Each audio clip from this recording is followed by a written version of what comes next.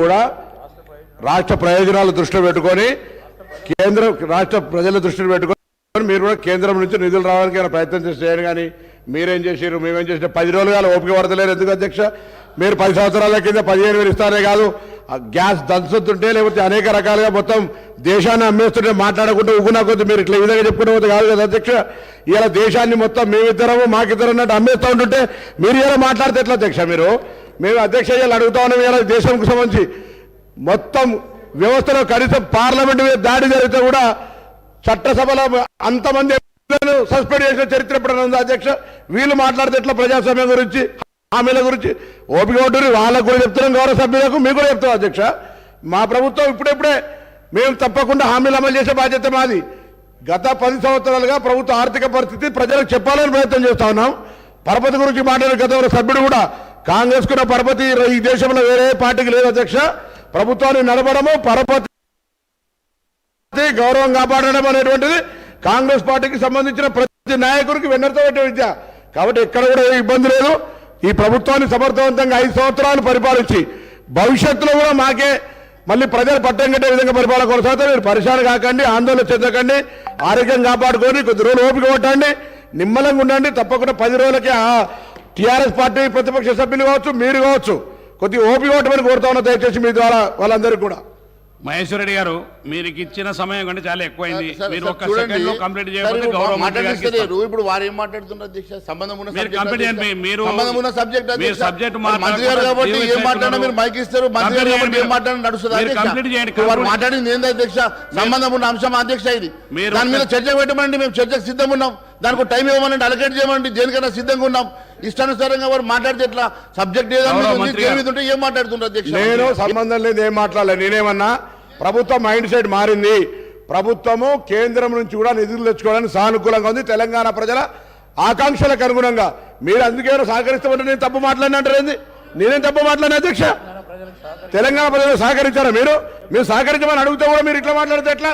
మీరు చెప్పండి సహకరించమని. మా ప్రభుత్వాన్ని విమర్శ చేయడానికి మీ పరిమితం అని చెప్పండి. మేము ఇచ్చిన హామీలు అమలు చేయడానికి కేంద్రం ఏం సహకారం చేస్తూ చేయించు. గ్యాస్ సబ్సిడీ 500 కదా, మీరు 500 ఇచ్చే అవసరం లేదు, కేంద్రమే మేము బరువు మోస్తామని చెప్పండి. అట్లా చేతనవుతుందా? ఆ పార్టీని మీరు ఒప్పించగలుగుతారా కేంద్రంలో ఉన్నటువంటి వాళ్ళను? అసలు మీ దగ్గర మీ పార్టీలో మీకు సంబంధించిన మాటనే లేదు. వీళ్ళకి నిజంగా ఒకరు చిత్తశుద్ధి ఉంటే నిండు పార్లమెంటులా తెలంగాణ తెచ్చుకున్న విధానాన్ని అవమానపరిచిన వీళ్ళు ఇంకా బీజేపీలు ఉన్నారంటేనే ఈ తెలంగాణ ప్రజలకు అవమానకరం అధ్యక్ష. ఇది దేశానికి అవమానం. తెలంగాణను కిచ్చపరిచారు, తెలంగాణ అమరవీరులను కిచ్చపరిచారు. వీళ్ళు మాట్లాడితే ఎట్లా అధ్యక్ష? అరే బీజేపీ గురించి మాట్లాడుతున్నాం, రాజ్యసభలో బతిలాడు తెచ్చుకొని ఇవాళ బీజేపీ గురించి మాట్లాడు. నేను మళ్ళా ఆర్గ్యుమెంట్ అధ్యక్ష.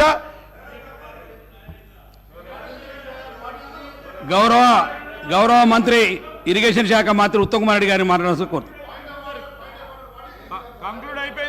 మీకు చాలా సార్లు సమయం ఇచ్చినాను, మీరు కంక్లూడ్ చేయట్లేరు. మీరు చైర్ దిక్కు మాట్లాడకుండా అక్కడ మాట్లాడకుండా మీ సమయాన్ని అంతా. గౌరవ మంత్రి మీరు ఒక్క నిమిషంలో కంప్లీట్ చేయండి. ఒక్కటే సార్, నాకు అందరికి ఇచ్చాడు, నాకు సమయం ఇవ్వండి. మీకు అందరికంటే ఎక్కువ సమయం ఇచ్చినాం. మీ సమయాన్ని మీరే వృధా చేసుకుంటున్నారు. చాలా సమయం ఇచ్చినాం, మీకు ఇవ్వాల్సిన దానికంటే ఎక్కువ సమయం ఇచ్చాము. ఒక్క నిమిషం మాట్లాడమంటే ఎట్లా సార్?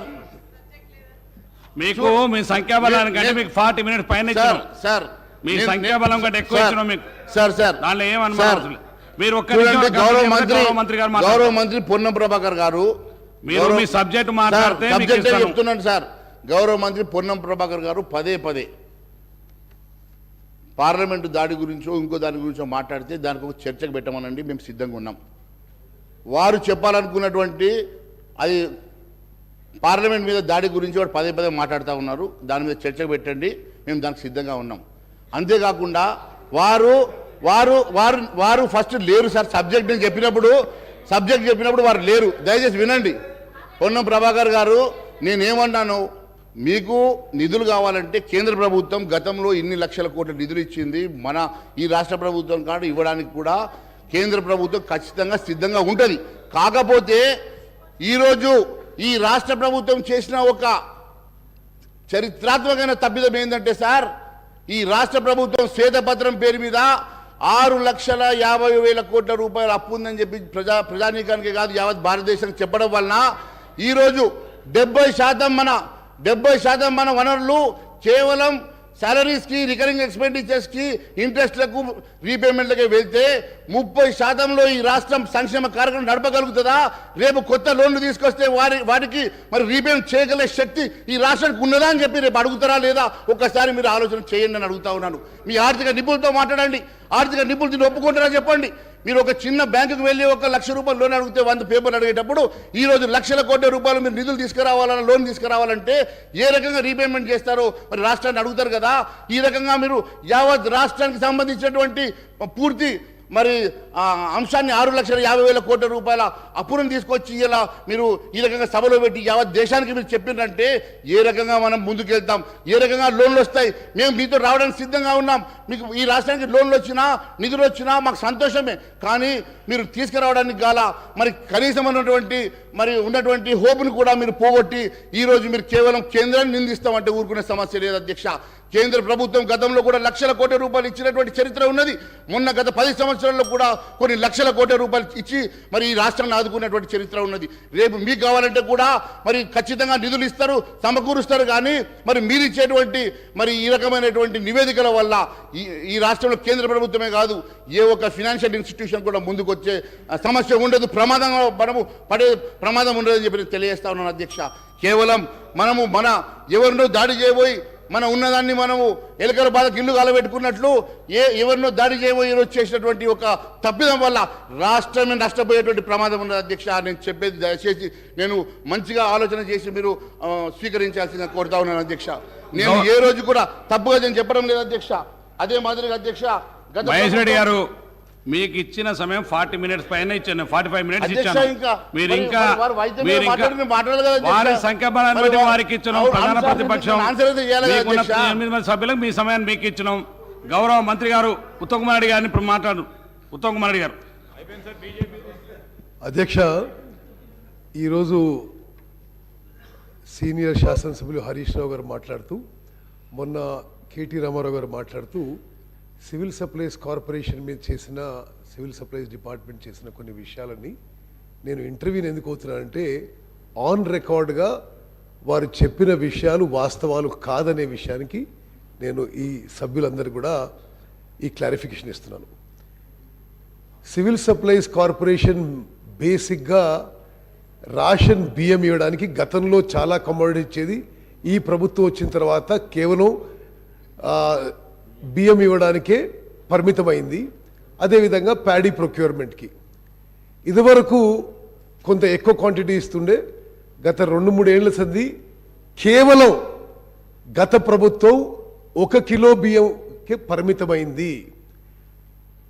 గత 10 ఏళ్లుగా గత ప్రభుత్వం ఈ రేషన్ బియ్యం కింద సబ్సిడీ ఇవ్వనందుకు సివిల్ సప్లైస్ కార్పొరేషన్ యొక్క డెట్ వీళ్ళు అధికారంలో వచ్చినప్పుడు 3,300 కోట్లుంటే ఈరోజు 56,000 కోట్లకు పెరిగిందని చెప్పి నేను మనం చేస్తున్నాను.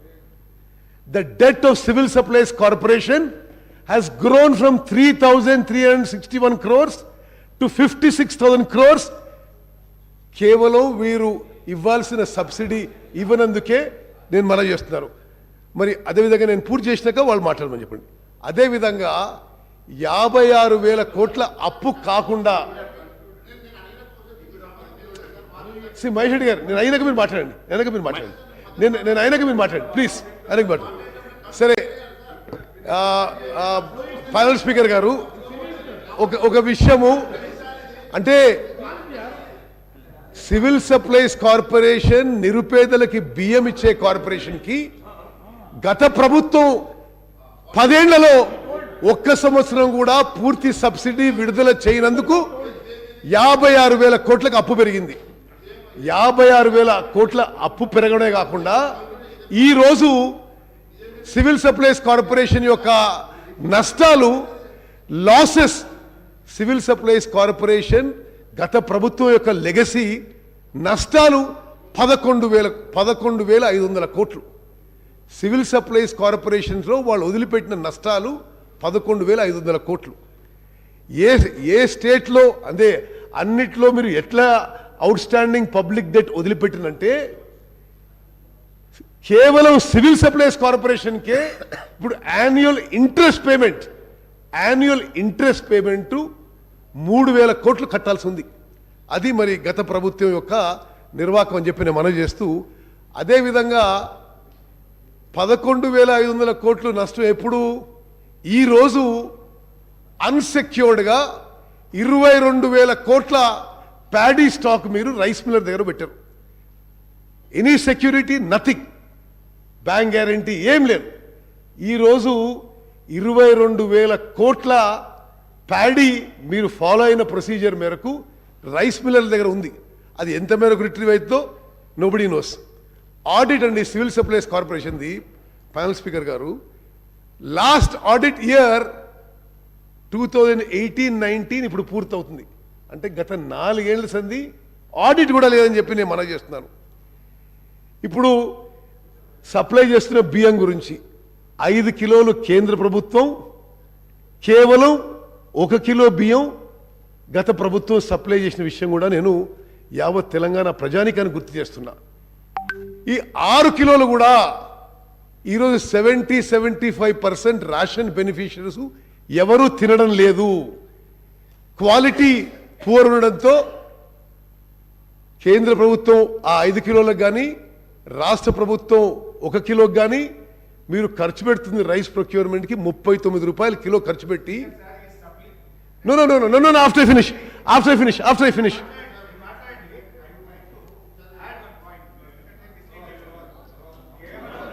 అరే నేను అయిపోయినా మాట్లాడేసావు కానీ మీరు గంటల మాట్లాడుతూ సపడే కూర్చున్నావు. Let me complete. ఈ 6 కిలోల బియ్యం ఏది కేంద్ర మీకు ఇస్తాను. వారి మాట్లాడి మీరు మాట్లాడి కూర్చోండి. మీకు ఇస్తాను. వారు మాట్లాడి మీకు ఇస్తాను, కూర్చోండి. వారిని మాట్లాడండి, తర్వాత మీకు ఇస్తాను, కూర్చోండి. మీకు ఇస్తాను కూర్చోండి. మీకు ఇస్తాను హరీశ్రావు గారు, కూర్చోండి. సరే, ఇప్పుడు ఈ 6 కిలోల బియ్యం అంటే ఒక్కొక్క కిలో బియ్యం కేంద్ర ప్రభుత్వం కానీ రాష్ట్ర ప్రభుత్వం కానీ 39 రూపాయల కిలోకి ప్రొక్యూర్మెంట్ చేసి, ఈ రాష్ట్రంలో ఈరోజు ఆ రైస్ క్వాలిటీ ఎట్లుందంటే 70-75% రేషన్ బియ్యం ఈరోజు డైవర్ట్ అవ్వడం, మిస్యూజ్ కావడం, వేరే యూస్ జరగడం మీ అందరికీ తెలిసిన విషయమే. అది ఇప్పుడు సివిల్ సప్లైస్ డిపార్ట్మెంట్ మరి గత ప్రభుత్వంలో పనితీరు. అదేవిధంగా వీళ్ళు ఎంత పొలిటిసైజ్ చేశారంటే, సివిల్ సప్లైస్ కార్పొరేషన్ ఇంత ఇండెట్ ఉన్నా కర్ణాటక, తమిళనాడు రాష్ట్రాలు ఈ స్టాకులు మేము కొంత కొనుక్కుంటాం, నెలకి 2.5 లక్షల టన్నులు మీ దగ్గర బియ్యం కొనుక్కుంటుంటే స్టాక్ ఉన్నా సరే కేవలం పొలిటికల్ కారణాల వల్ల వారికి ఆ రైస్ అమ్మలేదనే విషయం కూడా నేను ఈ సభ దృష్టికి తీసుకొస్తున్నాను. అదేవిధంగా ప్రొక్యూర్మెంట్, ప్యాడీ ప్రొక్యూర్మెంట్ విషయంలో మరి చాలా విషయాలు మాట్లాడుతున్నారు. ప్యాడీ ప్రొక్యూర్మెంటు సెంట్రల్ గవర్నమెంటు ఇవ్వాల్సిన డబ్బులు కూడా ఎన్నో సంవత్సరాల నుంచి, సరే కొంత సెంట్రల్ గవర్నమెంటు ఫెయిలియర్ ఉన్నా డాక్యుమెంటేషన్ సరిగ్గా చేయనందువల్ల కొన్ని వేల కోట్లు సెంట్రల్ గవర్నమెంట్ నుంచి కూడా రావాల్సింది. మీరు సబ్సిడీ ఇవ్వరు రైస్ కింద, ప్రొక్యూర్మెంట్ కింద సెంట్రల్ గవర్నమెంట్ డిలే చేస్తుంది. మరి ఈ విధంగా సివిల్ సప్లైస్ కార్పొరేషన్ ఈరోజు 56,000 కోట్ల అప్పు, 11,000 కోట్ల నష్టంలో ఉన్న విషయం కూడా నేను మనవి చేస్తున్నాను. అదేవిధంగా హరీష్ రావు గారు, మీరు కొత్త ప్రాజెక్టులు మాట్లాడారు, ఎంక్వైరీ చేయండి అన్నారు. తప్పనిసరిగా చేస్తాము, చేసిన వాళ్ళకి శిక్ష పడుతుందని చెప్పి కూడా మనం చేస్తున్నా. మరి నేను ఒక నిమిషం, ప్యానల్ స్పీకర్ గారు, ఎంత దుర్మార్గంగా జరిగిందంటే ఇరిగేషన్ శాఖ, సరే 81,000 కోట్లు జరిగిందా, 1,00,000 కోట్లు జరిగిందా, 90,000 కోట్లు జరిగిందా, సరే దోస్ ఆర్ డీటెయిల్స్. 90,000-95,000 crores ఖర్చు పెడితే మరి మీ సభ్యులకు కూడా తెలవాలి, 90,000-95,000 crores మీరు ఖర్చు పెట్టిన తర్వాత కాళేశ్వరం ప్రాజెక్ట్ మీద కొత్త ఆయకట్టు జనరేట్ ఎంత అయిందండి? న్యూ ఆయకట్ ఎంత జనరేట్ అయింది? సిఏజీ రిపోర్ట్ ప్రకారము 40,000 ఎకరాలు. సరే, ఇప్పుడు మన ఇంజనీరింగ్ డిపార్ట్మెంట్ చెప్పే లెక్కలు 1,00,000 ఎకరాల కంటే కొంత ఎక్కువ. అంటే ఆల్మోస్ట్ 1,00,000 crores ఖర్చు పెడితే ఓహో అని చెప్పుకున్నారు, ప్రపంచంలోనే గొప్ప ప్రాజెక్ట్ అని చెప్పుకున్నారు. కొత్త ఆయకట్ created is only about 1 lakh acres, 1,00,000 కోట్లు ఖర్చు పెడితే. మరి పాలమూరు రంగారెడ్డికి 25,000 కోట్లు ఖర్చు పెట్టారు. కొత్త ఆయకట్టు క్రియేటెడ్ 0. No, because మీరు it is on state finances. మీరేమన్నారు, క్యాపిటల్ ఎక్స్పెండిచర్ అద్భుతంగా చేసినారు. నేనేం చెప్తున్నా, మీ క్యాపిటల్ ఎక్స్పెండిచర్ మీరు ఏదైతే ఈ రాష్ట్రాన్ని అప్పుల్లో ముంచినరో, ఇట్ ఈస్ ఆల్ బీన్ ఈ క్యాపిటల్ ఎక్స్పెండిచర్, ఇది మీరు జరిగిందని నేను క్లారిఫికేషన్ ఇస్తున్నా. కాళేశ్వరం ప్రాజెక్టుకి 1,00,000 కోట్లు ఖర్చు పెడితే 1,00,000 ఎకరాలు కొత్త ఆయకట్టు. పాలమూరు రంగారెడ్డికి 25,000 కోట్లు ఖర్చు పెడితే, పాలమూరు రంగారెడ్డి 25,000 కోట్లు ఖర్చు పెడితే కొత్త ఆయకట్టు క్రియేటెడ్ 0 acres. సీతారాం సాగర్ కి 7,500 కోట్లు ఖర్చు పెడితే కొత్త ఆయకట్టు క్రియేటెడ్ 0 acres. అంటే ఇన్ని లక్షల కోట్లు అప్పులు తీసుకొచ్చి మీరు కొత్త ఆయకట్టు క్రియేట్ చేయకుంటే ఈ రాష్ట్రాన్ని అప్పులో ముంచిన వాళ్ళు కాదా అని నేను అడుగుతున్నా. అదేవిధంగా స్పీకర్ గారు, ఇది మొత్తం శాసనసభకి తెలంగాణ ప్రజానికాన్ని తిరగాలి. మేడిగడ్డలో జరిగిన విషయం క్రిమినల్ నెగ్లిజెన్స్. వరుస సమీక్షల తర్వాత నేను చెప్తున్నా, Medigadda barrage purely design, purely built.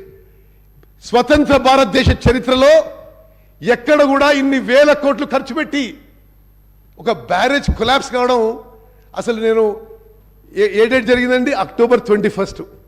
వాళ్ళ ప్రభుత్వం ఉన్నది ఎప్పటి వరకు, బహుశా వారం 10 రోజుల కింద వరకు. ఆనాటి ముఖ్యమంత్రి ఒక్క మాట మాట్లాడలేదు. ఇప్పుడు చూస్తుంటే there are many alarming signals. ఎవరు రియాక్ట్ కాలేదు, ఎవరు దాని మీద ఏమి రెక్టిఫికేషన్ చర్యలు తీసుకోలేదు. నిన్న ఏది ఏజెన్సీ కన్స్ట్రక్షన్ వచ్చిండ్రో వాళ్ళు ఏమంటారు, మీరు డిజైన్ ఇచ్చిండ్రు, మీరే స్పెసిఫికేషన్ ఇచ్చిండ్రు, మీరే మెటీరియల్ చెప్పిండ్రు, దాని ప్రకారం కట్టినాం. ఇంజనీర్లు అడిగితే ఇదేం డిజైన్ అంటే అప్పుడు ఎవరు సార్ మొత్తం డిజైన్ ఒక ఆయన కదా, ఆయన కట్టమని మేము కట్టినాం. ఇట్ ఈస్ అంటే I'm saying with great responsibility, nothing is great response చెప్తున్నది. మేడిగడ్డ బ్యారేజ్ పియర్, ఆ పియర్ ఉంటుంది కదా, బ్లాక్ నెంబర్ 7, వాళ్ళని ఐ విట్నెస్ అడిగితే పెద్ద శబ్దం వచ్చింది, కొలాప్స్ అయిపోయింది. ఒక్కసారి 5 feet కొలాప్స్ అయిపోయింది లోపలికి. సరే నేను అడిగిన what is the worst scenario, what is the best scenario. వాళ్ళ అదర్ ఏజెన్సీస్తో as a government is a continuous process. I have tried to protect interest of Telangana people and the government. How do we rectify situation? వాళ్ళు ఏమంటారంటే, సరే ఇప్పుడు ఏదో October 21 జరిగితే ఈరోజు ఏంది 15th or 16th 17th 18th, ఇప్పటి వరకు సరే ఆ 40 రోజుల్లో వాళ్ళు కంటిన్యూ 40 రోజుల్లో సీరియస్ ఇన్వెస్టిగేషన్ ఎంక్వైరీ కూడా జరగలేదు. ఇప్పుడు ఎల్ఎన్టీ ఎక్స్పర్ట్స్ ఏమంటారంటే, మాకు ఉన్న అభిప్రాయంలో జియాలజీ సరిగా చెక్ చేయలేదు, డిజైన్ సరిగా లేదు, కాబట్టి పియర్ యొక్క ఫౌండేషన్ కొలాప్స్ అయింది. మరి ఏం చేయాలి దానికి? మొత్తం బ్లాక్ 7 యొక్క లాంగవిటీ గురించి మరి ఏం చేయగలుగుతామో మరి వాళ్ళు ఇంకా ఇన్వెస్టిగేషన్ చేస్తున్నారు. But it is such a serious lab. మరి హరీష్ రావు గారు, మరి మీరు అందరూ ఇంత పెద్ద పెద్ద మాటలు మాట్లాడినరు, మేము అద్భుతంగా ప్రాజెక్టులు కట్టినాం. మీరు కట్టిన మీ మాటల్లో అతి అద్భుతమైన ప్రాజెక్టు పరిస్థితి ఇది. అంటే అప్పు తీసుకొచ్చి కట్టినది ఇది మేడిగడ్డ బ్యారేజ్. అన్నారం సుందిల్లా రెండిటికి క్రాక్స్. దానికి ఇప్పుడు రిపేర్స్ చేపట్టాలి. అలా 2 TMC వాటర్ ఉంటే డీ వాటర్ చేయాలి. అంటే ఒకటి, ఇది నిజంగా కూడా తెలంగాణలో ప్రతి పౌరుడు అలార్మ్ అయ్యే సిచ్యువేషన్. టోటలీ యాడ్హాక్ డెసిషన్స్ గత ప్రభుత్వంలో. మరి అసలు నిజంగా సమీక్ష చేస్తుంటే ఎవరు నిర్ణయాలు తీసుకున్నారు? What is on record? It is really alarming situation. Panel speaker గారు, నేను ఎందుకు ఈ విషయం ఈ సబ్జెక్ట్ మీద చెప్తున్నా అంటే, ఇప్పుడు గత ప్రభుత్వం అప్పులు తీసుకొచ్చిండ్రు, మేము ప్రొడక్టివ్గా చేసినాం, మేము ఏదో ఉపయోగించినాం అంటే ఉపయోగించింది ఈ విధంగా మన అందరినీ, మన పిల్లల్ని, వాళ్ళ పిల్లల్ని తాకట్టు పెట్టి హై కాస్ట్ లోన్స్ తీసుకొచ్చి ఈ విధంగా మరి ప్రజాధనాన్ని దుర్వినియోగం చేసిన విషయం తప్పనిసరిగా ఎంక్వైరీ చేస్తాం. తప్పనిసరి తప్పు చేసిన వాళ్ళకి శిక్ష పడుతుందని చెప్పి కూడా నేను మనవి చేస్తూ ముగిస్తున్నాను. మహేశ్వర రెడ్డి గారు మీకు ఇస్తాను సార్, వారికి మాట్లాడండి, కూర్చోండి. మీకు Thank you, ఇస్తాను, Speaker కూర్చో. గారు. మీకు ఇస్తాను Thank you, అక్షయ్ sir. గారు, మీకు ఇస్తాను నేను మహేశ్వర రెడ్డి గారు కంప్లీట్ చేయండి. కంక్లూడ్ చేస్తాను సార్. మహేశ్వర రెడ్డి గారు thank you sir, thank you sir. మరి అధ్యక్ష, చివరిగా నేను కంక్లూడ్ చేసే ముందు మీరు ఇచ్చినటువంటి హామీల ప్రకారమే రైతు బంధు ఎప్పటికీ పూర్తి చేస్తారు, రైతులకు ఇవ్వాల్సినటువంటి 500 రూపాయల బోనస్ మరి ఇప్పుడు ఇమీడియట్గా ఈ సీజన్లో స్టార్ట్ చేస్తారా? 9వ తారీఖు, ఈ నెల 9వ తారీఖు మీరు ఇస్తామన్నటువంటి 9వ తారీఖు ఇస్తామన్నటువంటి రుణమాఫీ ఎప్పటిలో గల చేస్తారు? మరి ప్రభుత్వం ప్రజలకు క్లారిఫికేషన్ ఇవ్వాల్సినటువంటి అవసరం ఉంది అధ్యక్ష. అంతేకాదు అధ్యక్ష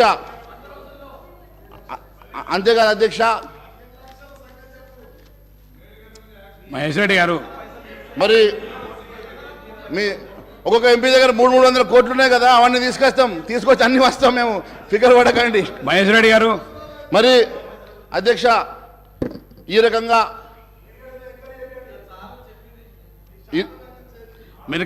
మీరు కంక్లూడ్ చేసేయండి. యా మీకు ఇచ్చి ఇన్నిసార్లు సమయం అధ్యక్ష, అదే మాదిరిగా చేస్తున్నారు, సరే, కంక్లూడ్ చేస్తున్నాను సమయాన్ని వృధా చేస్తున్నారు. అదే మాదిరిగా గౌరవ ముఖ్యమంత్రి గారిని మీ ద్వారా అడుగుతా ఉన్నాను అధ్యక్ష. కనీసం మన రెవెన్యూ పెంచడానికి గత ప్రభుత్వం అమ్మినట్లు మరి హైదరాబాద్ చుట్టూ భూములు అమ్మాలనుకుంటున్నారా? మరి అంతేకాకుండా ఎందుకంటే గతంలో భూములు అమ్మేటప్పుడు వారితో పాటు నేను కూడా ఉద్యోగం చేసిన అధ్యక్ష, వారితో పాటు నేను కూడా ఉన్నాను కాబట్టి వారికి తెలుసు. మరి అంతేకాకుండా మరి చాలా అంశాలలో వారు మాట్లాడారు. ఐటీ సెజ్కి సంబంధించిన భూములు ఇలా కమర్షియల్ రెసిడెన్షియల్ భూములుగా మారాయి, కమర్షియల్ భూములుగా మారి కోట్ల రూపాయలకు అమ్ముడుపోతూ ఉన్నాయి. దీని మీద వేల కోట్ల రూపాయల కుంభకోణం ఉందని చెప్పి వారి గతంలో చెప్పిన మాట నాకు గుర్తున్నది అధ్యక్ష. మరి వాటి మీద మరి చర్యలు తీసుకుంటారా? అదే మాదిరిగా ప్రభుత్వ భూములను ఐడెంటిఫై చేస్తారా? వాటన్నిటికి కూడా మరి సేఫ్ గార్డ్ చేయడానికి ఏమైనా కార్యాచరణ చేస్తారా? మరి వారితో పాటు ఈ రెవెన్యూ పెంచుకోవడానికి కానీ లేకపోతే రేపు మీరు ఇచ్చినటువంటి హామీలు అంటే రాష్ట్ర ప్రజలకు రావాల్సినటువంటి సంక్షేమ కార్యక్రమాల కోసం మీరు మొబిలైజ్ చేయాలనుకున్నటువంటి దాంట్లో మా వంతు సహాయ సహకారం ఉంటే కూడా మా పార్టీ తరఫున మేము ఖచ్చితంగా మీకు సాయం చేయడానికి మేము సిద్ధంగా ఉంటాం, ఖచ్చితంగా మేము తెలియజేస్తూ ఉన్నాం.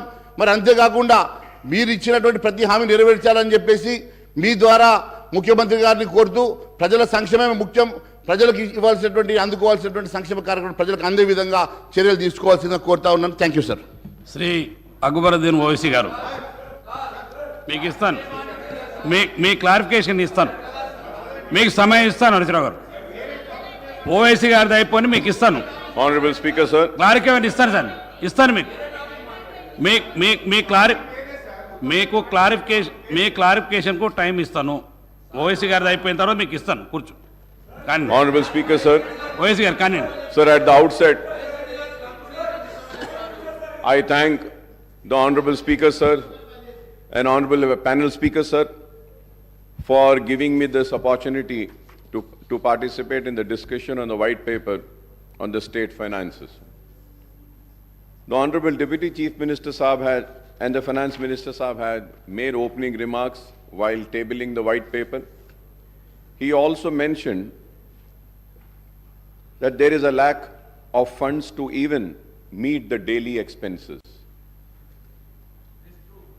Before I speak on the data mentioned in the white paper, sir, I would like to know as to what is the exact purpose behind publication of the white paper on the state finances. Is it to highlight the acts of omission or commission of the previous government in managing the state finances? Or is it to lay the blame on the previous government for allegedly mismanaging the state finances and creating a grim situation where it is becoming difficult for the new government to implement its poll promises, including the 6 guarantees, the 5 declaration, and obtain other promises, sir? Unless there is clarity on the objectives behind the white paper, any discussion on the same will not be useful, sir.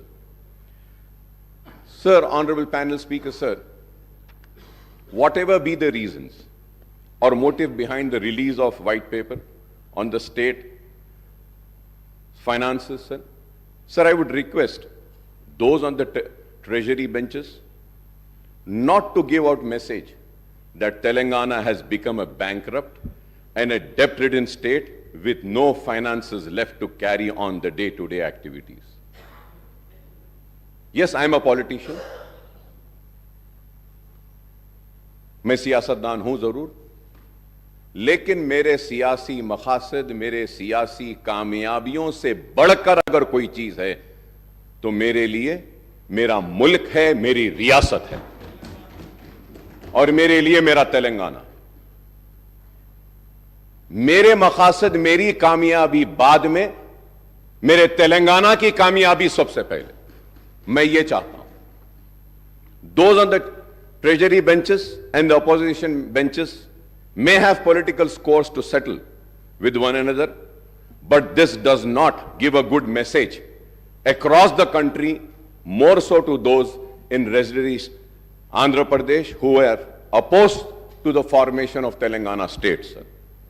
Sir, there were leaders such as Kiran Kumar Reddy who were claiming that the Telangana would be a failed state, financially bankrupt state, state steeped in darkness due to power crisis, state without drinking water, and state with no finances for payment of staff and salaries, sir.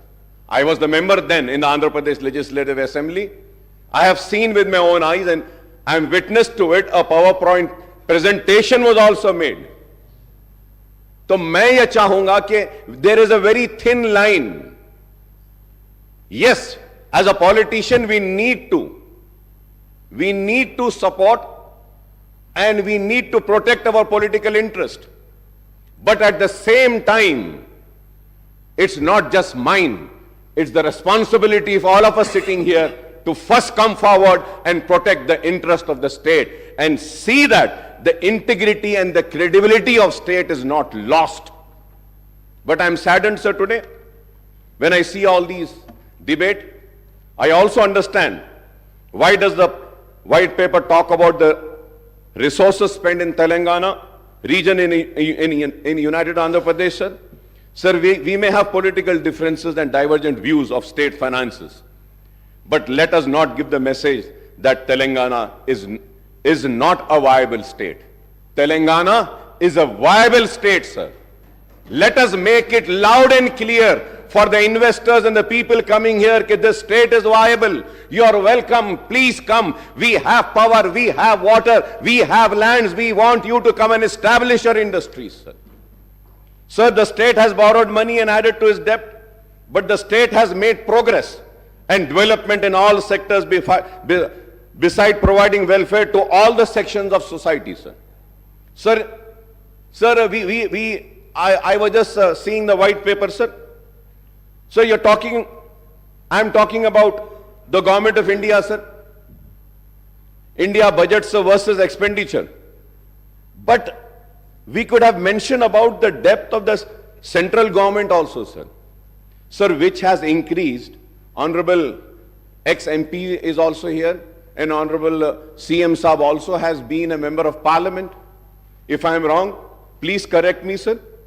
So the debt burden of government of India, which has increased from 44,25,347.66 crores in 2013 and 14 to rupees now 1,53,915.16 crores. 152 lakhs crores in the current financial year for the year 23 and 24, sir. The central government debt has increased to rupees 1,08,28,568 crores in absolute term. That is an increase of 244.69% in 10 years. In 10 years, sir. Sir, going further ahead, sir, on the Telangana State Finances White Paper, sir. Sir, Honorable Panel Speaker, sir. Sir, I have a strong objection, sir.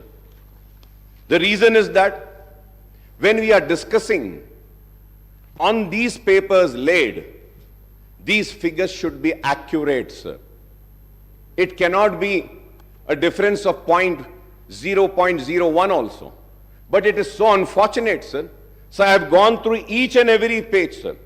Sir, I would like to bring to your notice, sir, page number 4, where we say that the expenditure, we are talking about expenditure, 1,21,735. We are talking about the expenditure for the year 2016 and 17. When we go to 17 and 18, sir, we are talking about expenditure of 1,20,000.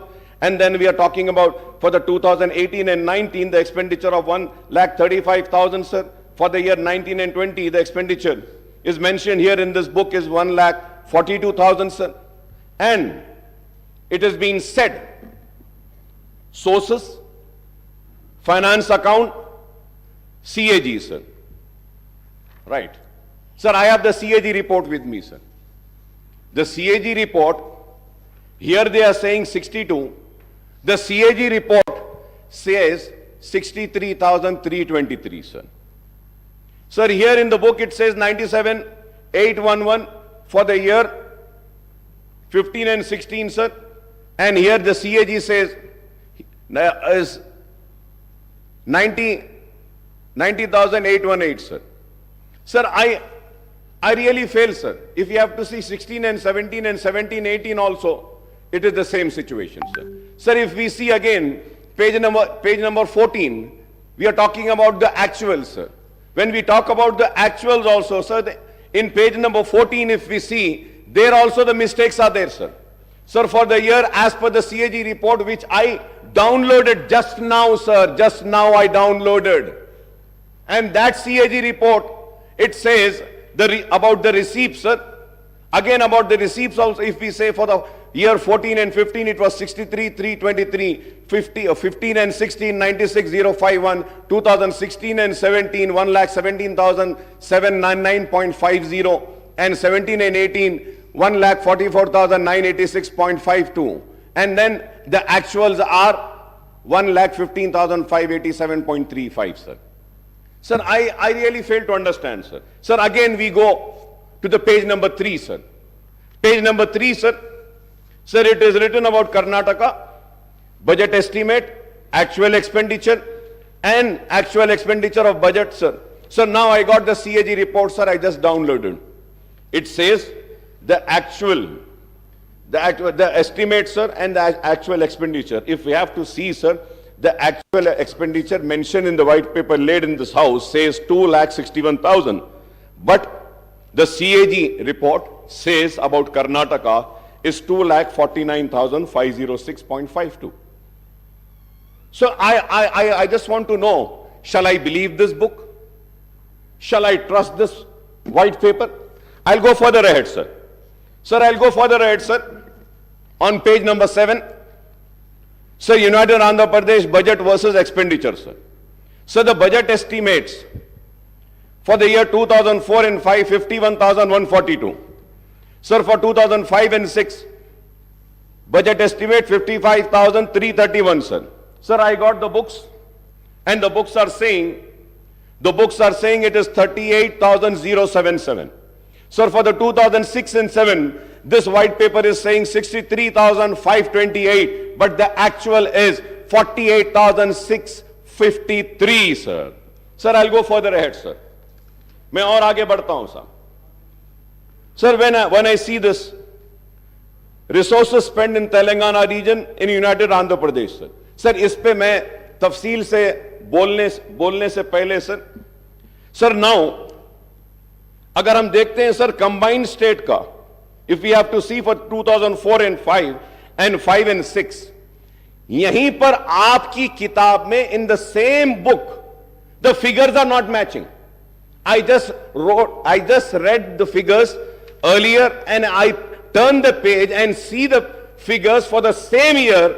Now what I see is that the combined state total expenditure for the year 2004 and 5, it is again saying 47,153. For 2005 and 6, it is saying 48,306. Sir, and again, combined state 2006 and 7, 56,648, that is wrong. 2007 and 8, 74,875, that is wrong. 2008 and 9, 80,804, that is wrong. 2009 and 10, 85,075, that is wrong. 2010 and 11, 1,06,36, that is also wrong. Now let me go further ahead, sir. Sir, और एक चीज sir important,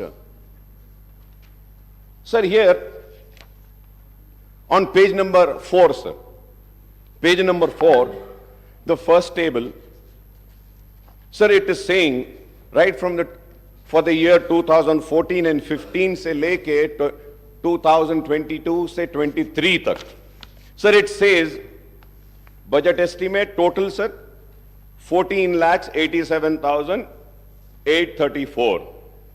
Expenditure 12,24,877.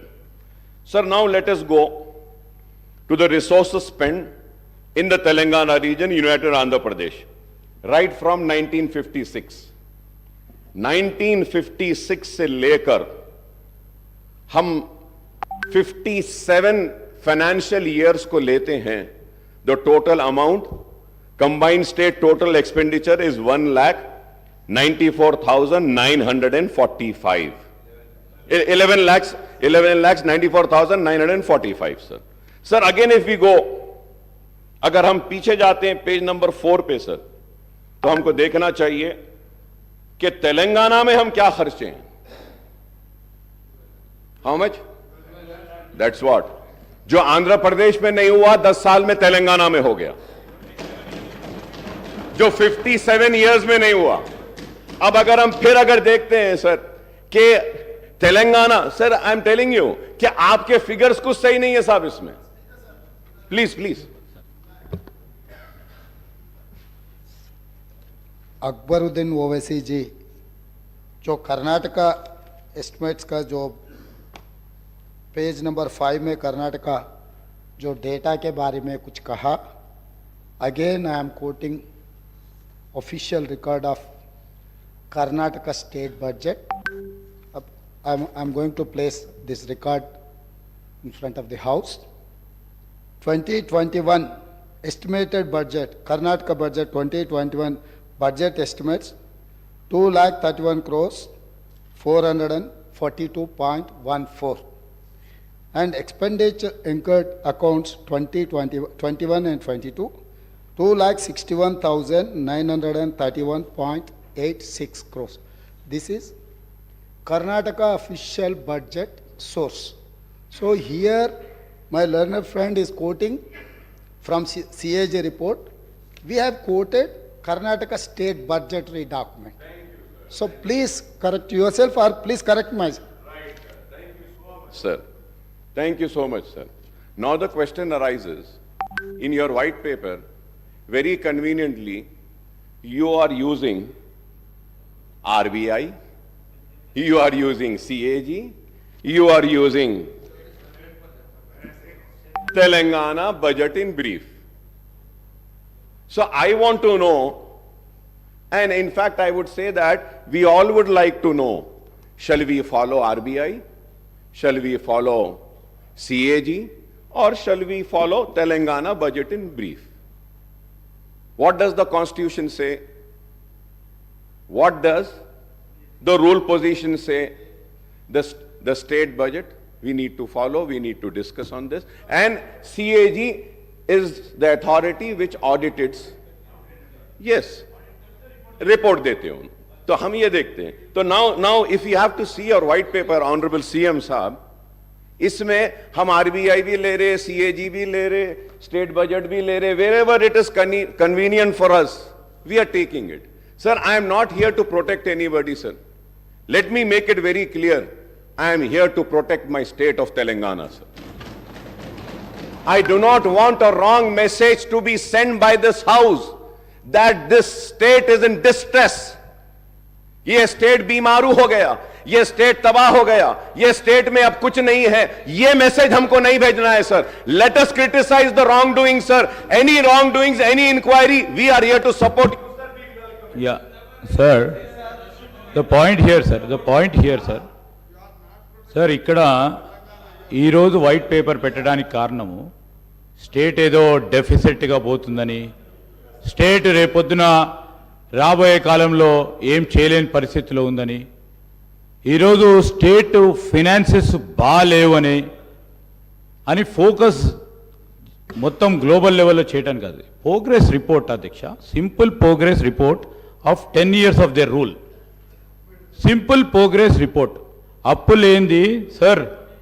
అప్పులు చెయ్యంది ఏ రాష్ట్రం ముందుకు పోలేదు. అప్పులు సరియైన విధానంలో ఖర్చు పెట్టినరో లేదో చెప్పటానికే ఈ రాష్ట్ర జనాభాకి, ఈ రాష్ట్ర ప్రజలకు చెప్పటానికి ఉన్నాం. రేపొద్దున tomorrow we stand here not to show case.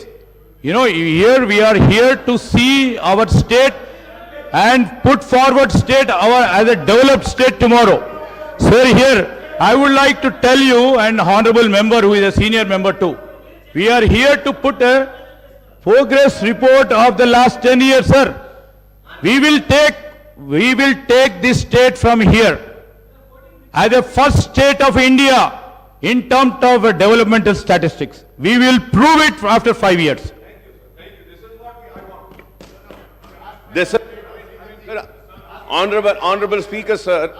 Sir, I thank Legislative Affairs Minister Saab for his words. This was what I want, sir. This was what I was wanting. I am not wanting a wrong message to go out of this house. Thank you very much. And we are also there. We will support you to make the state #1 state in the country. We will lend our support. Our criticism is going to be constructive. If I am criticizing this book, it is not that I am coming for TRS or BRS, sir. No, sir. I am just trying to correct this. From last 25 years, sir, I stand and I scream and I shout and I say that, for God's sake, for heaven's sake, give us the right figures. But the bureaucrats sitting there who are supposed to be very learned, very educated, they fail to give proper information. They fail to give us the right figures. And action should be initiated on those such bureaucrats who mislead this house. We are led by the information provided by the bureaucrats and the department. Let it be the Honorable Chief Minister, let it be the leader of the opposition, let it be any floor leaders, let it be any legislatures. We follow the book and what has been tabled in the house. So let us make sure that whatever is being tabled is accurate and right. And any time if it is found to be wrong, an action will be initiated against those officers. This is what I want, sir. This is what I want. But it is so sad, sir. When I go further ahead also, sir, again when I go on the outstanding debt trend, sir, page number 18, what is it saying, sir, from the year 2014, 15, 15, 16 se lekar 23, 24 tak, sir. Sir, this table is saying that this source is RBI. The source is RBI. My source is this. My source is this. And my source is CAG. What does the CAG say, sir? Sir, for every year, here it is saying 2014 and 14-15, 72, 658. Sir, 14-15, sir, it is 83,845, sir. Net increase of 22,135. This is 16.06%, sir. 14 and 15, sir, here it is saying 90,000, sir, but here with the information which I have is saying 93,115, sir. Sir, the information which I gathered is not my information, sir. Sir, I just downloaded it from CAG's site, sir. Kindly go through, sir. With all responsibility, I'm saying this, sir. Sir, if we have to see 16 and 17, sir, this book says 16 and 17, this book says 81,821, sir. But as per my information, sir, the actual is 1,27,828, sir. Sir, 17 and 18, 1,60,269 is in the book.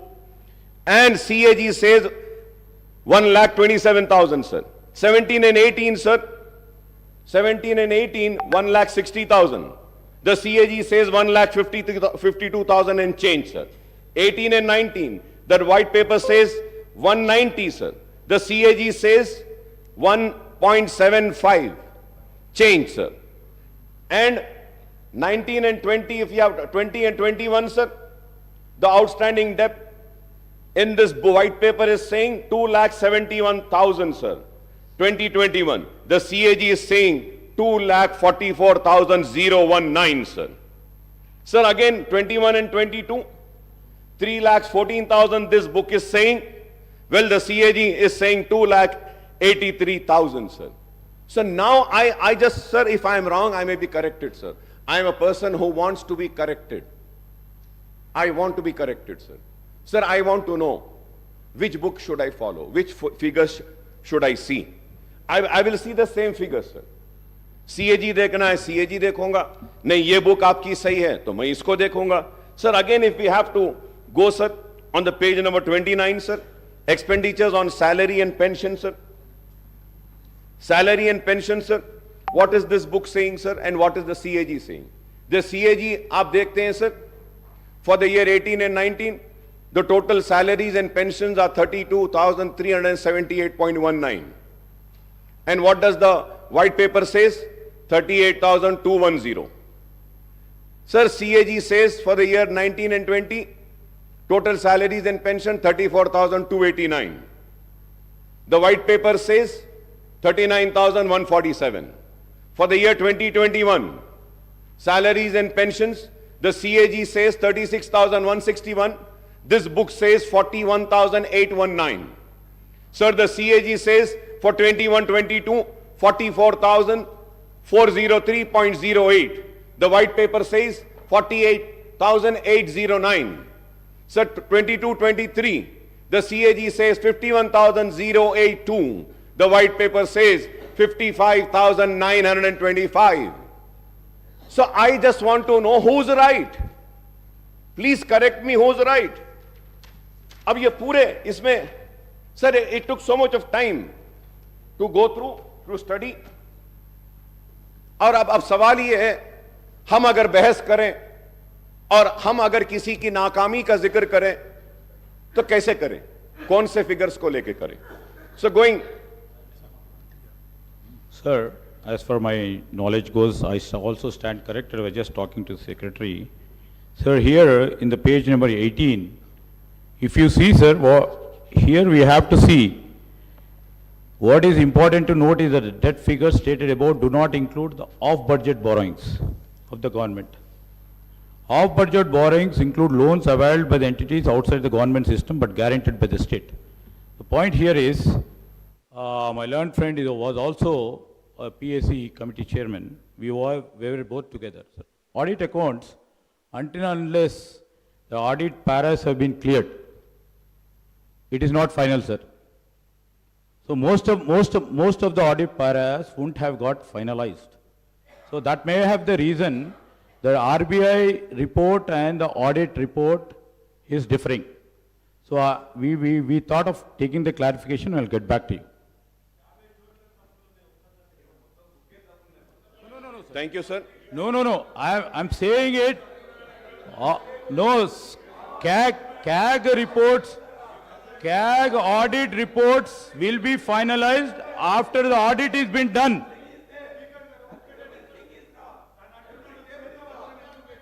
Honorable Speaker, sir. It's well taken, sir. I take what Honorable Legislature Minister Saab had said, sir. But Honorable Minister Saab, please, I don't want to go in that argument because there are many other things which needs to be discussed. Sir, I just want to mention one thing. Kindly, sir, please see page 7 in table number 3 and page 10 in table number 5. Same financial figures are different, sir. अब यहाँ भी auditing होना बाकी है क्या साहब? अब आप बोलिए, क्या यहाँ भी होना बाकी है? इसमें भी it is different. अरे आप एक पेज पे एक फिगर दे रहे हैं, उसके बाद में आप जा रहे हैं, तो you should repeat the same figure which you have mentioned earlier. कैसा है बोलो आप? Sir, what has happened in the past is the fact. And you have inherited the state finances with a change of government in the state. Now it is the responsibility of the new government to take the state forward. As also, sir, about depth also, sir. Page 18, table 8, we are telling the figures which are accounted, sir. Honorable Speaker, sir, I want to correct. Sir, on page 18, table 8, we are talking about the figures which are already accounted, not estimated. Please see the budget brief book, sir. I will send it to you, sir. So, anyway, I don't want to go into that because there are many other issues. But this shows the seriousness. This shows the seriousness, and this also shows what message we are sending out. I do not want to go into that. What is that message? People are very intelligent to understand, sir. Sir, when I spoke on the governor's address, I had requested the new government to come up with a white paper on financial implications of the poll promises, guarantees and declaration of Congress, and the time frame proposed by the new government for implementation of all promises, guarantees and declaration. I was expecting that in this white paper, though that white paper will also be there. I was searching for it, but I couldn't search. So probably next session, I expect that, sir. I understand that the guarantee, declaration and other promises are unconditional without laying down any restrictions on eligibility of the beneficiaries, sir. I am using this word once again, sir, for the record, sir. I understand that all the guarantees declared and other promises are unconditional without laying down any restrictions on eligibility of the beneficiaries, sir. Sir, I would like to point out a strange coincidence that the Congress, which conceded the demand of separate Telangana state, lost power both at the center and in state when the United Andhra Pradesh was bifurcated and new Telangana state came into existence in June 2014, sir. The BJP-led government took office at the center, then TRS, now BRS, assumed power in the state at that time. What has been the fate of the various state governments led by the parties other than the BJP and its allies across the country since 2014 is known to everyone. So the Congress government is in different states have suffered equally along with government led by the regional parties in other states in the last 10 years due to discriminatory policies pursued by the central government. The Union Finance Ministry, the Reserve Bank of India and other regulatory bodies exercise tighter control over the state finances through the tight-fisted devolution of central taxes and grant in aid to the states on the one hand and instance on strict adherence to the FRBM Act on borrowing by the states on the other, sir. The central government effectively reduced the state share and devolution of central taxes by keeping certain taxes and cesses and additional levies outside the purview of devolution, sir.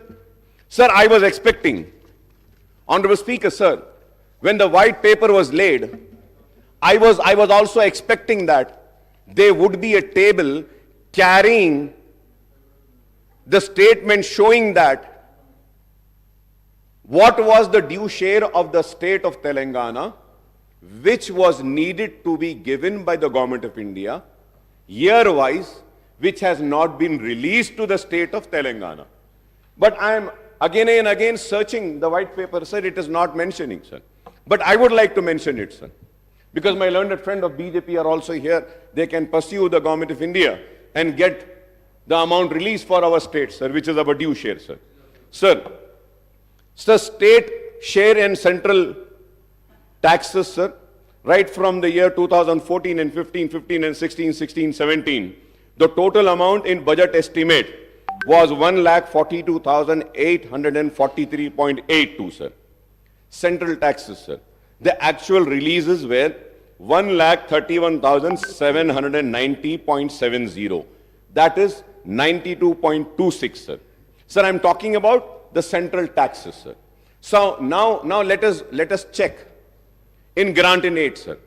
Sir, in grant in aid, sir, the total amount which was anticipated by the state government from the year 2014 and say later 2022-23 tak, sir, it was 2,02,951.97. I repeat, sir, 2,02,951.97. But the actual releases by the government of India is only 91,368.71, sir. तो जब हम ये देखते हैं, sir, if we have to calculate the total releases, sir, it is only 45%. The due share of Telangana, which was denied by the government of India, is 1,11,583, sir. If I am wrong, I may be corrected. 55%.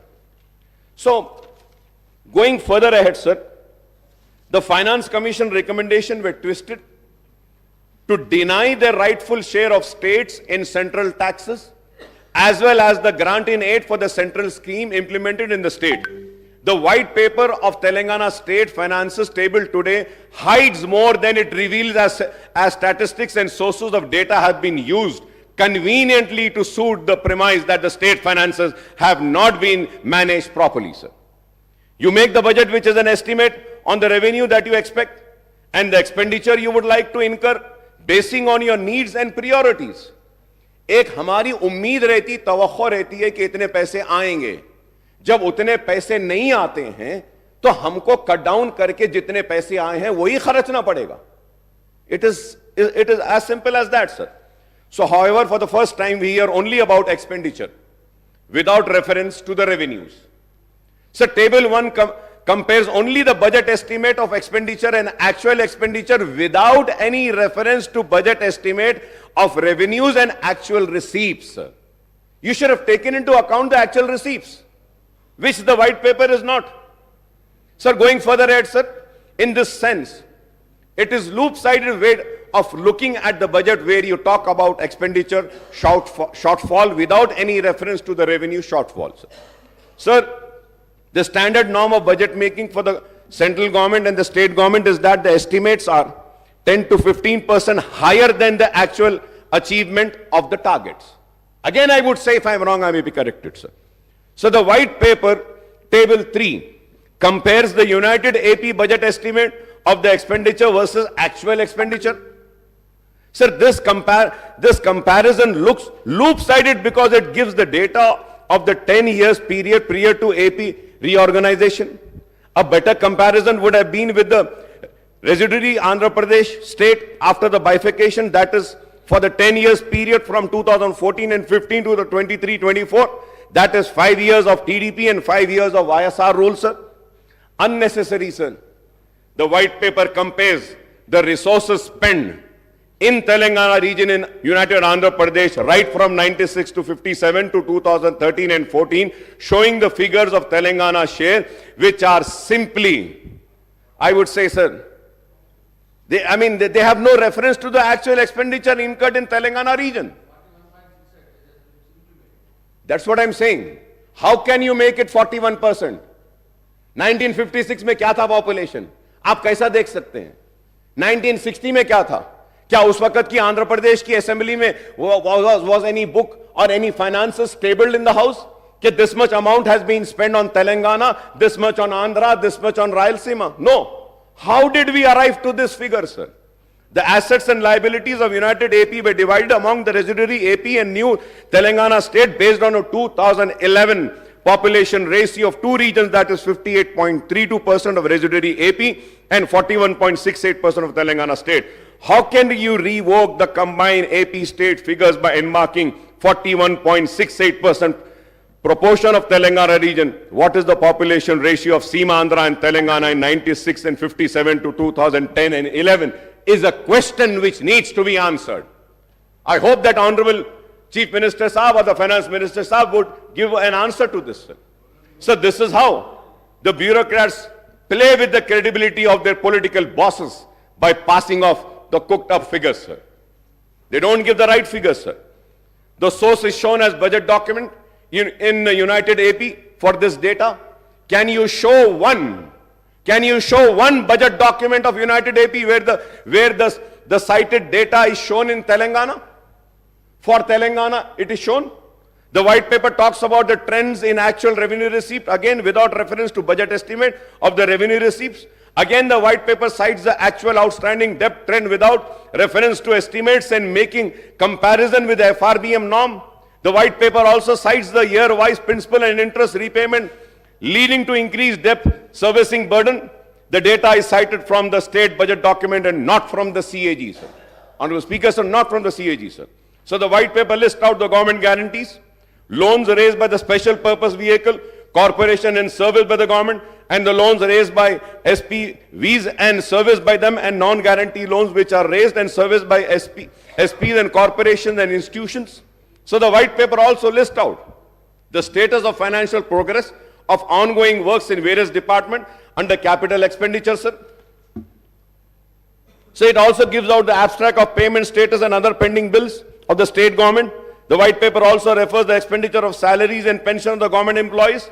However, the white paper does not talk about the expenditure incurred on subsidies under revenue accounts, sir. Sir, I have the list of the subsidies also, sir. I have I did some homework and I came, sir. So 2018 and 19, 19 and 20, 20, 21, 21, 22, 22, 23. Sir, यहाँ पर जब हम देखते हैं, sir, the subtotal for the year in interest payment, salary, wages, pension and subsidies, sir, the total 2018 and 19, 50,436. 19 and 20, sir, interest payment, salary, wages, pension and subsidies, sir, it is 54,311. 20 and 21, sir, it is 61,738. For the year 21-22, 73,039, and 22-23, 81,662, sir. Sir, I have all the details, sir. Sir, I would like to point out that there is what is called as a committed expenditure. If I am wrong, I may be corrected, sir. Committed expenditure of the government, which is incurred any circumstances, even when budgetary cuts or expenditure freezes are imposed. So the committed expenditure of the government on revenue account mainly consists of interest payment, expenditure on salaries and wages and pension of government employees, and subsidies, sir. So these four heads of accounts are unaffected by any expenditure freeze or austerity measures resorted by the government to curtail the expenditure in wake of shortfall in revenues. So the white paper also talks about increasing reliance on ways of means advances by giving out the year-wise data utilization of these advances. Honorable Speaker, sir, I may point out here that the successive governments in United Andhra Pradesh as well as in residuary Andhra Pradesh and Telangana state after bifurcation have been resorting to ways and means advance overdraft and special drawing limits. The TDP and the Congress government in United Andhra Pradesh and the TRS and BRS government in Telangana and the TDP and YSR governments in the residuary AP have been resorting to the ways and mean advances virtually almost every day of the year except for the bank holidays, sir. But, sir, I must recall that it was K. Roshaya Saab who had avoided the ways and means advances and overdraft when he served as the state finance minister and later as the chief minister also, sir. So the white paper cites different sources for its data as per its convenience, and these includes finance accounts of CAG, RBI State Finances Report 23-24, budget documents of United Andhra Pradesh, Government of India budget monthly accounts of CGA, Reserve Bank of India, IFMIS portal of Telangana government, Director Works Account Concerned Department, State Finance Department, etc. Sir, however, the figures cited in one table of white paper do not match with another table relating to the same financial year. Example is the table 3 and the table 5. On glaring omission in the white paper is the growth in GSDP and per capita income in Telangana versus United AP and residuary AP, other Indian states and central governments also, sir. Honorable Speaker, sir, to put the record straight, I would like to give due credit to the previous government for progress achieved by Telangana state, sir. So despite all constraints and discrimination meted out by the central government, Telangana state had recorded impressive progress in all the sectors, including developmental activities and welfare programs in the last 10 years.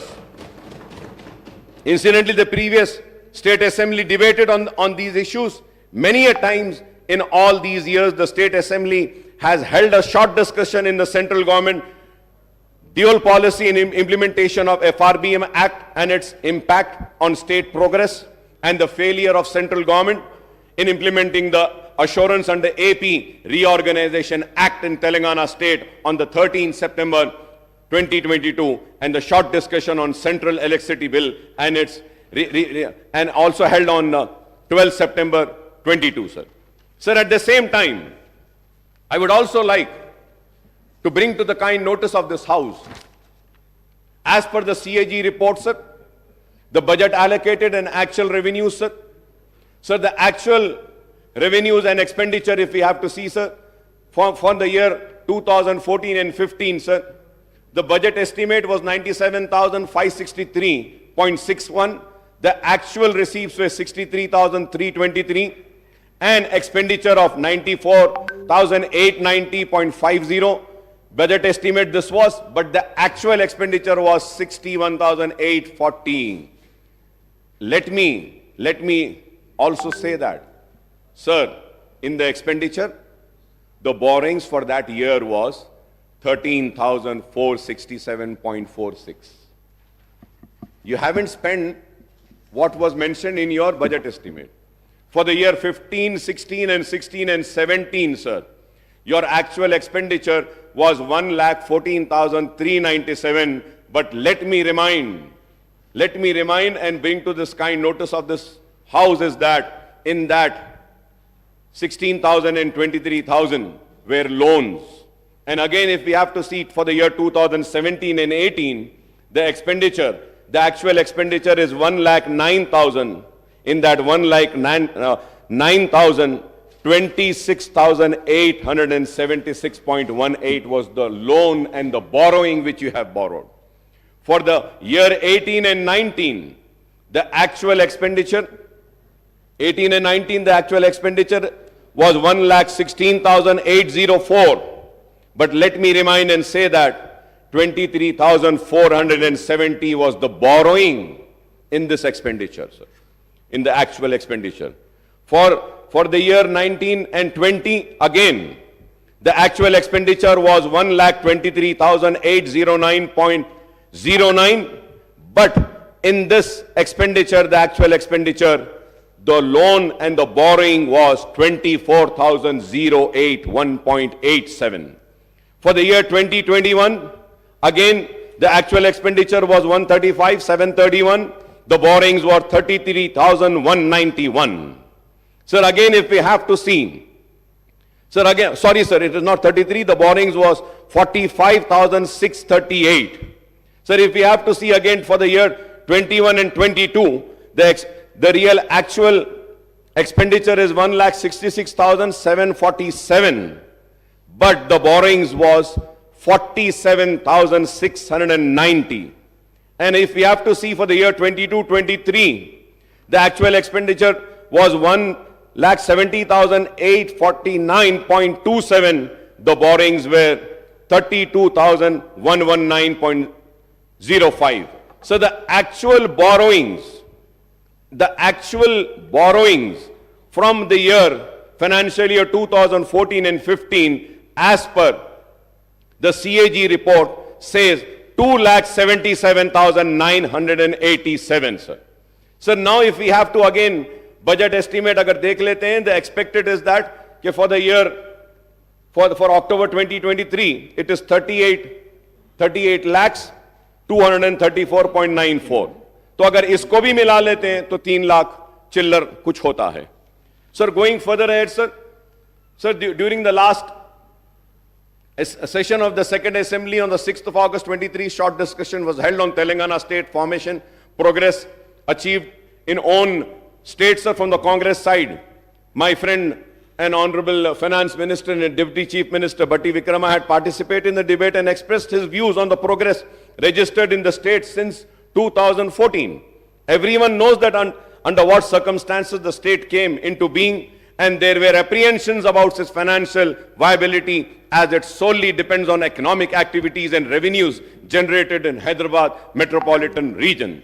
And also let us not forget that we had COVID for 2 years continuous. The world was held. सारी दुनिया रुकी हुई थी, बंद हो गई थी, लेकिन उसके बाद भी हमारे स्टेट में काम हुआ और काम करने की कोशिश हुई. The new state faced many challenges, right from grave power electricity crisis, the distress in farm sector, to the specter of fall in revenues due to bifurcation of lack of resources for taking of welfare schemes on the large scale. I think the state has overcome all these obstacles and hurdles and emerged as a model young state in the country, overtaking the several other bigger states in social and economic indices, sir. Sir, incidentally, the new Finance Minister Saab has released 2 booklets on Telangana economy and Telangana state at a glance on 13th of December, which I have, sir. This book, sir. So this booklet gives the data on the progress achieved by the state since 2002 to 14. Sir, I don't know. अगर ये book गलत थी और white paper सही था तो या तो इसको रिलीज नहीं करना था या उसको रिलीज नहीं करना था, रोक लेना था.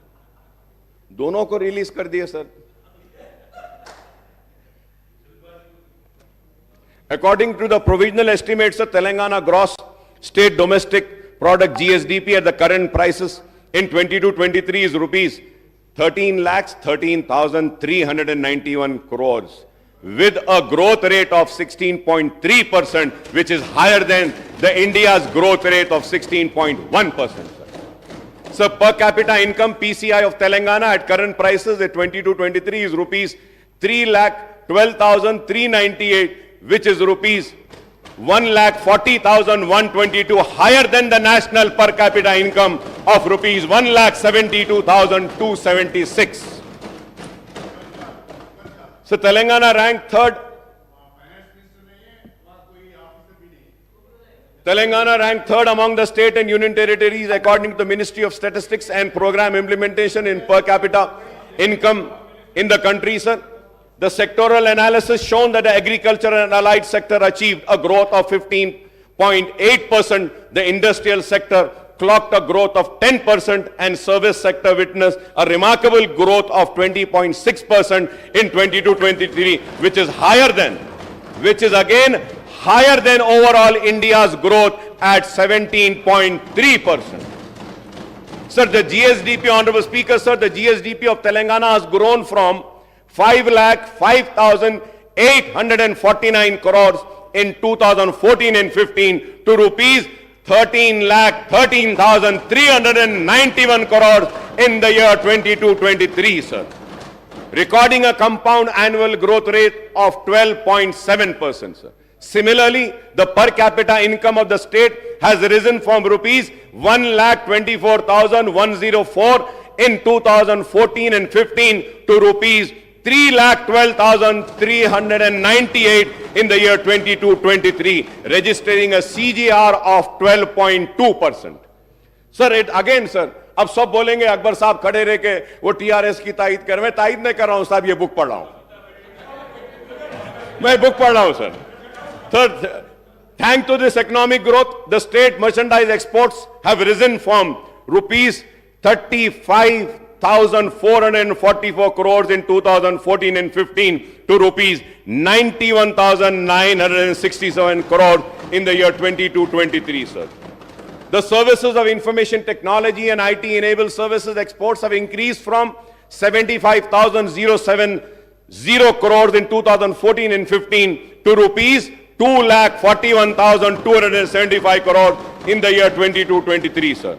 So the overall export of state have jumped threefold from 1,10,515 crores in 2014 and 15 to rupees 3,33,042 crores in 22-23, sir.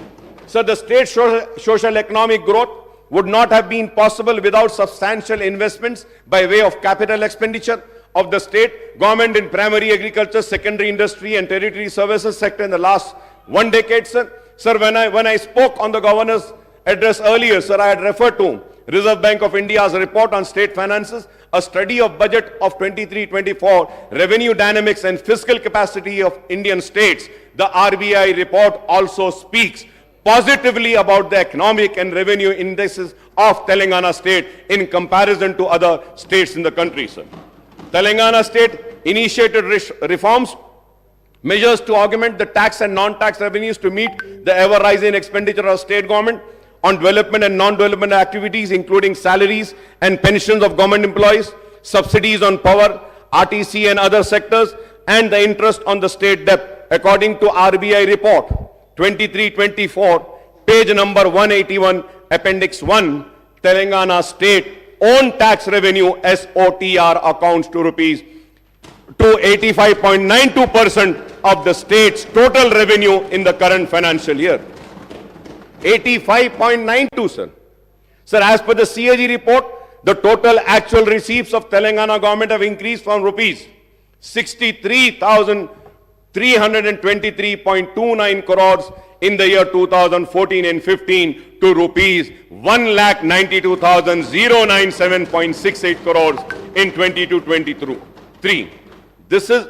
That is a net increase of 1,28,774.39 crores, a growth rate of 203.36%, sir, in 8 financial years, sir. So the actual expenditure of the state government rose from 61,860.48 crores in 2014 and 15 to rupees 1,70,849.27 crores in the year 22-23, sir. This is a net increase of 1,09,008.79 crores, a growth rate of 176.27% in 8 financial years, sir. So the actual borrowings of state have increased from rupees 13,467.46 crores in the year 2014 and 15 to rupees 32,119.05 crores in 22-23, and this figure excludes the guarantees given by the state government on the borrowing of the state-run corporation and cooperative bodies, sir. The state debt burden outstanding has consequently increased from rupees 61,710 crores inherited by Telangana from undivided Andhra Pradesh at the time of bifurcation in June 2014 to revised estimate of rupees 3,22,993 crores at the end of 2022-23 financial year, a net increase of 2,61,283 crores in a period of 8 financial years, sir. We hope and trust that the Congress government would take effective steps to implement all its guarantees, declaration and other promises in the short duration before the announcement of schedule of enforcement of model code of conduct for the Lok Sabha elections, sir. मैं उम्मीद करता हूं कि Lok Sabha election से पहले आप अपने पूरे प्रोमिसेस को फुलफिल करेंगे। आपने कहा कि 2 प्रोमिसेस करें, लेकिन सिर्फ एक प्रॉमिस में ए बी सी था, उसमें से एक करें, और दूसरी प्रॉमिस में ए एंड बी था, उसमें से एक करें, अभी बी बाकी है। मैं उम्मीद करता हूं कि आप वो सारे प्रॉमिसेस को फुलफिल करेंगे और वो प्रॉमिसेस को फुलफिल करने के लिए जो भी ताउन, जो भी सपोर्ट हमको देना है, हम जरूर आपको देंगे, क्योंकि हम चाहते हैं कि अवाम से किए गए वादे पूरे हों। हम चाहते हैं अवाम ने जिस उम्मीद के साथ वोट दिया है वो उम्मीद पूरी हो। हम चाहते हैं कि अवाम जिस तवक्को के साथ वोट दिया है वो पूरा हो। हम नहीं चाहते कि उनके ख्वाब चुकनाचूर हों। But sir, at the same time I would like to, मैं कांग्रेस की हुकूमत को आगाह करना चाहता हूं, आपकी नाकामी ऐसे ना हो कि बीजेपी की कामयाबी का सबब बन जाए। होशियार रहिए और बारीक नजर के साथ, दूरंदेशी के साथ, सब्र के साथ, इस्तिक़लाल के साथ काम करें। बीजेपी नहीं तो आगे बढ़ जाएगी, इख्तिदार पे आ जाएगी। आपने देखा है कि क्या नताइज हैं मध्य प्रदेश के, राजस्थान के और दूसरे रियासतों के। तो हमको इन नताइज से भी सबक सीखना है और बीजेपी के बढ़ते हुए कदम को रोकना है और आपकी गलती उनका फायदा ना हो जाए। उम्मीद करते हैं कि पार्लियामेंट के इलेक्शन में सेक्युलर ताकतें बीआरएस हो या कांग्रेस हो या मजलिस हो ये कामयाब होंगी और मुल्क को आज बेरोजगारी की तरफ ले जाने वाली वो ताकतें, मुल्क को नफरत की बुनियाद पर बांटने वाली ताकतें और मुल्क को कमजोर करने वाली वो ताकतों को शिकस्त होगी और सेक्युलर ताकतें कामयाब होगी। सर मैं इसके साथ ही साथ ये भी कहूंगा जरूर कि फाइनेंशियल स्टेटस में जो भी जैसा भी फाइनेंशियल स्टेटस था, लेकिन उस रियासत में व्हाइट पेपर में तो कहा गया कि कुछ भी नहीं था, बहुत ही तबाही है। लेकिन यह बात जरूर कहूंगा कि 9-9.5 बरस में पोस्ट मैट्रिक स्कॉलरशिप पर जो खर्च हुआ है वो 474 करोड़ हुआ है। बेनिफिशियरीज जो मुस्लिम थे, मुस्लिम बेनिफिशियरीज की बात कर रहा हूं, 14,27,714 था। रीएम्बर्समेंट ऑफ ट्यूशन फीस में जो एक्सपेंडिचर हुआ 9.5 साल में वो 1,748 करोड़ था। बेनिफिशियरीज थे 10,01,561।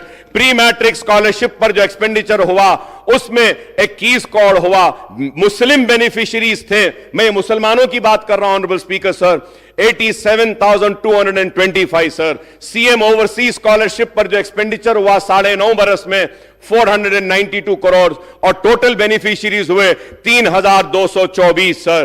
टिमरी स्कूल में 97,000 आज करेंटली पढ़ रहे हैं स्कूल्स में। मैं उम्मीद करता हूं कि 97,000 बच्चों के मुस्तकबिल को सजाने संवारने का काम आप बीआरएस से ज्यादा अच्छा करेंगे, हम सब मिलकर उससे अच्छा करेंगे। मैं उम्मीद करता हूं कि टिमरीज में 32,640 स्टूडेंट्स जूनियर कॉलेजेस में पढ़ रहे हैं, उनके मुस्तकबिल को भी हम संवारेंगे। 80,000 बच्चे टिमरीज में पास आउट हो चुके हैं। 9.5 साल में 3,068 करोड़ स्पेंड हुए हैं। Centre for education development of minorities में का भी में एक्सपेंडिचर 14 करोड़ मुसलमानों पे हुआ।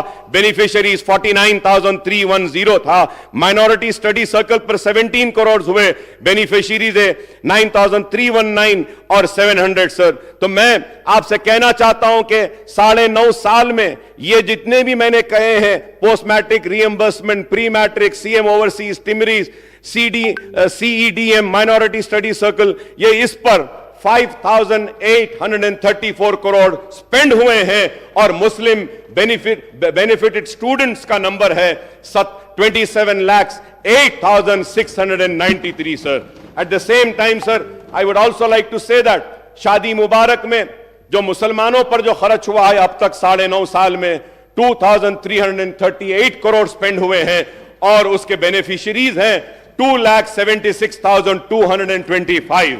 इमाम और मौजनों पर जो खर्च हुआ है 316 करोड़ खर्च हुआ है और 17,000 मौजनों को माहाना पैसे दिए जा रहे हैं। मैं उम्मीद करता हूं कि हुकूमत जो ऐलान करी है कि उनके मंथली रिन्यूमरेशन को बढ़ाएगी और 1 lakh financial assistant 278 crore spend हुए हैं।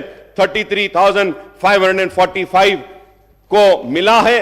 वक्फ ग्रांट इन एड में 531 करोड़ स्पेंड हुए हैं और उसके बाद दावत इफ्तार पर भी हुआ।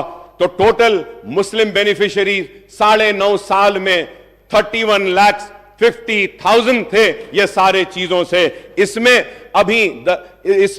इसमें किसान 40,000 किसान हैं, रैतु बंधु नहीं है, रैतु बीमा नहीं है, पेंशन नहीं है। ये सब अगर हम ले लेते हैं तो सालाना रियासत तेलंगाना में मुसलमानों पर करीब 6,000 करोड़ रुपया खर्च हो रहा है। मैं उम्मीद करता हूं कि ये कांग्रेस की हुकूमत भी रेवंत रेड्डी साहब की क़यादत में और ये सारे मिनिस्टर्स जो हैं बैठे हुए कैबिनेट के, इनकी रहनुमाई में 6,000 से बढ़ाकर 10,000 करोड़ रुपया मुसलमानों पे खर्च होगा। मुसलमान पसमानदा है, मुसलमान कमजोर है, मुसलमान पिछड़ा हुआ है। अगर मैं यहां खड़े होकर मुसलमान की बात कर रहा हूं तो इसलिए कर रहा हूं कि हम चाहते हैं कि मुसलमान जो पीछे हैं उसको आगे लाएं, मुसलमान जो पिछड़ा हुआ है उसके पिछड़ेपन को दूर करें। हम चाहते हैं कि पुराने शहर में तरक्की आए, SRDP हो, SNDP हो, जो भी मंजूरियां हैं बराए मेहरबानी चीफ मिनिस्टर साहब से दरख्वास्त करूंगा कि आप वो अमाउंट को रिलीज कर दीजिए। और उस दिन आपने क्लैरिफिकेशन नहीं दिया स्पीकर साहब। मैं एक बात पुरजोर अल्फाज में कहना चाहता हूं कि असेंबली के हर सेशन में अगर किसी मेंबर ने ड्रग्स के खिलाफ आवाज उठाई है, चाहे वो ड्रग्स हो, चाहे वो व्हाइटनर्स हो, या कुछ भी हो, टैबलेट्स हो, तो वह MIM थी और मैं था, बार बार उठाता था। मैं वेलकम करता हूं और रियासती हुकूमत ने जो फैसला लिया है, जो इक़दामात उठा रहे हैं ये ड्रग्स के ये लानत को खत्म करने के लिए, इसके लिए हम हमारा मुकम्मल ताउन आपको देंगे। हम चाहते हैं कि हमारी आने वाली नस्ल इस लानत से दूर रहे। हम चाहते हैं कि हमारा आने वाले फ्यूचर जनरेशन को ये जो तबाह बर्बाद करने की एक साजिश है उसको हम रोकें। इसके लिए जो भी हमारे तरफ से ताउन होना है हम ताउन करेंगे। उस दिन मैं क्लैरिफिकेशन में यह भी पूछना चाहता था कि धरनी पोर्टल का क्या होगा। मैं उम्मीद करता हूं कि आपने जो वादा किया धरनी के ताल्लुक से उसको अमलावारी जल्द अज जल्द करेंगे। मैं ये भी कहना चाहूंगा कि राशन कार्ड बहुत से लोगों के पास नहीं है, उनके नामों का इंक्लूजन नहीं हो रहा है, तो आप मौका दीजिए ताकि उनके नामों का इंक्लूजन हो सके। और मजलिस इत्तेहादुल मुस्लिमीन की नुमाइंदगी पर हमने मंजूर करवाया था कि पेंशन की एज को कम करवाया था, वो भी पेंडिंग है एप्लीकेशन, बिलखुसूस वो सिंगल मदर और जो है उनकी पेंडिंग है। मैं उम्मीद करूंगा कि आप इस पे भी देखेंगे। मोहतरम स्पीकर साहब, मैं आखिर में यह कहते हुए रुखसत होता हूं और यह कहना चाहता हूं कि बार बार हम चीखते रहे, चिल्लाते रहे, मुतालबा करते रहे, औकाफ की जायदादों का तहफ्फुज कीजिए, औकाफ की जायदादों का तहफ्फुज कीजिए। आज पूरी जायदादें तबाह हो रही हैं, आज भी तबाह हो रही हैं। अगर मुसलमानों की औकाफी जायदादों को अगर बचा लिया जाए और जिस पर्पस के लिए वक्फ किया गया है अगर वो पर्पस सर्व हो जाए तो मुसलमानों के किसी की मदद की जरूरत नहीं है, किसी की पैसे की जरूरत नहीं है। वो वक्फ बोर्ड के पैसों से ही हम मुसलमानों की तालीम का काम कर सकते हैं, बेरोजगारी को दूर कर सकते हैं, हम बेवाओं की मदद कर सकते हैं, यतीमों की मदद कर सकते हैं। तो मैं आपसे कहूंगा कि वक्फ बोर्ड पर तवज्जो दीजिए। हमारे मुतालिबे पर CBCID की इंक्वायरी का ऐलान किया गया था, तो CBCID की इंक्वायरी को टेबल करिए।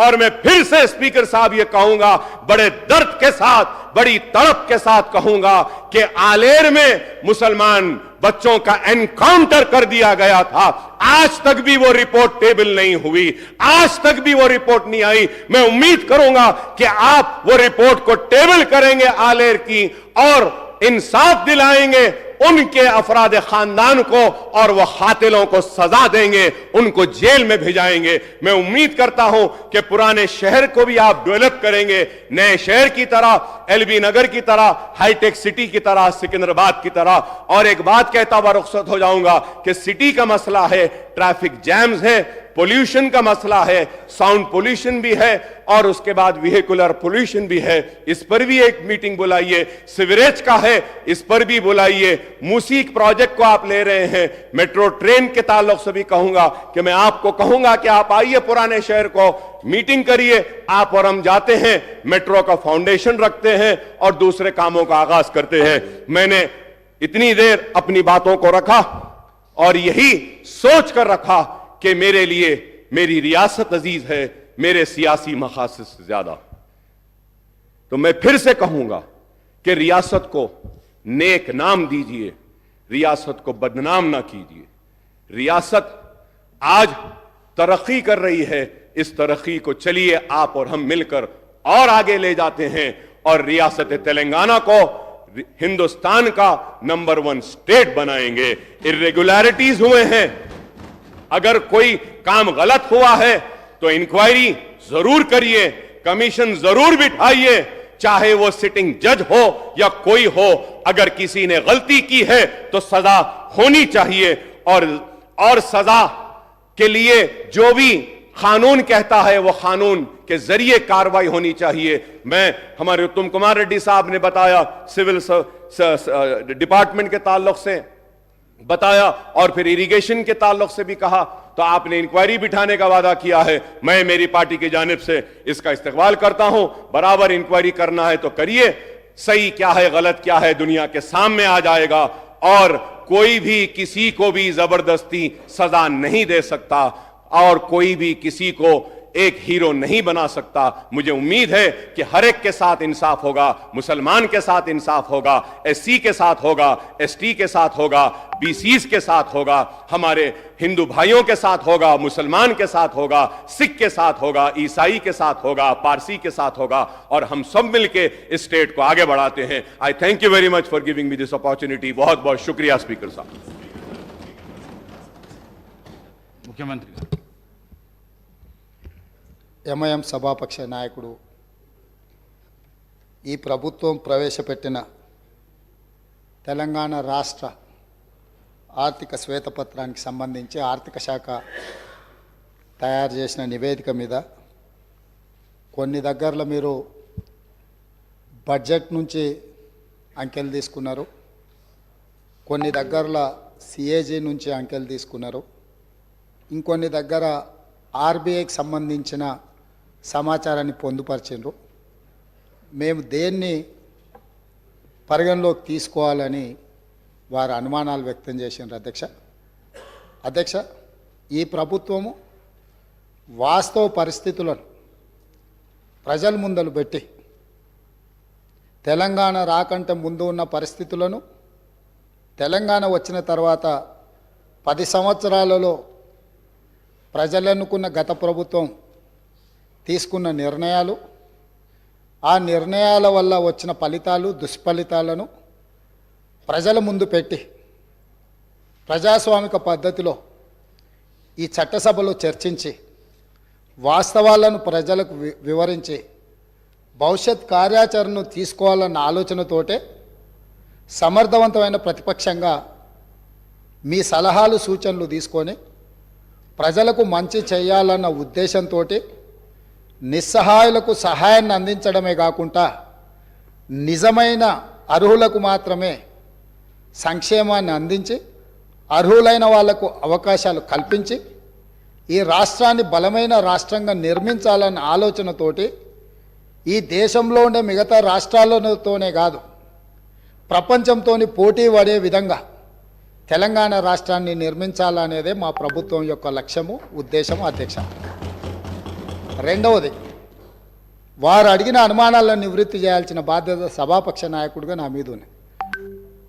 బడ్జెట్ ఎస్టిమేట్స్ కానీ యాక్చువల్ ఎక్స్పెండిచర్ని మనము చర్చించాల్సి వచ్చినప్పుడు వివిధ బడ్జెట్లను మేము కొలబద్దగా తీసుకొని అక్కడి నుంచి సమాచారాన్ని సేకరించినాం.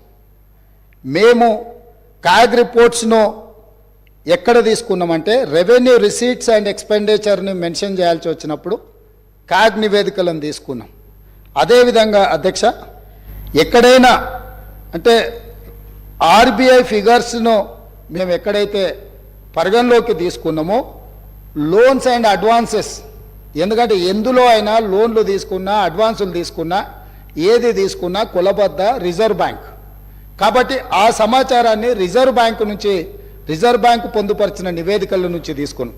అదేవిధంగా శాలరీస్ అండ్ పెన్షన్స్ ఆ టేబుల్స్ను వాడినప్పుడు మేము రెగ్యులర్ అంటే కాగ్ నుంచి ఏదైతే నివేదిక తీసుకున్నామో రెగ్యులర్ ఎంప్లాయీస్కు సంబంధించిన వాటిని మాత్రమే కాగ్ నుంచి తీసుకున్నాం. కాబట్టి ఇక్కడ మీరు బడ్జెట్ ఎస్టిమేట్స్ యాక్చువల్ ఎక్స్పెండిచర్ని మనం చర్చించుకున్నప్పుడు గత బడ్జెట్లు ప్రభుత్వం ప్రవేశపెట్టిన సంవత్సరం పూర్తయినప్పుడు ఖర్చు పెట్టిన వివరాలను అక్కడి నుంచి తీసుకున్నాం. వీటి మీద నివేదికలు అవి సరైన విధంగా ఖర్చు అయినాయా, ప్రభుత్వం సరైన ఉద్దేశంతోనే ఖర్చు పెట్టిందా, లేకపోతే ప్రభుత్వం అంచనాలు ప్రభుత్వం పెట్టిన ఖర్చు సహేతుకంగా ఉందా లేదా, ఒకవేళ లోపభూయిష్టంగా ఉంటే ప్రభుత్వం తప్పిదాలు ఏంటి అనేది కాగ్ నివేదిక ఇస్తుంది. అట్లాంటి నివేదికలను అట్లాంటి వాటిని మనము కాగ్ నుంచి తీసుకున్నాం. మనం చేసే అప్పులు ఇప్పుడు ఉదాహరణ ఒక విషయం నేను చెప్పదలుచుకున్నా అధ్యక్ష. రిజర్వ్ బ్యాంక్ దగ్గర ప్రతిరోజు ఒక నివేదిక మనకు వస్తుంది. ఆ నివేదిక ప్రకారము ప్రతిరోజు మనం ఎంత ఖర్చు పెడుతున్నాము, మన దగ్గర ఎంత ఉన్నది, లేకపోతే మన అవసరాలు ఏమున్నాయని చెప్పి రిజర్వ్ బ్యాంకు మనకు నివేదిక ఇస్తుంది అధ్యక్ష. దాని ప్రకారం తెలంగాణ రాష్ట్రం వచ్చినప్పుడు నేను ఈ బుక్లో పొందుపరిచిన అధ్యక్ష మా ప్రభుత్వము దీని ఒకసారి నేను ఆ పేజీ నెంబర్ వాటి వివరాలను చెప్తాను, ఒకసారి వాటిని చూసుకోమని నేను సభ్యులకు తెలియజేస్తూ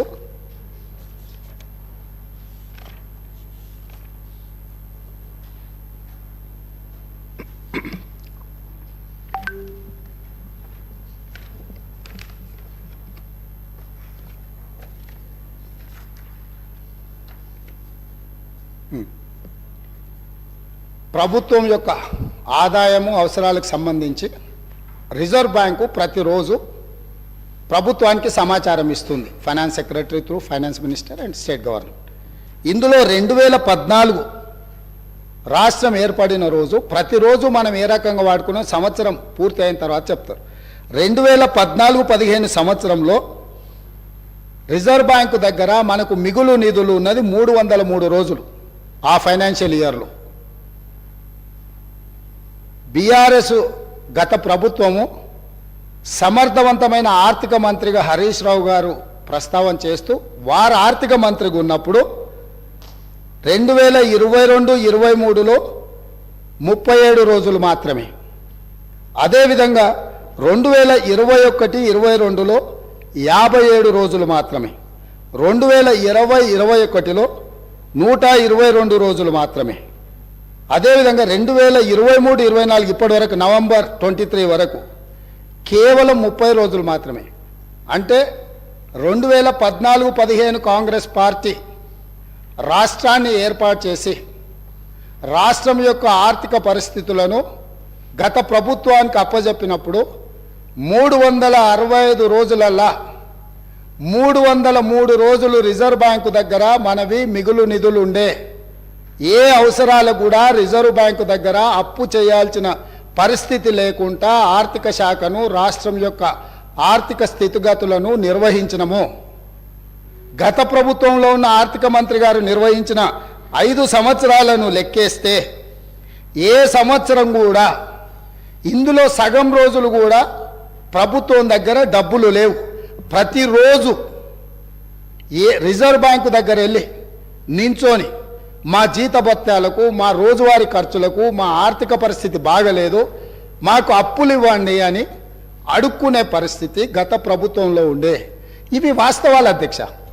ఒకవేళ ఈ వాస్తవాలను కప్పిపుచ్చి మనం ఇంకా అద్భుతంగా ఉన్నాం, గొప్పగా ఉన్నాం అని ఆ గొప్పల కోసం దుబారా ఖర్చులు పెట్టుకుంటూ పోతే ఈరోజు జీతభత్యాలు ఇవ్వలేని పరిస్థితికి వచ్చింది. ఇది వాస్తవం. జీతాలు ఇవ్వడానికే అభివృద్ధి సంగతి దేవుడెరుగు, సంక్షేమం గురించి చర్చించాల్సిన అవసరం లేదు.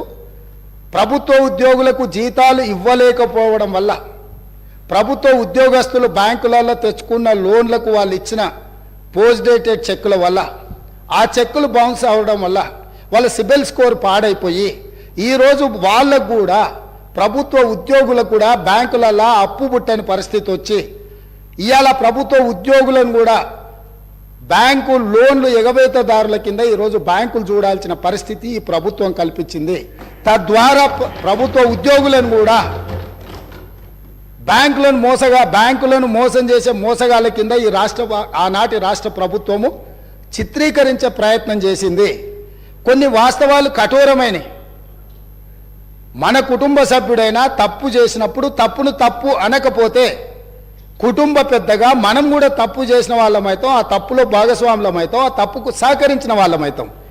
ఈ శ్వేతపత్రము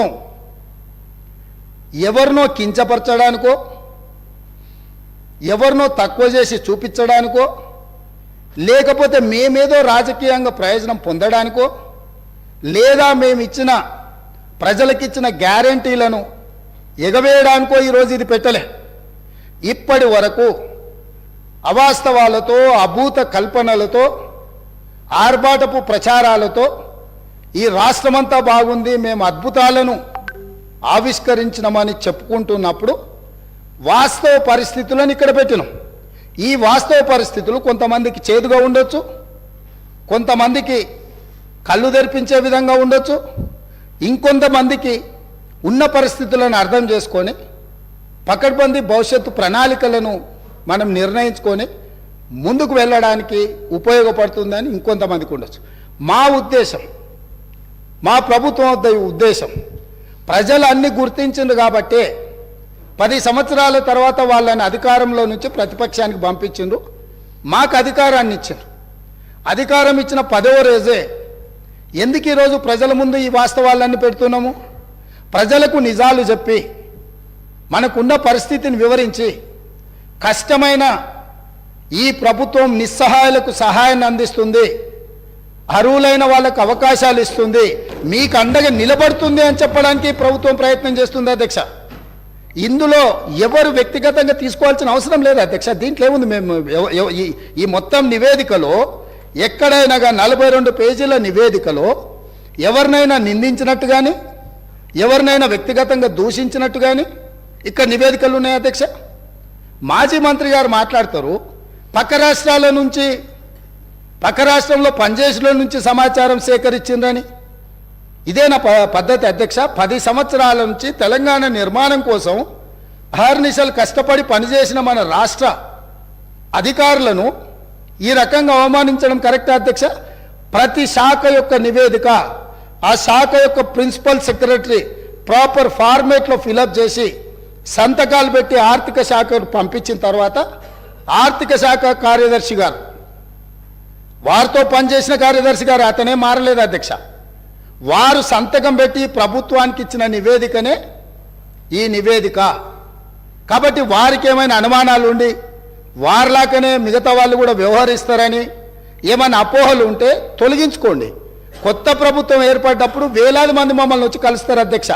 మేము మీలాక కక్షాపూరితంగా కలవడానికి వచ్చిన వాళ్ళను అగౌరవపరిచే విధంగా, అదేవిధంగా వాళ్ళని తక్కువ చేసి చూపించే విధంగా ఇట్లా చేయము అధ్యక్ష. ఒకవేళ అట్లనే అనుకుంటా అధ్యక్ష, ఒక్క మాట అడగదలుచుకున్నా, మీరేదో వివరాలు బయట పెడతామని అంటారు, నేను ఒక ఫోటో మీకు చూపించదలుచుకున్నా అధ్యక్ష. ఈ ఫోటో చూడండి. వీరు ఇక్కడ పక్కన ఉన్నాయన డాక్టర్ వైఎస్ రాజశేఖర రెడ్డి గారు కీర్తిశేషులు. ఈ పక్కన ఉన్నది ఎవరో మీకు తెలుసు కదా అధ్యక్ష. వీరు ఆ రోజు స్వయంగా వెళ్ళి ఆనాటి ముఖ్యమంత్రి గారిని వ్యక్తిగతంగా కలిసి వాళ్ళ మధ్యలో ఏం చర్చ జరిగిందని నేను వివరాలలో జోలికి వెళ్ళదలుచుకోలేదు అధ్యక్ష.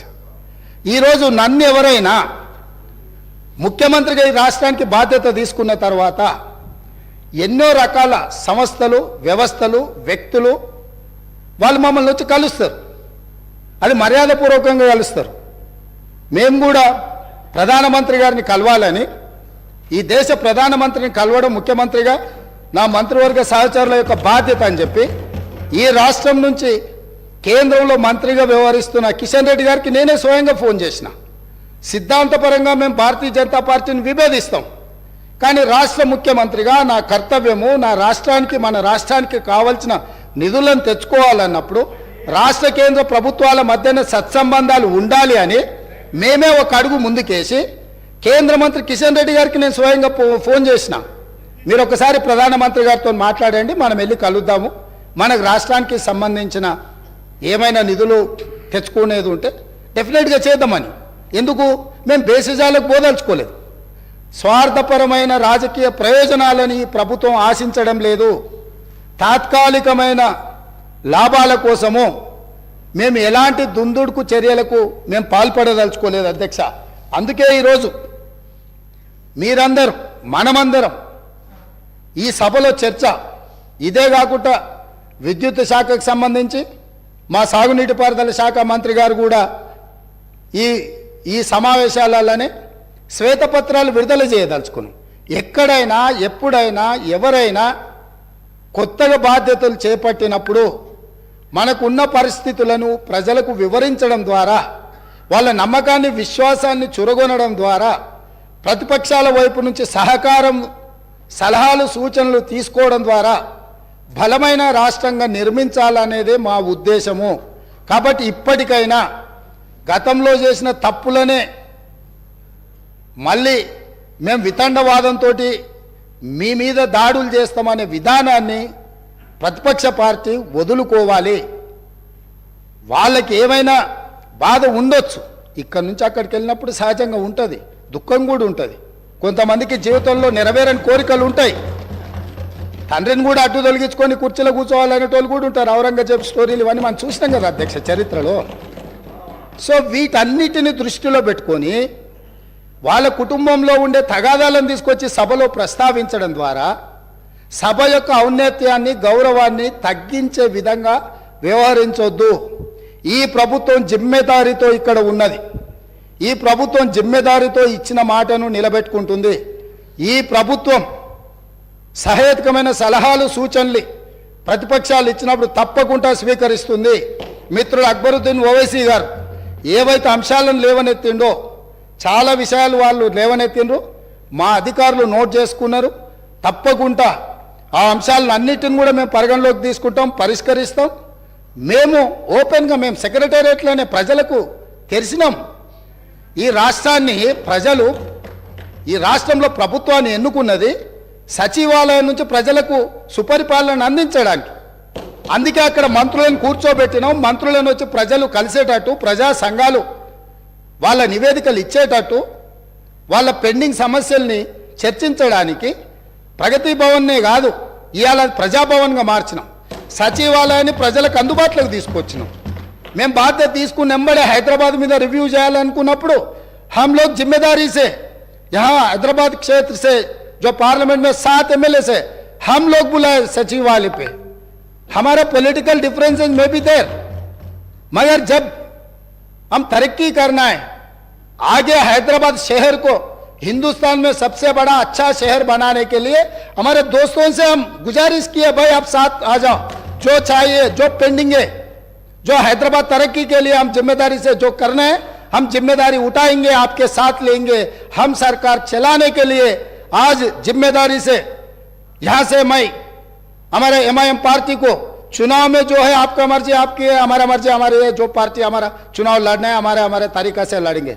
मैं जो हैदराबाद शहर ये देश का निशान है, वो हैदराबाद शहर का नाम पूरा दुनिया में रोशनी करने के लिए हम लोग कोशिश करेंगे. वहां पर आपके मदद जरूर लेंगे, कोई शक नहीं है. ड्रग्स के बारे में आप सामने आके 2 कदम आके हमारे मदद दी, हम धन्यवाद कर रहे हैं, क्योंकि ड्रग्स को इराडिकेट करना है हमारा जिम्मेदारी है. हमारे बच्चे है, हमारे परिवार है. जो पंजाब को देखने के बाद भी हम नहीं सुधरे तो दुनिया कोई भी अपने को माफ नहीं करने वाले. इसीलिए यहां से मैं जिम्मेदारी से यकीन से मैं वादा कर रहा हूं, ये सरकार को अच्छा चलाने के लिए ये पूरा तेलंगाना में जितना जनता है उनके भला के लिए, उनके वेलफेयर एंड डेवलपमेंट के लिए, खासकर माइनॉरिटी, वो may be Christian minority, Muslim minority, Sikh minority और any other minority. Minority majority में कोई अंतर नहीं है. माइनॉरिटी के जो फंडामेंटल राइट्स हम बचाए, हम सेक्युलर फैब्रिक है. ये सेक्युलर फैब्रिक बचाने के लिए ये देश में कुर्बानी की है महात्मा गांधी जी ने, इस देश में कुर्बानी की है शहीद हुए इंदिरा गांधी जी ने, इस देश में शहीद हुए राजीव गांधी जी ने, इस देश में सोनिया गांधी जी और राहुल गांधी जी ने पदवी त्याग किए. कभी प्रधानमंत्री राष्ट्रपति मौका मिले तो भी दूसरों को, जो जिम्मेदारी लोगों को, वो कुर्सी पे बिठाए. इसीलिए यकीन से मल्लिकार्जुन खड़गे जी के नेतृत्व में दलित, आदिवासी, गिरिजन, ओबीसी, माइनॉरिटी महिलाओं के भला के लिए कांग्रेस पार्टी आगे सरकार चलाएंगे. आप लोग कभी भी 24 घंटा कभी भी आपको कुछ सरकार को सुझाव देना है तो हम लोग वेलकम कर रहे हैं. धन्यवाद अध्यक्ष.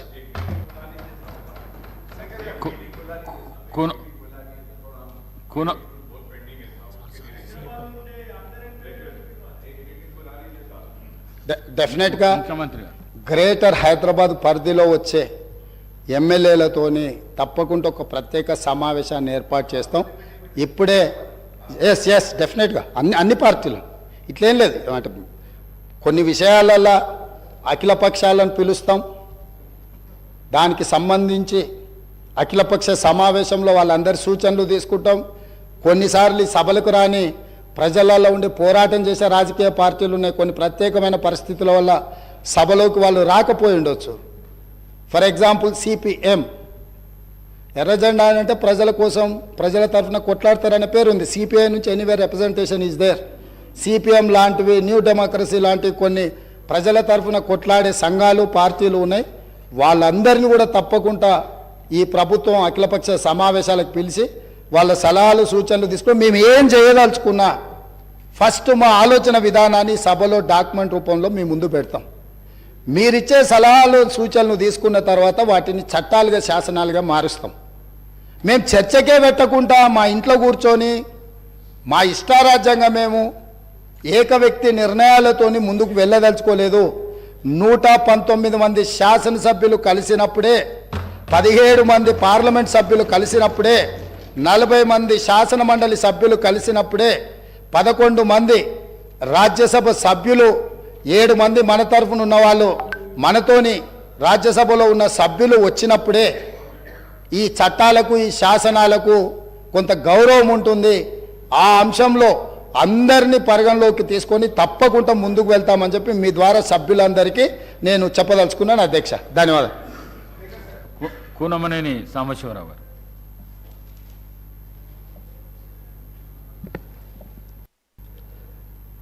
అధ్యక్ష ధన్యవాదాలు. రాష్ట్రంలో అంటే ఉమ్మడి రాష్ట్రం 1956 నుంచి 2014 వరకు దాదాపు 57 సంవత్సరాలు మొత్తం ఉమ్మడి రాష్ట్రంలో అప్పు, తర్వాత విడిపోయిన తర్వాత 72,658 కోట్లు. ఈ 10 ఏళ్ల కాలంలో 6 లక్షల, ఈ ఫిగరు అక్బర్ గారు చెప్పినట్లుగా ఒక పేజీలో ఒక రకంగా ఉంది, 13వ పేజీలో ఒక 612 కోట్ల 343 కోట్లని 6,12,343 కోట్లు ఉంది. చివరి పేజీలో 6,71,757 కోట్లుగా ఉంది. సరే, ఏదేమైనా ఆ అప్పు 72,658 కోట్ల నుంచి ఈ 10 ఏళ్ల కాలంలో దాదాపు 6 లక్షల కోట్లకు పెరిగింది. ఈ అంశానికి సంబంధించి వైట్ పేపర్ రిలీజ్ చేయడానికి సంబంధించి అక్బర్ గారు ఇంకొంతమంది సరే వారి వారి అభిప్రాయాలు చెప్పారు. నా అభిప్రాయం ఏంటంటే, ముందుగా చాలా ఎనామలీస్ జరిగాయి. లెక్కలకు సంబంధించి ఒక్కో పేజీలో అది ఆర్బీఐయా లేకపోతే సిఏజీనా లేకుంటే ఇతర ఏజెన్సీ నుంచా, దేని నుంచి తీసుకున్నా సరే సెల్ఫ్ కాంట్రడిక్టరీగా కొన్ని లెక్కలు తేడాలు ఉన్నాయి. భవిష్యత్తులో ఇటువంటి ఇంపార్టెంట్ వైట్ పేపర్ని ఈ ఆగస్టు సభ ముందు పెట్టేటప్పుడు మరిన్ని జాగ్రత్తలు తీసుకోవాల్సిన అవసరం ఉంది. అధికారులు కూడా సరే మనం ఎంత దాన్ని సెల్ఫ్ సపోర్టివ్గా చెప్పుకున్నప్పుడు కూడా ఇటువంటి తప్పులు చేయటం వల్ల దాని ఇంపార్టెన్స్, ఈ శ్వేతపత్రం ప్రవేశపెట్టిన దాని వెనుకున్నటువంటి గొప్ప ప్రాముఖ్యతను కోల్పోయే ప్రమాదం ఉంటుంది. అందువల్ల దయచేసి భవిష్యత్తులో ఆ జాగ్రత్తలు తీసుకోవాలని కోరుతా ఉన్నాను.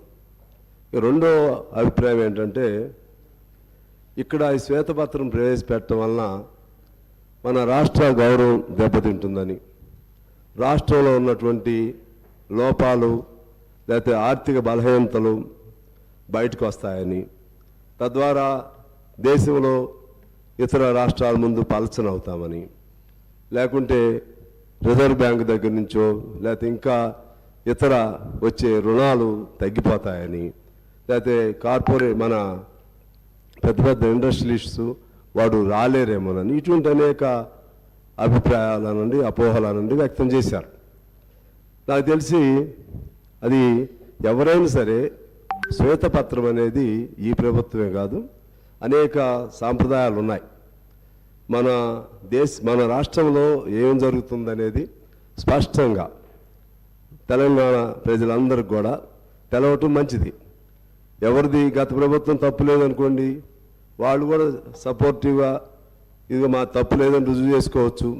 ఒకవేళ తప్పున్నా సరే నిర్వహణలో లోపాలు జరిగినాయి అనుకోండి, నిర్వహణలో లోపాలు భవిష్యత్తులో జరగకుండా చేసుకోవచ్చు.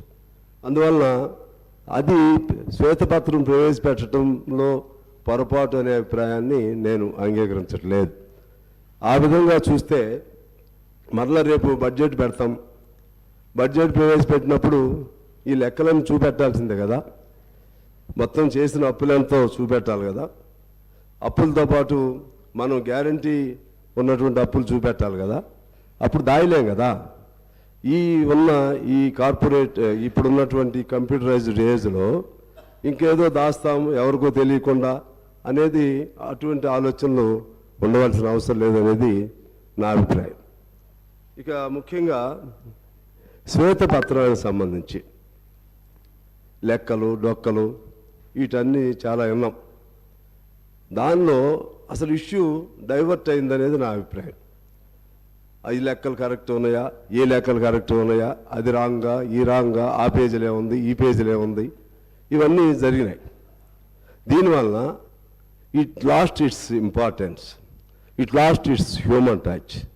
ఇది మనం అర్థం చేసుకోవాల్సింది. అసలు అప్పులు చేయటం తప్పనేది కాదు. సరే, ఎంత పరిమాణంలో చేశారు? కేంద్రంలో దాదాపు చాలా 100 లక్షల కోట్లు ఈ బీజేపీ పాలనలో చేయటం జరిగింది. అంతకుముందు 50 లక్షల కోట్లు అంత ఉండేది అప్పులు. అంటే అది వాళ్ళు చేశారు కదా, మనం చేయకూడదు. ఎవరు చేసినా తప్పని నేను ఆర్జోలకి వెళ్ళట్లేదు. చేసిన అప్పులు దేనికి ఖర్చు పెట్టారు, చేసినటువంటి అప్పులు ఏ ప్రయోజనాలని సాధించడానికి ఉపయోగించారు. అది ఏ ప్రభుత్వం అయినా మన చట్టం ఒకటి, మన భారతదేశ వ్యవస్థ, మన రాష్ట్రాల్లో ఉన్నటువంటి పరిపాలన వ్యవస్థ ఎలా అయిందంటే ఒక మోసపోసిన పద్ధతుల్లో. ఇప్పుడు బీఆర్ఎస్ చేసిందే కాదు, రేపు కాంగ్రెస్ కూడా అదే పద్ధతిలో ఇదే అప్పులు చేస్తుంది, మళ్ళీ ఈ పద్ధతుల్లోనే ఖర్చు చేస్తుంది. కాకపోతే మేము ట్రాన్స్పరెంట్గా ఉండామని వాళ్ళు చెప్పుకోవచ్చాము, వాళ్ళు తప్పులు చేశారని చెప్పవచ్చు. కానీ నా పాయింట్ ఆఫ్ వ్యూ ఏంటంటే ఈ system it self is a wrong. So always any budget, any expenditure must be human centric. Human touch must be involved in any expenditure. ఇవాళ మనం తీసుకుంటే చాలా ఖర్చు పెట్టాం, చాలా ప్రాజెక్టులు కట్టాం. కానీ ఈ రాష్ట్రంలో దేశ లెక్కలు వేరే ఉన్నాయి. దానిలో భాగంగా తీస్తే మన హ్యూమన్ ఇండెక్స్ ఎక్కడున్నాం అంటే ఆకలి సూచికలో ఎక్కడున్నాం. దేశంగా చూస్తే 101వ స్థానంలో ఉన్నాం. Part of our country we to maybe stood at that level. ఉద్యోగాలు చూస్తే ఎన్ని ఉన్నాయి, తిండి లేని వాళ్ళు ఎంతమంది ఉన్నారు, పౌష్టికాహారం లేని వాళ్ళు ఎంతమంది ఉన్నారు, అదేవిధంగా చాలని జీతాలతో బతుకుతున్న వాళ్ళు ఎంతమంది ఉన్నారు, ఇవన్నీ చూడాలి కదా సార్. ఇవేమీ లేకుండా ఆ ఇరిగేషన్ ప్రాజెక్ట్ కట్టాం, లేకపోతే చార్మినార్ నిర్మించాం, తాజ్మహల్ నిర్మించాం, ఇంకేదో కట్టాం. తాజ్మహల్ నిర్మిస్తే తాజ్మహల్ కోసం రాళ్ళెత్తిన కూలీలు ఎవరని శ్రీశ్రీ అడిగాడు. అంటే అసలు కింద జనం మనం ఏది చేసినా అది జనాలకు అందుతుందా లేదా, జనాల బతుకుల్లో బాగు జరిగిందా లేదా, ఆకలి బాధలతో అర్ధాకలితో కూలినాలి చేస్తున్నటువంటి వాళ్ళు సంపద సృష్టిస్తుంటే ఆ సంపదను అప్పుల పేరుతో మనం వాడుకుంటున్నాం. ఆ అప్పులు తిరిగి వెళ్తున్నాయా కిందకి? ఒకసారి మనం ఏ ప్రభుత్వం అయినా సరే, నేను ఆ ప్రభుత్వం ఈ ప్రభుత్వాన్ని కాదు, మనం చూసే ఆలోచన విధానం మారాలనేది నా అభిప్రాయం. ఆ విధంగా ఆలోచన చేయకపోతే ఇంకా నువ్వు ఎన్నేళ్ళు ఇటువంటి అప్పులు చేస్తున్నా సరే పైకి సూపర్ఫిషియల్గా అభివృద్ధి కనపడతా ఉంటుంది. కానీ కిందికి వెళితే మరలా ఎక్కడ వేసిన గొంగళి అక్కడే ఉంటుంది. మనం ఒకసారి చూసుకుంటే ఆకలి చూసి చూడండి, అదేవిధంగా మానవ జీవన విధానం చూడండి, లేకపోతే జీవన పరిణామాలు చూడండి, ఎక్కడ చూడండి మన పరిస్థితులు ఇలాగే ఉంటున్నాయి. ఇవాళ మీరు చూసుకుంటే రాష్ట్రంలో ఎంతమంది అంటే అవుట్సోర్సింగ్, అలాగే కాంట్రాక్ట్ కార్మికులకు సంబంధించి అప్పుడు కేసీఆర్ గారు ఓ మాట చెప్పారు. మరి అది మేనిఫెస్టోలు పెట్టారు లేదా, మళ్ళీ నేను దాని జోలికి వెళ్ళను, మళ్ళీ అది కాంట్రవర్సీ అయింది. నేను దాని జోలికి వెళ్ళను. కానీ ఈ repeatedly said that when we achieve our Telangana, there won't be any outsourcing system and there won't be any contracts workers system. So he repeatedly, as per my knowledge is concerned.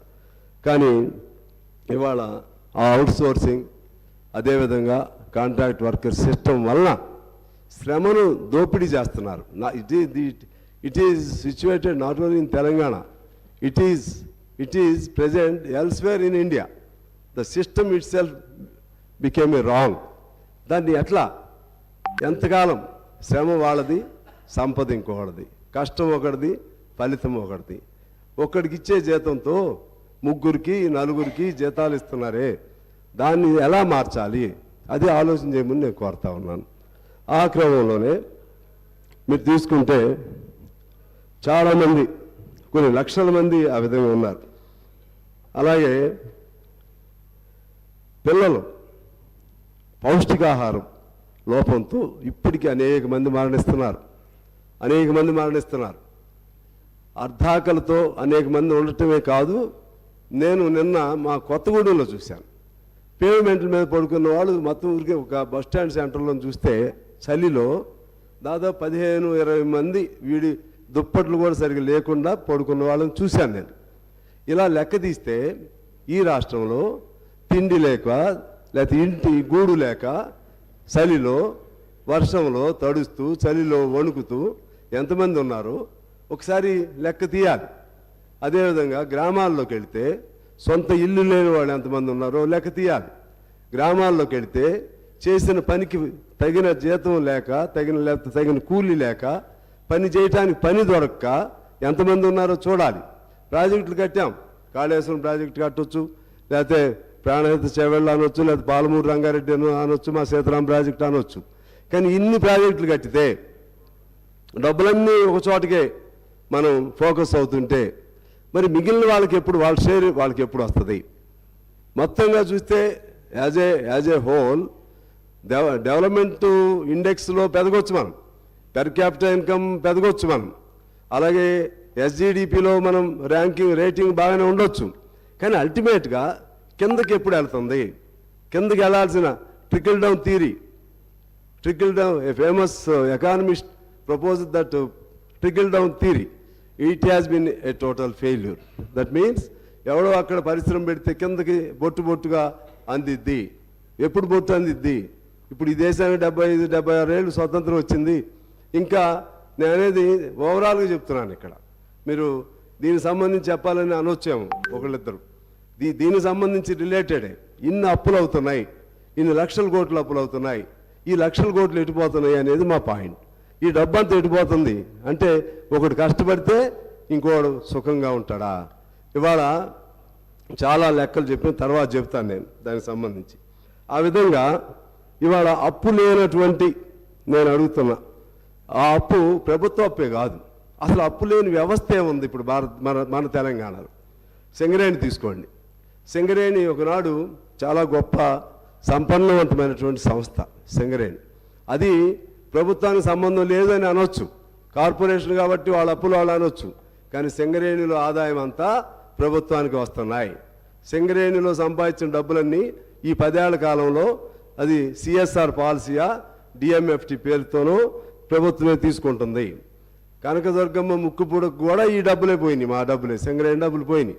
అలా అనేక చోట్ల చేపల పిల్లలు వేయాలన్నా, చెరువులు కట్టాలన్నా, లేకపోతే ఇంకోటైనా CSR పేరుతో సింగరేణి మొత్తం ఇవాళ దివాళా తీసింది. మామూలుగా దివాళా కాదు, జీతాలు కూడా సింగరేణి వాళ్ళు బ్యాంకుల్లో అప్పులు తీసుకున్న దుస్థితి ఎప్పుడు లేదు. మొన్న మంత్రి గారు రివ్యూ పెట్టారు. అక్కడ రివ్యూ పెడితే అవుట్ సోర్సింగ్ దాదాపు ఇంతకుముందు మా కేసీఆర్ గారు ఆ రోజుల్లో 119,120,000 కార్మికులు ఉండేవాళ్ళు సార్ సింగరేణిలో. ఇవాళ సింగరేణిలో అప్పుడు మన తెలంగాణ వచ్చేటప్పటికి దాదాపు 60,000 మంది కార్మికులు ఉన్నారు. మన పెద్దలు కేసీఆర్ గారు చెప్పారు, 1,00,000 మందితో సింగరేణులు కళకళలాడతాయి, కొత్త మైన్స్ తీసుకొస్తాం. ఈ డబ్బులు కొత్త మైన్స్ మీద ఎంత ఖర్చు పెట్టారు? ఒక్క మైన్ ఎందుకు రాలేదు? 60,000 మంది సింగరేణి కార్మికులు ఇవాళ 39,000 మందికి ఎందుకు దిగిపోయారు? అనేది ఒక కేసీఆర్ గారు లేకపోతే ఆ పాత ప్రభుత్వాన్ని కాదు, మొత్తం వ్యవస్థ మన ప్రయారిటీస్లో తేడా రావటం వల్ల అది ఉపయోగం జరగట్లేదు అనేది నా పాయింట్. ఇవాళ దాదాపు పర్మనెంట్ కార్మికులు ఎంతమంది ఉన్నారు? సింగరేణి కార్మికులు అంతమంది ఉన్నారు. జీతాలు బ్యాంకుల్లో తీసుకొస్తున్నారు. అది సింగరేణి ఆ విధంగా పేపర్ మీద మాత్రం ఉంటుంది, డిపాజిట్స్ ఉన్నాయి, ఆస్తులు ఉన్నాయి, లెక్కలన్నీ ఉన్నాయి. మరి జీతాలు ఎందుకు అప్పులు తీసుకురావాలి బ్యాంకుల్లో? సింగరేణి అవుట్, ఆర్టీసీ అవుట్, మన పవర్ సెక్టార్ అవుట్. ఇట్లా ఇందాక ఉత్తమ్ గారు చెప్పారు, అది మన సివిల్ సప్లైస్ అది అవుట్. అన్ని అప్పులే, అన్ని కార్పొరేషన్లు అప్పులే. అది గవర్నమెంట్ సంబంధమా లేదన్న పాయింట్ అది కాదు. అవన్నీ కూడా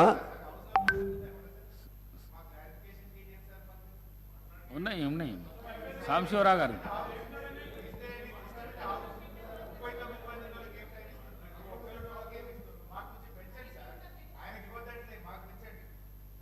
నేను మాట్లాడితే మీకు మంచిదే హరీష్ రావు గారు. మాట్లాడటానికి మాట్లాడిస్తే మీకు మంచిదే సార్. సాంబశివరావు గారు ఓకే, మీరు విడిగా మాట్లాడుకోండి సార్. నేను మాట్లాడేటప్పుడు ప్రతిసారి మీకు మీరు హరీష్ రావు గారు. సాంబశివరావు గారు ముగించండి దయచేసి ప్లీజ్. నేను మాట్లాడేటప్పుడు మీకు అభ్యంతరం ఎందుకు? నేనేమన్నాను మిమ్మల్ని? నేను I am in the interest of the state, I am in the interest of just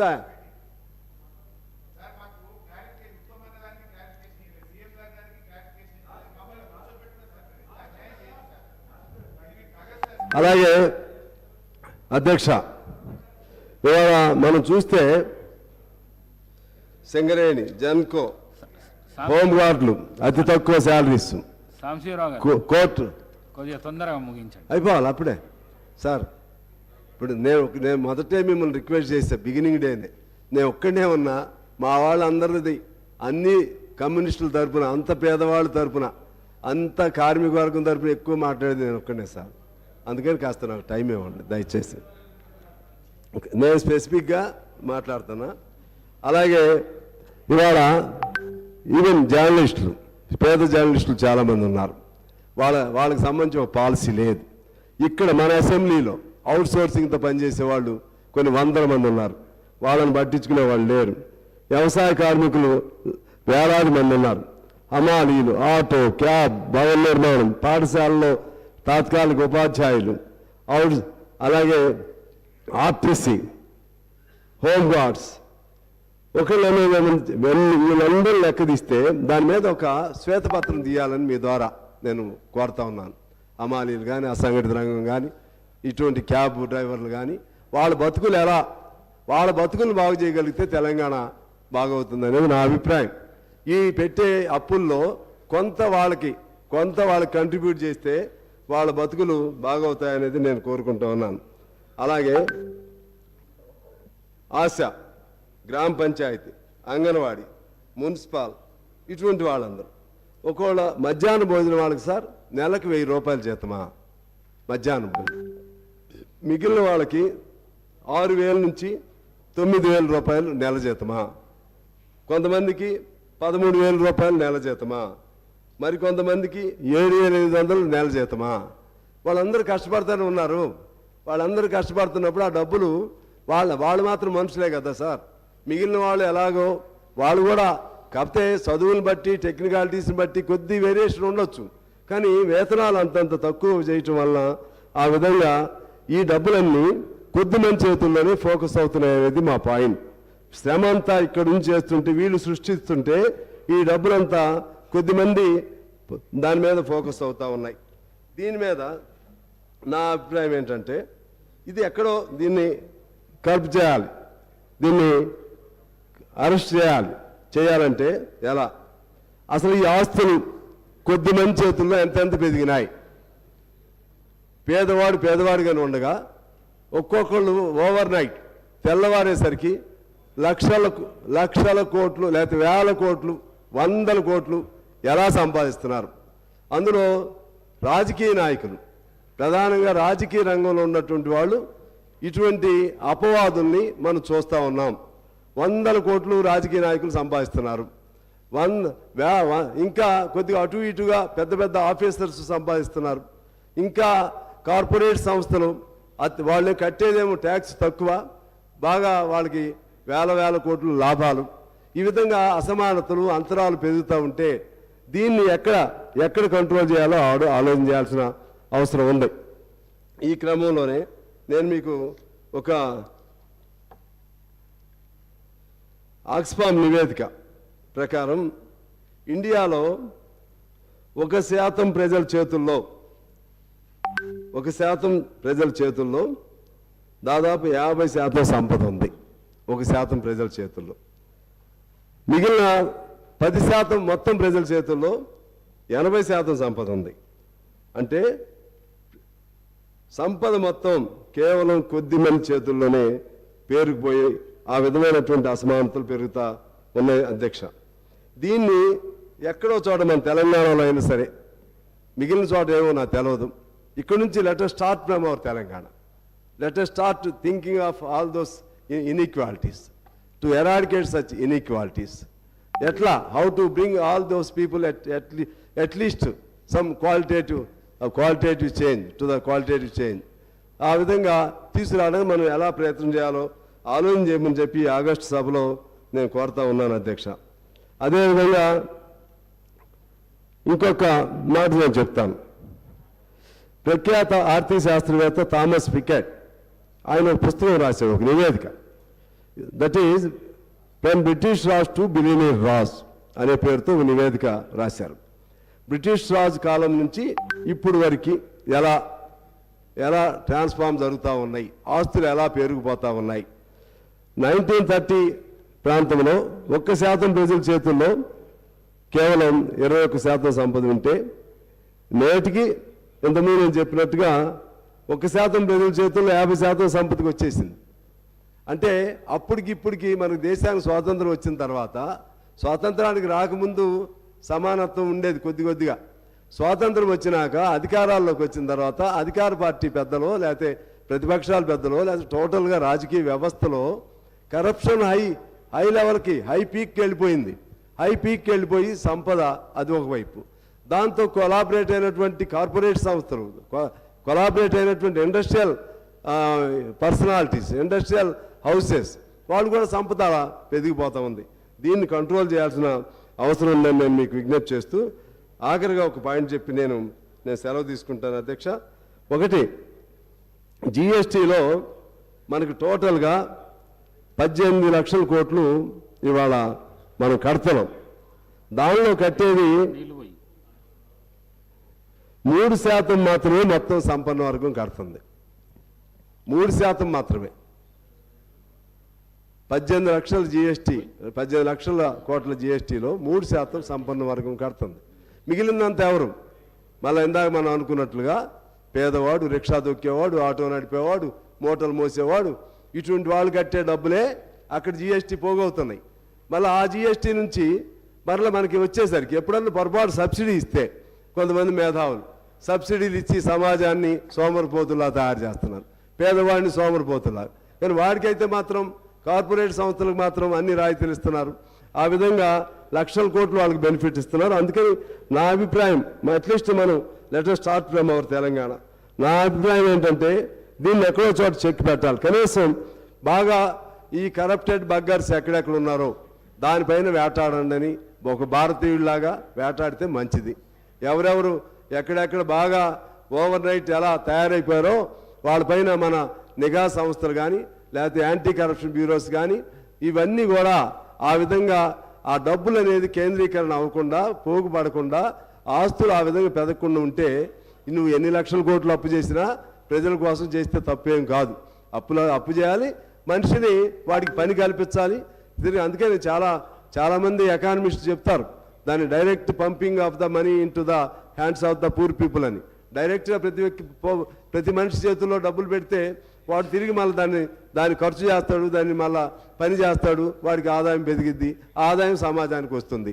అందువలన ఆ విధంగా మంచి ఆలోచన చేసి మన తెలంగాణలో అసంఘటిత రంగం, ఈ పేద వర్గాలు వీళ్ళందరికీ సంబంధించి వీళ్ళ బ్రతుకులు ఎలా బాగు చేయాలో ఒక ఆలోచన చేసే విధంగా ఒక శ్వేతపత్రం విడుదల చేస్తే బాగుంటుందనేది నా అభిప్రాయంతో నేను సెలవు తీసుకుంటున్నాను. రేవూరి ప్రకాష్ రెడ్డి గారు. Sir 1 minute. అధ్యక్ష, గౌరవనీయులు ఉత్తమ్ గారు, గౌరవనీయులు ఉత్తమ్ కుమార్ రెడ్డి గారు ఇందాక ఒక 2 విషయాలు వారు నా పేరు ఉచ్చరించి వారు మాట్లాడినారు. Just I would like to clarify అధ్యక్ష. నేనేమి కామెంట్ చేయదలుచుకోలేదు, ఆరోపణలు చేయను. Just I would like to rectify the records. Uttam Kumar Reddy garu మాట్లాడుతూ ఏమన్నారంటే గత ప్రభుత్వం కేవలం 1 కిలో బియ్యం మాత్రమే ఇచ్చింది అని చెప్పి ఒక సత్యదూరమైనటువంటి విషయాన్ని చెప్పినారు అధ్యక్ష. యాక్చువల్గా రాష్ట్రంలో ఉండేటువంటి 89,99,000 కార్డులలో కేంద్ర ప్రభుత్వం ఇచ్చేది 56 లక్షల కార్డులకు మాత్రమే ఇస్తుంది. మిగతా 34 లక్షల కార్డులకు మొత్తం 6 కిలోలు కూడా రాష్ట్ర ప్రభుత్వ ఖజానా నుంచి మనమే అచ్చంగా ఆ 6 కేజీల బియ్యం ఇచ్చినమనేటువంటి విషయాన్ని మీ ద్వారా సభ దృష్టికి తెస్తా ఉన్నా అధ్యక్ష. ఉత్తమ్ గారు ఏం చేసిందంటే మొత్తం ఇదేదో కేంద్రమే ఇస్తుంది, 1 కిలో బియ్యం మాత్రమే రాష్ట్ర ప్రభుత్వం ఇచ్చిందని చెప్పే విషయం చేసినారు. ఇది పూర్తిగా సత్యదూరమైనది. రెండో విషయం అధ్యక్ష, 54 లక్షల కార్డులకేమో 1 కిలో బియ్యం ఇచ్చాం, మిగతా 34 లక్షల కార్డులకు మొత్తం 6 కిలోల బియ్యం రాష్ట్ర ప్రభుత్వ నిధుల చేతనే ఇచ్చాం. ఇక కరోనా సమయంలో అధ్యక్ష, కరోనా సమయంలో చూసినట్టయితే 2 సంవత్సరాల పాటు ఉచితంగా 10 కిలోల బియ్యం ఇచ్చిన విషయాన్ని కూడా మీ ద్వారా సభ దృష్టికి తెస్తా ఉన్నారు అధ్యక్ష. ఒకరు మనుషుల గురించి చెప్పమంటున్నారు.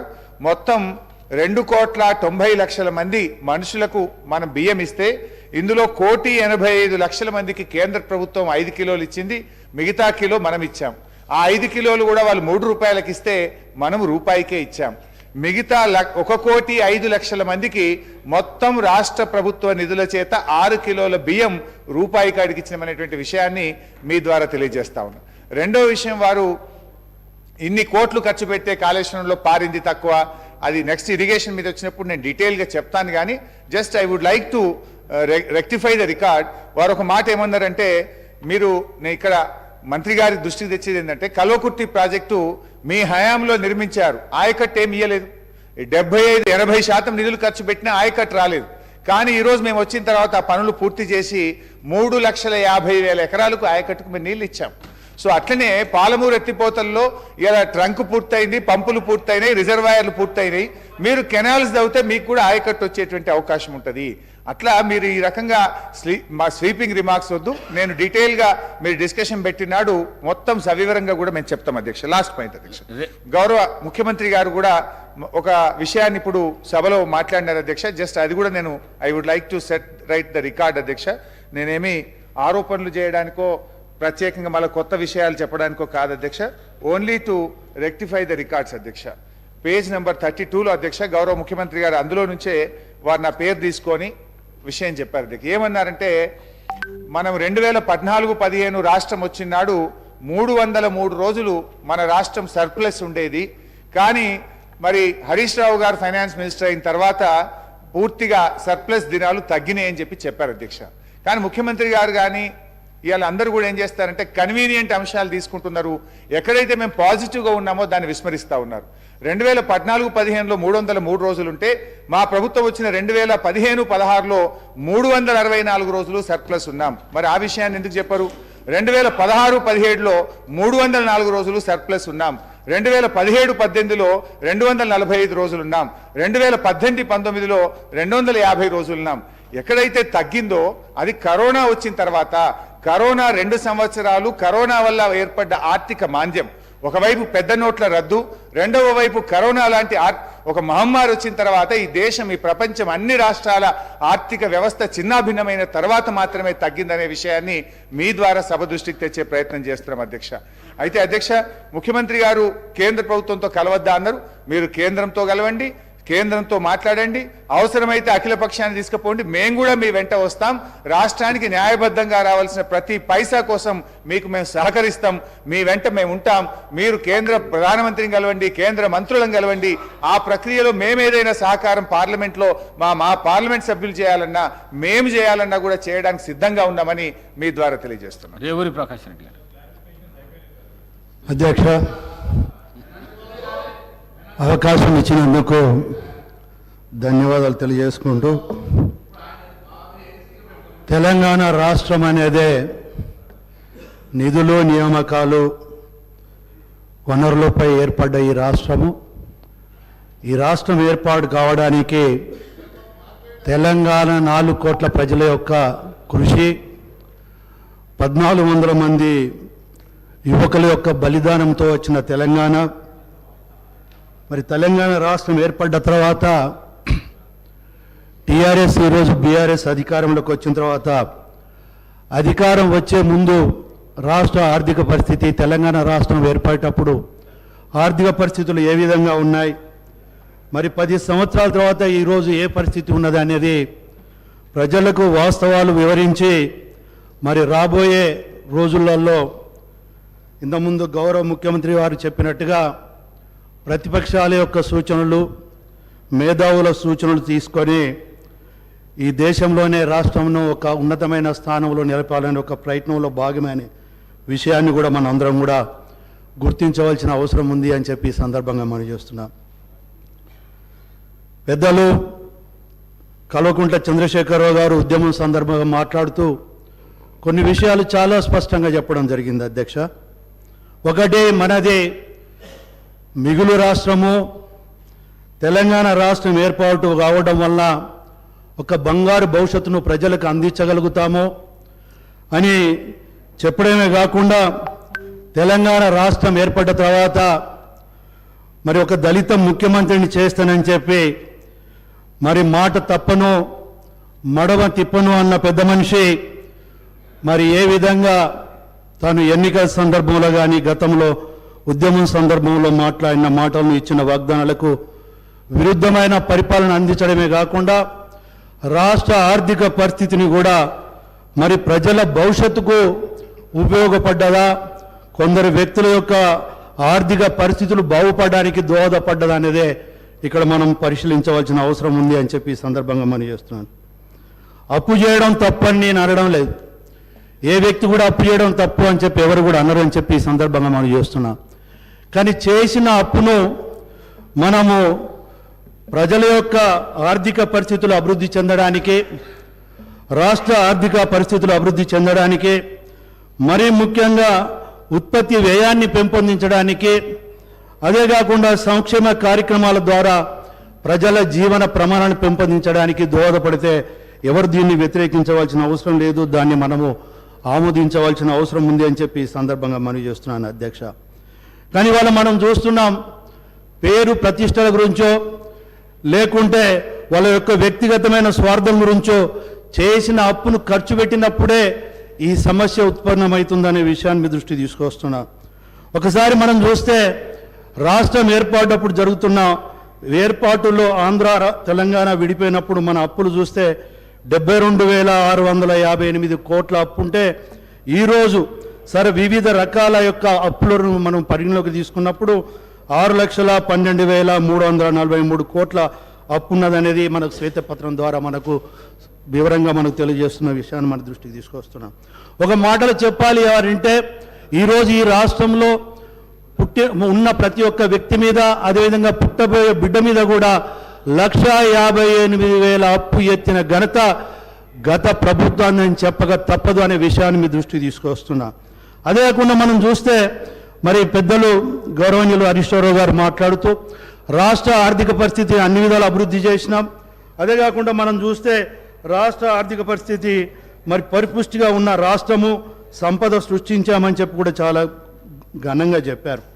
కానీ ఒక విషయాన్ని మనం చూస్తే ఇవాళ మన రాష్ట్ర రెవెన్యూ యొక్క అభివృద్ధిని కూడా మనం చూస్తే తెలంగాణ రాష్ట్రం ఏర్పాటు కాకముందు ఏదైతే ప్రతి సంవత్సరము యావరేజ్గా మనం చూసినప్పుడు 14.9% పెరుగుదల ఉంటే మరి ఈ 10 సంవత్సరాల్లో కూడా రాష్ట్ర రెవెన్యూ పెరిగిన శాతాన్ని కూడా మనం చూస్తే అదే 14.9% ఉన్న మాట వాస్తవం అవునా కాదా అనేది ప్రతి ఒక్కరు మనం గుర్తించవలసిన అవసరం ఉంది అని చెప్పి ఈ సందర్భంగా మనం చేస్తున్నాం.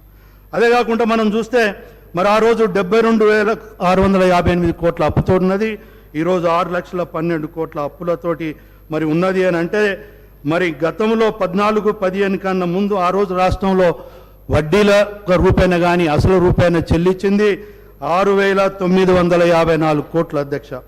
కానీ ఈరోజు పరిస్థితి ఏంటి అని అంటే ప్రతి సంవత్సరము 37,939 కోట్లు వడ్డీ కానీ అప్పు కానీ చెల్లించే పరిస్థితి ఉన్నది. అంటే మన రాష్ట్ర రెవెన్యూలో 34% వరకు దాని భాగస్వామ్యం ఉన్నది అని అంటే మరి మన ఆర్థిక పరిస్థితి ఎంత అధ్వానమైన పరిస్థితులు ఉండదో మనం ఒకసారి అర్థం చేసుకోవాల్సిన అవసరం ఉంది అని చెప్పి ఈ సందర్భంగా మనం చేస్తున్నాం. అదే కాకుండా ఒకసారి చూస్తే మనం అధ్యక్ష ఇవాళ కాళేశ్వరం ప్రాజెక్ట్ చాలా గొప్పగా ప్రతి సందర్భంలో చెప్పేవాళ్ళు. కేసీఆర్ గారు అయితే మరి పత్రికా సమావేశంలో కూడా ఒక సందర్భంలో ఒక పత్రికా సోదరుడు ఉండి మరి కాళేశ్వరం ప్రాజెక్టులో అవినీతి జరుగుతుంది, నాణ్యత లోపం జరుగుతుంది అని చెప్పి మరి ప్రతిపక్ష పార్టీలు మాట్లాడుతున్నాయి అని చెప్పినప్పుడు ఒక అసభ్య పదజాలంతో ప్రతిపక్ష పార్టీని దూషించడమే కాకుండా వారికి తలకాయ లేదు మెదడు లేదు అనే పద్ధతిలో మాట్లాడమే కాకుండా మరి తను ప్రతి రక్త బొట్టును తన ఆలోచనను ఉపయోగించి ప్రాజెక్టులను రూపకల్పన చేయడం జరిగిందనే విషయాన్ని కూడా చాలా స్పష్టంగా చెప్పిన విషయాన్ని కూడా మనం ఇక్కడ గుర్తు చేసుకోవాల్సిన అవసరం ఉంది. ఇవాళ ప్రజాధనం ఎంత దుర్వినియోగమైంది, లక్షలలో అయిందా లక్షల కోట్ల అయిందా అనేది కాదు, ప్రజల సొమ్ము 1 రూపాయి దుర్వినియోగమైనా అది ప్రజలకు మనం ద్రోహం చేసిన వాళ్ళ మీద అనే విషయాన్ని ఇక్కడ మీరు గుర్తుపెట్టుకోవాల్సిన అవసరం ఉంది. ఇవాళ చాలా గొప్పగా చెప్పిన ప్రాజెక్టు మనం ఒకసారి చూస్తే ఇవాళ మేడిగడ్డ ప్రాజెక్టు పరిస్థితి ఏంటి అధ్యక్ష? ఇవాళ మేడిగడ్డ ప్రాజెక్టు కుంగిపోతున్నది. అదేవిధంగా ఇంజనీరింగ్ నిపుణులు వచ్చి దాన్ని మొత్తం ప్రాజెక్టులను పరిశీలించినప్పుడు ఒక మేడిగడ్డ ప్రాజెక్టే కాదు, ఈవెన్ సుందిల్ల కావచ్చు, అన్నారం ప్రాజెక్టులు కూడా వాటిని డిమాలిష్ చేయవలసిన పరిస్థితులు ఉన్నాయనే విషయాన్ని వాళ్ళు రిపోర్ట్ రూపంగా ఇచ్చిన విషయాన్ని కూడా ఇక్కడ మనం గుర్తు చేసుకోవాల్సిన అవసరం ఉంది. అదొక్కటే కాకుండా దానికి చాలా స్పష్టంగా ఒక సందర్భంలో చెప్పారు చంద్రశేఖరరావు గారు, గౌరవ చంద్రశేఖరరావు గారు. ఎందుకంటే ఈ ప్రాజెక్టులకు, ఈ డిపిఆర్లకు, ఈ ప్రాజెక్టులకు కర్త కర్మ క్రియ అని చెప్పి తానే ఒప్పుకున్న విషయాన్ని ఇక్కడ మనం గుర్తుంచుకోవాల్సిన అవసరం ఉంది. మరి నిన్న ఇరిగేషన్ మంత్రిగా ఉత్తమ్ కుమార్ రెడ్డి గారు రివ్యూ చేసినప్పుడు, గౌరవ మంత్రివర్యులు రివ్యూ చేసినప్పుడు అధికారులు ఇచ్చిన సమాచారం మేరకు ఏంటి అంటే దానికి డిపిఆర్ అని కానీ లేదా టెక్నికల్ పర్సన్స్ నిపుణులు డిజైన్ చేసిన రిపోర్ట్స్ కానీ లేవు. ముఖ్యమంత్రి గారు చెప్పారు మేము చేసాము అని అంటే ఇది ఎంత మట్టుకు సబబో ప్రతి ఒక్కరు మనం ఆలోచించవలసిన అవసరం ఉంది. ఇవాళ కొన్ని వేల కోట్లు ప్రజాధనము ఇవాళ గోదావరిలో వచ్చిన పరిస్థితి ఇవాళ ఈ రాష్ట్రానికి వచ్చింది అని అంటే ఈ భారం అంతా కూడా ప్రజలు మోయవలసిన అవసరం ఉందా లేదా మనం గుర్తు చేసుకోవాల్సిన అవసరం ఉంది. అదే కాకుండా మనం చూస్తే ఇవాళ మనం ఒక విషయాన్ని కూడా మనం ఇక్కడ గ్రహించాలి అధ్యక్ష. పాత సెక్రటరియట్ మన అందరికీ తెలుసు. నేను గతంలో కూడా శాసనసభ్యుడిగా ఉన్నాను. మరి సెక్రటరియట్లో భవనాలన్నీ చూసినప్పుడు వాటికి ఒక లైఫ్ అనేది ఉంటుంది. 100 years వరకు కూడా బిల్డింగ్స్ ఉంటాయి. ఇవాళ నిజాం ప్రభుత్వంలో నిర్మించిన భవనాలు కూడా బ్రహ్మాండంగా ఉన్నాయి. అలాంటి వాటిని తన స్వార్థపూరితమైన ఆలోచనతోటి మరి వాస్తుకు లేదు అని చెప్పి ఎల్లకాలం తన ప్రభుత్వమే ఉండాలి, తనే ముఖ్యమంత్రిగా ఉండాలని చెప్పి మరి దాన్ని కూలగొట్టి మరి టెండర్ పిలిచిన వాల్యూ వచ్చి నియర్లీ 400 కోట్లు ఉంటే ఆ పనిని పూర్తి చేసే వరకు రమారమిగా 1300 నుండి 1400 కోట్ల వరకు కూడా వెచ్చించడం జరిగింది. అంటే ఇది ప్రజాధనం దుర్వినియోగం అవునా కాదా అని చెప్పి ఈ సందర్భంగా మనం చేస్తున్నాం. అదే కాకుండా ఇవాళ ప్రగతి భవన్ విషయం గురించి మాట్లాడితే మరి ఆ రోజు గౌరవ ముఖ్యమంత్రి వైఎస్ రాజశేఖర రెడ్డి గారు ఉన్నప్పుడు ముఖ్యమంత్రికి ఒక భవనం ఉండాలని చెప్పి అక్కడ నిర్మాణం చేసిన సందర్భంలో మరి దాని పక్కకు మళ్ళా ప్రగతి భవన్ అని చెప్పి ప్రజాధనంతో నిర్మాణం చేసుకున్న మాట వాస్తవం అవునా కాదా అని చెప్పి అడుగుతున్నాం. ఇలాంటి ఎన్నో జరిగినాయి.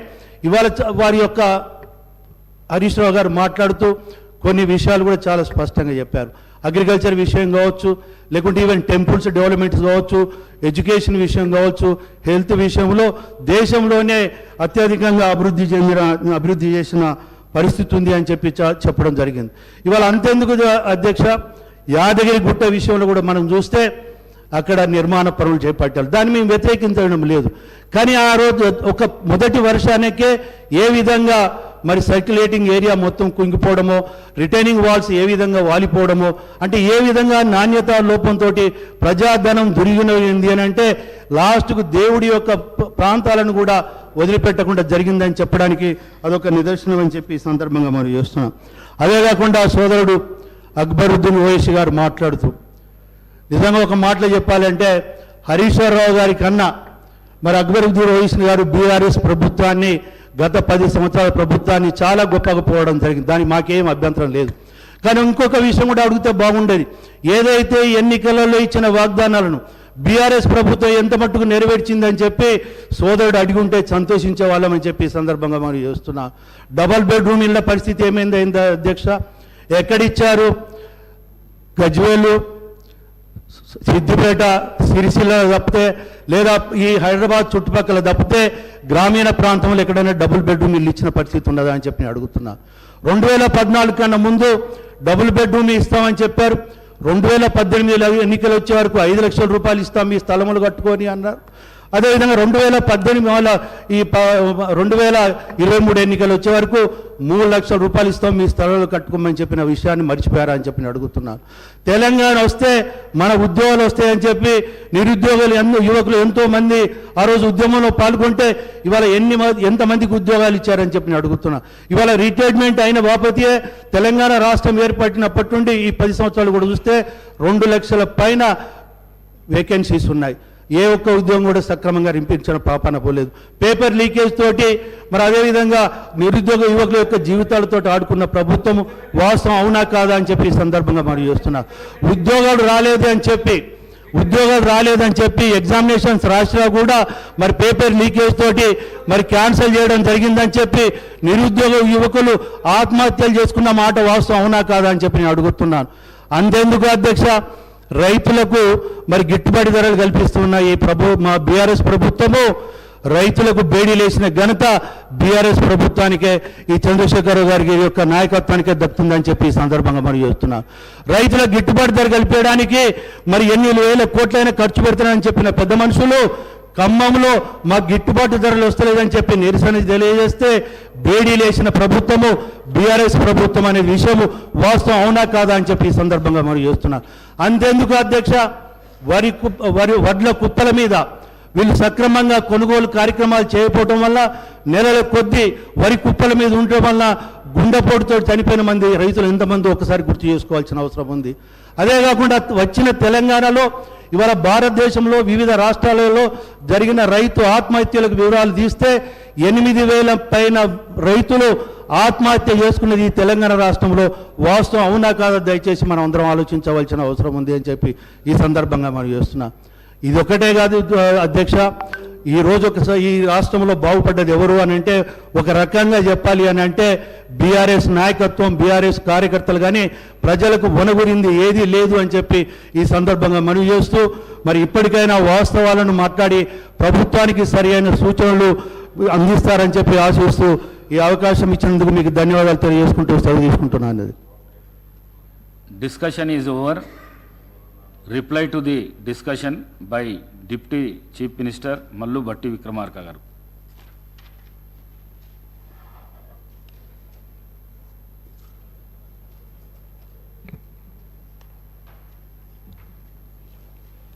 అధ్యక్ష, రాష్ట్ర ఆర్థిక పరిస్థితి పైన శ్వేతపత్రం ఈ సభకి ప్రభుత్వం తరఫున చర్చకు పెట్టాం అధ్యక్ష. ఈ శ్వేతపత్రం ఎందుకు, ఏమిటి అనే అనేక సందేహాలు, అనేక రకాలైనటువంటి అపోహలు కూడా చాలామంది వ్యక్తపరిచారు. దీనివల్ల రాష్ట్రానికి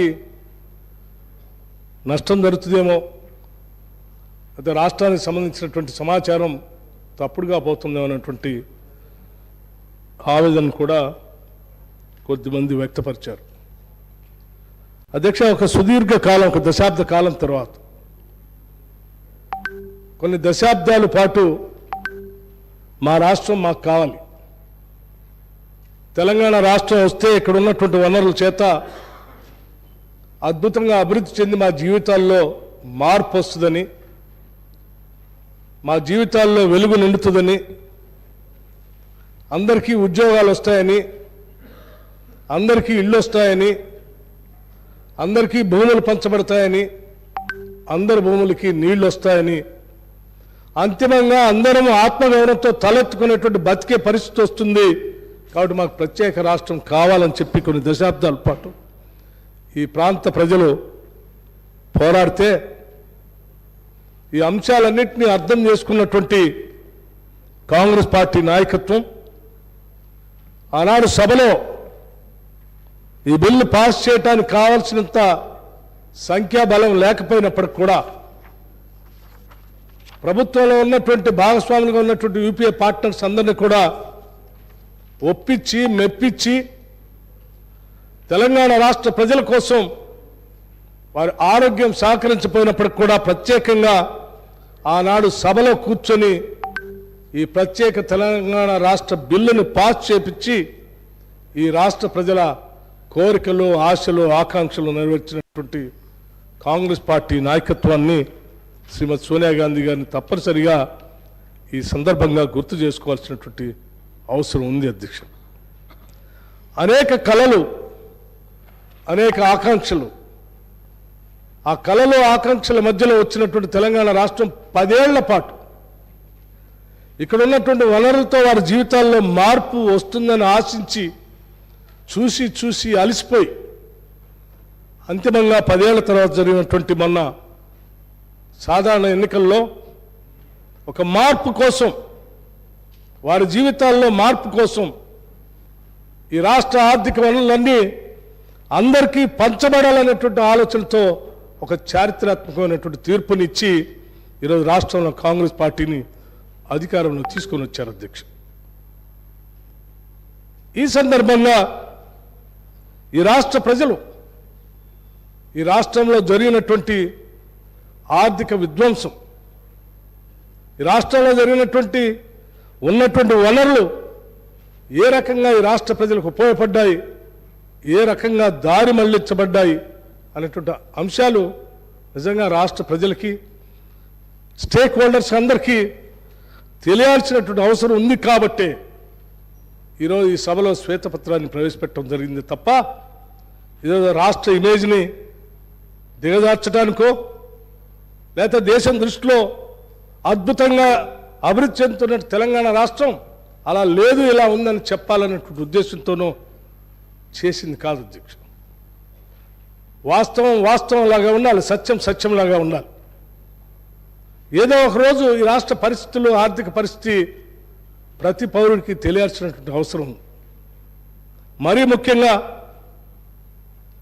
వచ్చినటువంటి ఈ చారిత్రాత్మకమైనటువంటి తీర్పులో ఈ రాష్ట్ర ఆర్థిక వనరులు ప్రజలకు సంపూర్ణంగా అర్థమైతే మనం ఎక్కడ ఉన్నాం, ఎంత లోతుల్లో ఉన్నాం, ఆ లోతుల్లో నుంచి రాబోయే రోజుల్లో ఈ రాష్ట్ర ప్రజల భవిష్యత్తు కోసం ఎటువంటి పునాదులు వేసుకోవాలి, ఎటువంటి ప్రణాళికలు రచించుకోవాలి, ఏ రకంగా ఈ రాష్ట్రాన్ని భారతదేశంలో పోటీపడేటువంటి రాష్ట్రంగా అభ్యుదయ భావాలతో, ప్రగతిశీల భావాలతో ముందుకు పోయే విధంగా దీన్ని రూపకల్పన చేసుకోవడానికి అవకాశం ఉంటుందనేటువంటి ఆలోచనతోనే ఈరోజు శ్వేతపత్రాన్ని సభలో ప్రవేశపెట్టడం జరిగింది.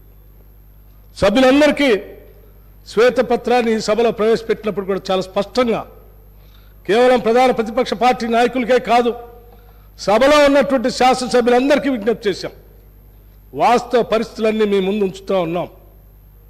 దీని మీద ఆధారం చేసుకొని, ఈ వాస్తవ పరిస్థితులను అర్థం చేసుకొని భవిష్యత్ తెలంగాణ ప్రజల కోసం మీరు ఒక పాజిటివ్ అప్రోచ్తో, సంపూర్ణమైనటువంటి ఆలోచనతో సలహాలు సూచనలు ఇస్తే తప్పనిసరిగా వాటిని తీసుకొని ముందుకు పోవటం కోసం ప్రభుత్వం ముందుకు వస్తుంది.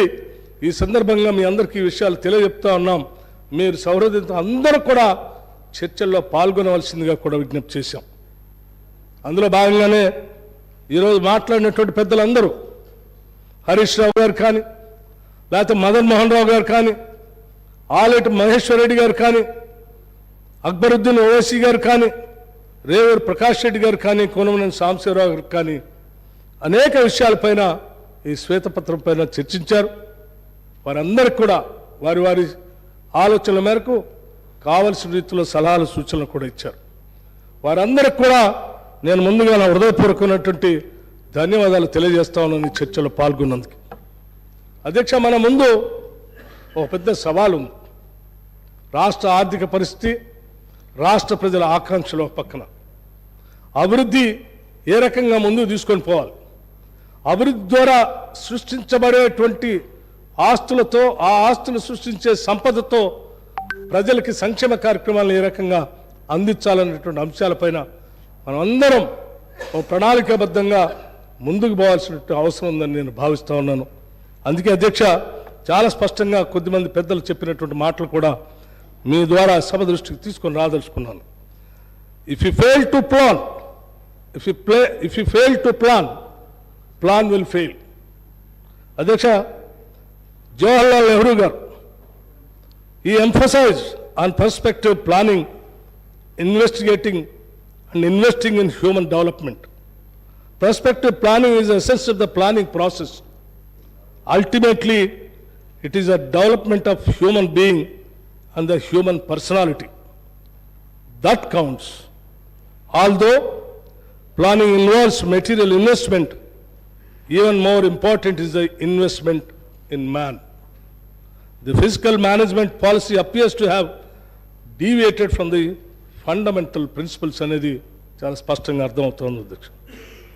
అట్లాగే అధ్యక్ష, ఈ భారత రాజ్యాంగాన్ని, భారత ప్రజాస్వామ్యాన్ని మనమందరం ఆదర్శంగా తీసుకునేటువంటి పవిత్రమైనటువంటి చట్టసభలు రావటానికి, చట్టబద్ధంగా సంపూర్ణంగా చర్చించుకోవటానికి దేవాలయాలుగా భావించేటువంటి వ్యవస్థల్ని అందించినటువంటి డాక్టర్ బాబాసాహెబ్ అంబేద్కర్ గారు కూడా ఒక విషయాన్ని స్పష్టంగా చెప్పారు అధ్యక్ష. Advocacy for a planned economy, it becomes evident that the economic structure should align with the democratic principles, promoting equality and permanence. అధ్యక్ష, వీటిని ఆధారంగా, ఇటువంటి ప్రిన్సిపల్స్ని ఆధారంగా చేసుకొని రాష్ట్ర భవిష్యత్తుని పునాదులపైన నిర్మించుకోకపోతే పేదవాళ్ళు పేదవాళ్ళుగానే, ధనవంతులు ధనవంతులుగానే, అంతిమంగా సమాజంలో విపరీతమైనటువంటి వ్యత్యాసాలు పెరిగి పెడదొరలతో మనం నిర్మించాలనుకున్నటువంటి రాష్ట్రం కానీ సమాజం కానీ మన కళ్ళ ముందు ఉన్నదని చెప్పడానికే నేను వీటిని ఉదాహరిస్తూ కొన్ని విషయాలు నేను చాలా స్పష్టంగా మీ అందరి ముందు ఉంచదలుచుకున్నాను అధ్యక్ష. కొంతమందికి ఇది కష్టమైనప్పటికీ, ఇది వాస్తవం కాబట్టి, ఇది చేదుగా ఉన్నప్పటికి కూడా మనం అందరం జీర్ణించి చేసుకోవాలి అధ్యక్ష. ఎందుకంటే దీని నుంచే మనం పునాదులు వేసుకొని ముందుకు పోవాల్సినటువంటి అవసరం ఉంది అధ్యక్ష. మేము మొదటి నుంచి చెప్తూనే ఉన్నాం. 2014 నుంచి అధ్యక్ష, ఆ రోజుల్లో అధికారంలో ఉన్నటువంటి టీఆర్ఎస్ పార్టీ వారు ఇటు పక్కన ఉండి మేము అటు పక్కన ఉన్నాం అధ్యక్ష. 2014 నుంచి శాసనసభ్యులుగా ప్రతిపక్షంగా ఉన్నటువంటి మేమందరం మొదటి నుంచి చెప్పుకుంటూనే వచ్చాం. వాస్తవాలకి చాలా దూరంగా మీరు బడ్జెట్లు ప్రిపేర్ చేస్తూ ఉన్నారు. ప్రజల అంచనాలకి అందకుండా ఉండేటట్టుగా మీరు తయారు చేస్తూ ఉన్నారు.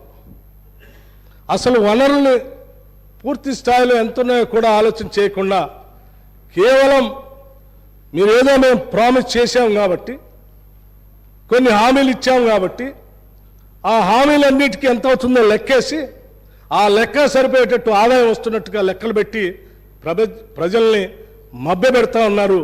ఉన్నది లేనట్టు, లేనిది ఉన్నట్టుగా భ్రమలు కల్పిస్తూ ఉన్నారు. ఇది కరెక్ట్ కాదని చెప్పాము అధ్యక్ష. ఉదాహరణతో సహా అనేక సందర్భాల్లో ఉదాహరించాం. నేను మరొక్కసారి మీ ద్వారా సభ దృష్టికి, రాష్ట్ర ప్రజల దృష్టికి కూడా తీసుకొని రాదలుచుకున్నాను అధ్యక్ష.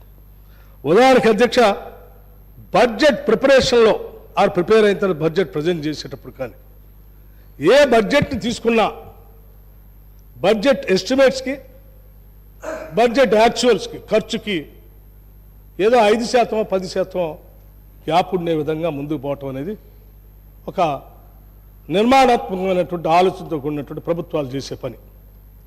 కానీ దురదృష్టం, ఈ రాష్ట్రంలో మనం ప్రత్యేక రాష్ట్రం తెచ్చుకున్న తర్వాత మొట్టమొదటిసారి ఏర్పడినటువంటి టీఆర్ఎస్ పార్టీ ప్రభుత్వం ఆది నుంచి ఇప్పటి వరకు కూడా, మొన్నటి వరకు కూడా ఎప్పుడు కూడా 20% గ్యాప్ లేకుండా బడ్జెట్ని ఎప్పుడు ప్రవేశపెట్టలేదు అధ్యక్ష. ఒక సందర్భంలో అయితే ఆ 20% కూడా దాటింది. ఇంత పెద్ద శాతం, 20% గ్యాప్ మరి చెప్తుండొచ్చు. చాలా రాష్ట్రాల్లో ఇది కూడా ఉంది, మన రాష్ట్రంలో కూడా ఉంది. ఆ రాష్ట్రంతో పోల్చుకొని మనం బ్రహ్మాండంగా ఉన్నాం. కానీ అధ్యక్ష, ఈ రాష్ట్రం కొన్ని ప్రత్యేక పరిస్థితులు మనం ఏర్పాటు చేసుకున్నాం. ఇక్కడ వనరులు బాగున్నాయి, ఇక్కడ ఉన్నటువంటి మిగతా వ్యవస్థలో ఆస్తులు కూడా బాగున్నాయి. వీటన్నిటి దృష్ట్యా మిగతా రాష్ట్రాలతో, వనరులు లేని రాష్ట్రాలతో పోల్చుకోవాల్సిన అవసరం లేదు. పోల్చుకుంటే కూడా ఇంత పెద్ద ఎత్తున గ్యాప్ ఉన్నటువంటి రాష్ట్రాలు ఏమి లేవు. ఉదాహరణకి అధ్యక్ష, మీరు తీసుకోండి, 2014-15లో 1,638 కోట్లు వీరు బడ్జెట్ ఎస్టిమేట్స్ అధ్యక్ష. 1,638 కోట్లు. ఎక్స్పెండిచర్ అధ్యక్ష కేవలం 62,000 మాత్రమే చేశారు. అంటే ఎంత గ్యాప్ అధ్యక్ష? Difference 38.1% minus. ఇంత పెద్ద గ్యాప్. సరే అధ్యక్ష, అట్లాగే 2015-16 1,15,689 కోట్లు ఎక్స్పెండిచర్ చూస్తే కేవలం 97,811 ఖర్చు. గ్యాప్ వచ్చేసి -15.5. 2016-17 సరే 1,30,416 కోట్లు అధ్యక్ష. ఈ ఒక్క సంవత్సరంలోనే 93% వచ్చారు. 1,21,735 కోట్లు ఖర్చు పెట్టి 93.3% ఒకటే ఒక్క సంవత్సరం వచ్చారు. అట్లా 2017-18 అధ్యక్ష మళ్ళీ 1,49,646 కోట్ల ఎస్టిమేషన్స్తో బడ్జెట్ పెట్టి 1,20,211 కోట్లు మాత్రమే ఖర్చు పెట్టారు. 80% మాత్రమే చేరారు. మళ్ళీ -19.7% అంటే దాదాపు 20%. 2018-19లో కూడా 1,74,454 కోట్లు ఎక్స్పెండిచర్కి వచ్చేవరకు 1,35,328 కోట్లు ఖర్చు పెట్టింది మాత్రం యాక్చువల్ ఎక్స్పెండిచర్ బడ్జెట్లో పర్సంటేజ్ కేవలం 77.6%, అంటే -22.4% అధ్యక్ష. అట్లాగే 2019-20 1,46,492 కోట్లతో బడ్జెట్ ఎస్టిమేషను, ఎక్స్పెండిచర్ వచ్చి 1,42,857 కోట్లు. ఈ సంవత్సరం మాత్రం 97% 5% వచ్చారు. 2020-21 1,82,914 ఎక్స్పెండిచర్ వచ్చి 1,57,547 86.1%, -13.9%. 2021-22 2,30,726 కోట్ల రూపాయల బడ్జెట్ ప్రజెంటేషను, ఎక్స్పెండిచర్ వచ్చి 1,82,998 79.3% అధ్యక్ష. అంటే -20.7% బడ్జెట్లో ఖర్చు పెట్టలేదు. అట్లాగే అధ్యక్ష 2022-23 ప్రొవిజనల్ బడ్జెట్ 2,56,859 ఎక్స్పెండిచర్ వచ్చి 2,04,085 కోట్ల అధ్యక్ష. కేవలం 79.5%, అంటే 20.5% ఈ సంవత్సరం కూడా ఖర్చు పెట్టలేదు. అట్లాగే ఇట్లా చూస్తే అధ్యక్ష టోటల్ ఈ బడ్జెట్లు ప్రవేశపెట్టిన అన్ని సందర్భాల్లో మొత్తం 14,87,834 కోట్లు వీళ్ళు బడ్జెట్ ప్రవేశపెడితే 12,24,877 కోట్లలో వీళ్ళు కేవలం ఖర్చు పెట్టింది పర్సంటేజ్ మొత్తం 82.3% మాత్రమే. ఇక ఈ సంవత్సరం 2023-24 బడ్జెట్ ఎస్టిమేట్స్ మరి 2,90,396 కోట్లు ఎక్స్పెండిచర్ ఇప్పటి వరకు 1,48,053, అంటే ఇప్పుడు ఇంకా కొద్ది సమయం ఉంది, మార్చి వరకు 51%, ఇంకా 3 నెలలే ఉంది. ఇది -25% ఉంది అధ్యక్ష. నేను ఇది ఎందుకు చెప్తా ఉన్నానంటే మొదటి నుంచి ఈనాటి వరకు కూడా ఎప్పుడు వాస్తవానికి దగ్గరలో వీళ్ళ బడ్జెట్ ప్రిపరేషన్ లేదు.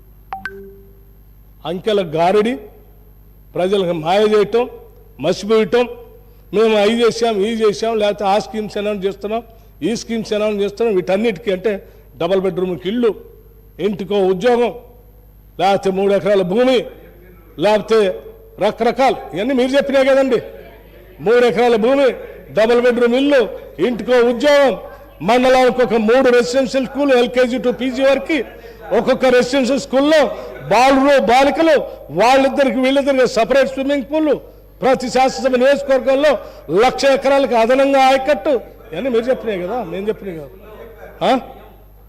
ఇన్ని చెప్పారు అధ్యక్ష. అధ్యక్ష ఉన్నాయి సార్ అధ్యక్ష. నేను చెప్పినవి అన్నీ మీరు ఇచ్చినటువంటి బడ్జెట్ పుస్తకాల నుంచి తీసుకున్నటువంటి అంకెలే తప్ప నా సొంత అంకెలు కాదు అధ్యక్ష. మిగతా రాష్ట్రాలు చాలాసార్లు లేదా ఆ రాష్ట్రాలు అట్లా ఉంది, ఈ రాష్ట్రాలు ఇట్లా ఉందని అధ్యక్ష. నేను మిగతా రాష్ట్రాలకు సంబంధించి కూడా కొంత సమాచారాన్ని ఇవ్వదలుచుకున్నాను. ఉదాహరణకి రాజస్థాన్ అధ్యక్ష బడ్జెట్ ఎస్టిమేట్స్కి ఎక్స్పెండిచర్కి +16.4% అధ్యక్ష. ఎస్టిమేట్స్ కంటే ఇంకా +16% వాళ్ళు ఖర్చు పెట్టారు.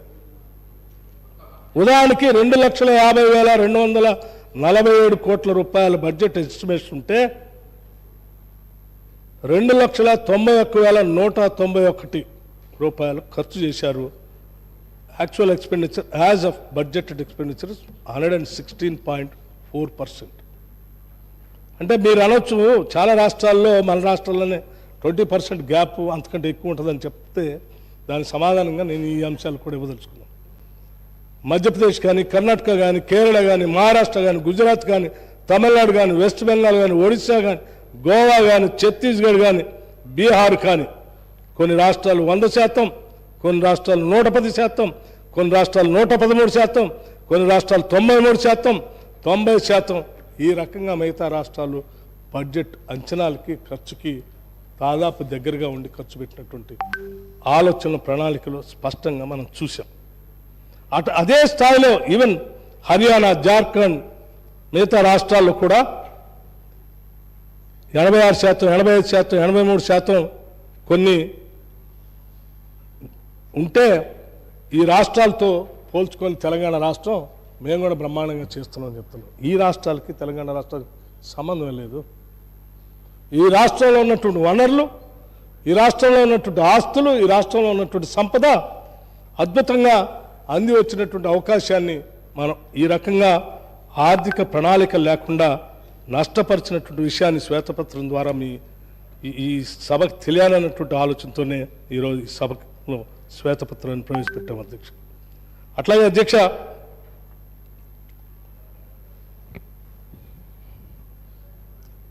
ఇందాక మిత్రుడు మాట్లాడుతూ కొన్ని విషయాలు హరీష్ రావు గారు చెప్పారు. ఉమ్మడి ఆంధ్రప్రదేశ్లో బడ్జెట్ సంబంధించి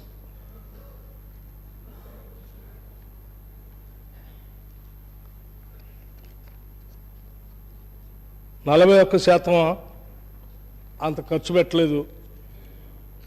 ఎవరు చెప్పారు అంత ఖర్చు పెట్టారని? మేము చెప్పట్లేదు 41% ఖర్చు పెట్టారని. లెక్కలు కూడా నేను కరెక్ట్ అని కూడా చెప్పట్లేదు. 1956 నుంచి 2013-14 వరకు ఉమ్మడి ఆంధ్రప్రదేశ్లో ప్రవేశపెట్టినటువంటి బడ్జెట్ సంబంధించి లెక్కలు కూడా మీ మొత్తం బడ్జెట్ అంశాలు కూడా ఈ సభ దృష్టికి తీసుకొని రాదలుచుకున్నాం. ఒక విషయం ఎందుకు తీసుకొని వస్తున్నా కంపారిటివ్ కూడా చెప్తాను నేను అధ్యక్ష.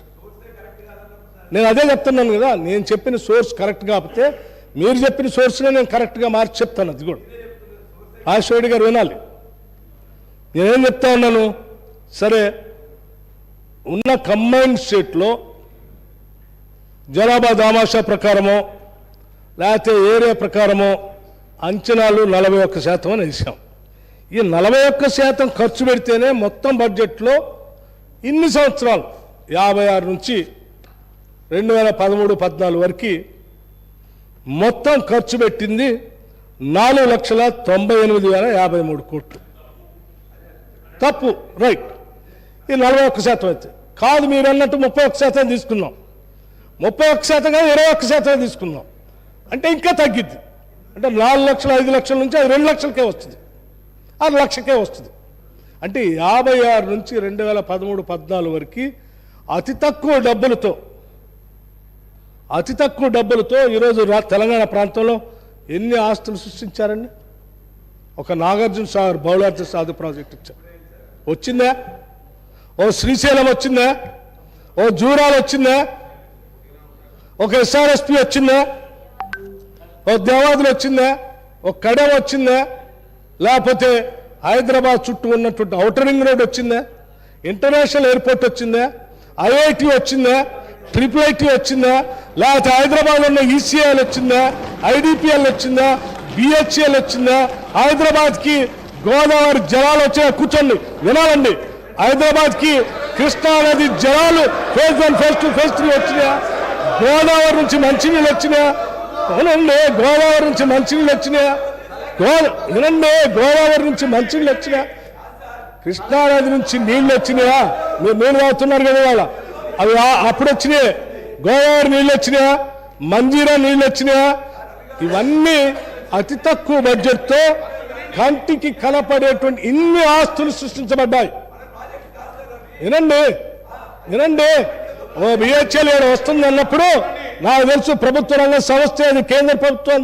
ఒక బిహెచ్ఎల్ ఇక్కడ రావాలంటే ఇక్కడ రాష్ట్ర ప్రభుత్వం భూమి కేటాయించాలి, దానికి కావాల్సిన వ్యవస్థలు ఏర్పాటు చేయాలి, కేంద్రంతో మాట్లాడుకోవాలి, ఇక్కడ తెచ్చుకోవాలి, ఎంతో కొంత వీళ్ళకు కూడా ధనం సమకూర్చాలి. ఓకే, ఒట్టిగా రాదు. మీరున్నారుగా 10 ఏళ్ళ నుంచి. ఏ బిహెచ్ఎల్ తీసుకొచ్చారు మీరు? ఏ ఈసీఎల్ తీసుకొచ్చారు? ఏ బీడీఎల్ తీసుకొచ్చారు? ఏం తీసుకొచ్చారు మీరు? ఏం కాలేదు. తెచ్చిన ఐటీఐనే బాగొట్టారు. ఆ ముఖ్యమంత్రి గారు చెప్తా ఉన్నారు 2 ఫామ్ హౌస్లు తెచ్చారు తప్ప ఏమి కాలేదు ఈ రాష్ట్రానికి అని చెప్తా ఉన్నారు. అధ్యక్ష, నేను ఎందుకు చెప్తా ఉన్నానంటే, నేను ఉమ్మడి ఆంధ్రప్రదేశ్లో నేను ఈ లెక్క 4 ఒక్క నిమిషం అధ్యక్ష నేను ఉమ్మడి ఆంధ్రప్రదేశ్లో అధ్యక్ష నేను ఇంకా తక్కువ చదివాను, వీళ్ళు వినాలని ఆలోచన ఉంటే నేను చెప్తా ఉన్నాను అధ్యక్ష. ఇంకా నేను చాలా నేను అధ్యక్ష, నేను ఉమ్మడి ఆంధ్రప్రదేశ్లో ఉన్నటువంటి బడ్జెట్ డబ్బులు వాళ్ళు ఎక్కువ మన కోసం ఖర్చు పెట్టారు, మన మీద చాలా ప్రేమ చూపించారు, ఇక్కడ ఆస్తులు సృష్టించారని చెప్పట్లే. అతి తక్కువ డబ్బులోనే వాళ్ళు మనకు చేయకపోయినా ఆ ఉన్న దాంట్లోనే ఇన్ని ఆస్తులు వచ్చినాయి. ఆ ఆస్తులు కూడా వాళ్ళు ఉంటారు. కొన్ని చెప్తేనే ఉంటాను, అన్ని చెప్తే మరొకసారి వాళ్ళు అంతా ఉంటారు. అదే Ali Sagar lift irrigation, Kadem reservoir, upper Maner dam, mid Maner dam, lower Maner dam, Yellampalli project, Sriram Sagar project, Nizam Sagar project, Singur dam, Nagarjuna Sagar, Indian school of business, Tata institute social sciences, doctor BR Ambedkar open university, professor Jayashankar Telangana state agriculture university, NALSAR university, Jawaharlal Nehru university, international institute of information technology Hyderabad, English and foreign language university, Tata institute of fundamental research, Indian institute of technology, ICRISAT, Maulana Azad Kalam Urdu university, Hyderabad central university, hello national remote sensing agency, national small industries corporation, national academy of construction, national police academy, national institute of fashion technology, national institute of nutrition, national institute of tourism hospitality, national institute of agriculture extension management, Indian statistical institute, institute of genetics, hospital for genetic diseases, Indian immunologicals limited, Indian drugs and pharmaceuticals limited, Indian institute of chemicals technology, Indian institute of public వినాలి. మరి మీరు ఇవన్నీ అప్పుడు వచ్చినాయి కదా, ఇవన్నీ ఓపిక లేకపోతే నేనేం చేశాను?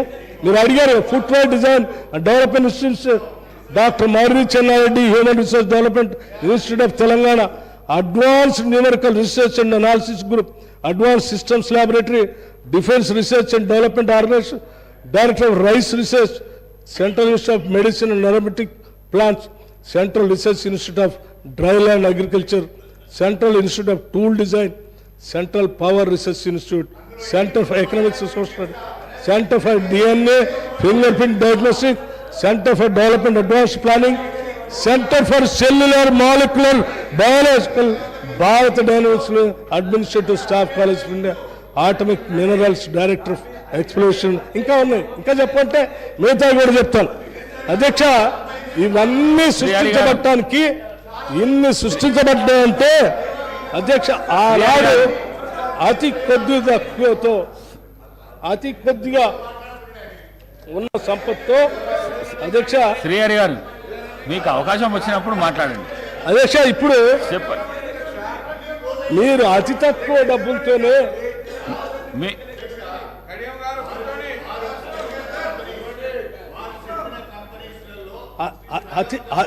అతి తక్కువ డబ్బులతోనే మీకు అవకాశం వచ్చినప్పుడు మాట్లాడండి అధ్యక్ష. మీకు అవకాశం ఇస్తాం తర్వాత. అధ్యక్ష, హైటెక్ సిటీ చెప్పటం మర్చిపోయాను నేను. Hitech city, financial city, outer ring road చూడు తిరుగుతున్నది, మెట్రో రైల్, ఎన్ని అధ్యక్ష, ఎన్ని? నేను సభలో ఉన్న వాళ్ళందరికీ చెప్తా ఉన్నాను, ఇంత తక్కువ డబ్బుతో ఇంత తక్కువ ఆదాయంతో ఇన్ని ఆస్తులు సృష్టించగలిగినప్పుడు దాదాపు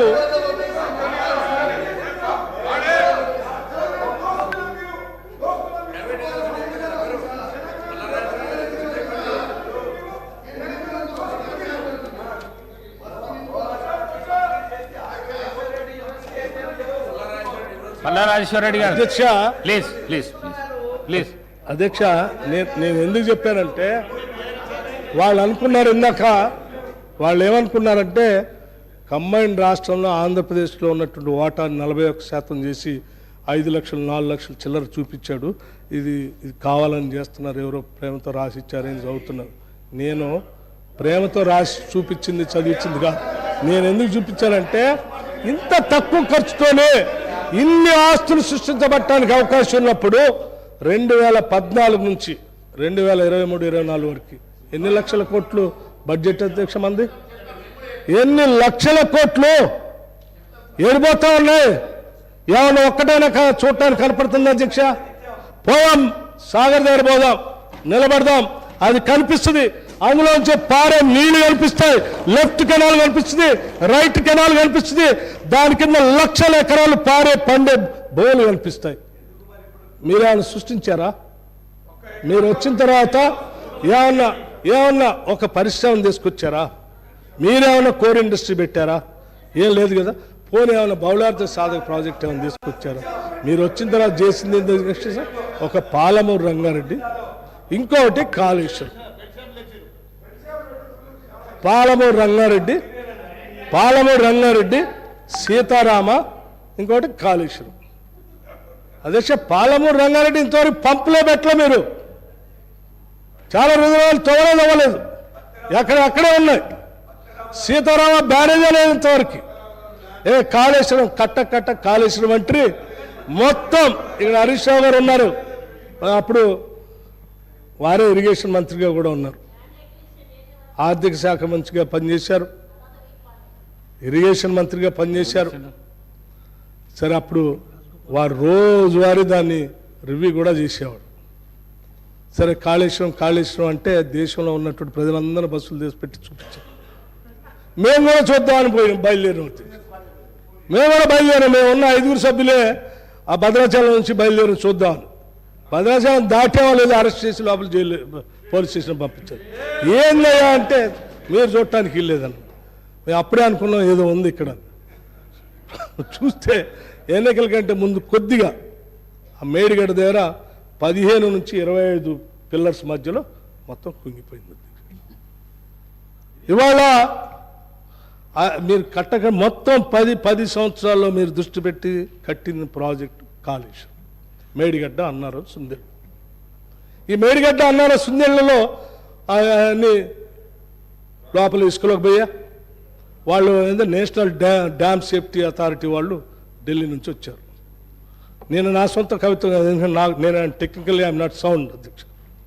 వాళ్ళే చెప్పారు. ఏం చెప్పారంటే ఇది పనికిరాదు, లోపల కుంగిపోయింది, దీంట్లో నీళ్ళు నిలబెట్టలేము, దీన్ని రిపేర్ కూడా చేయలేము, మొత్తం తీసి కట్టాలి.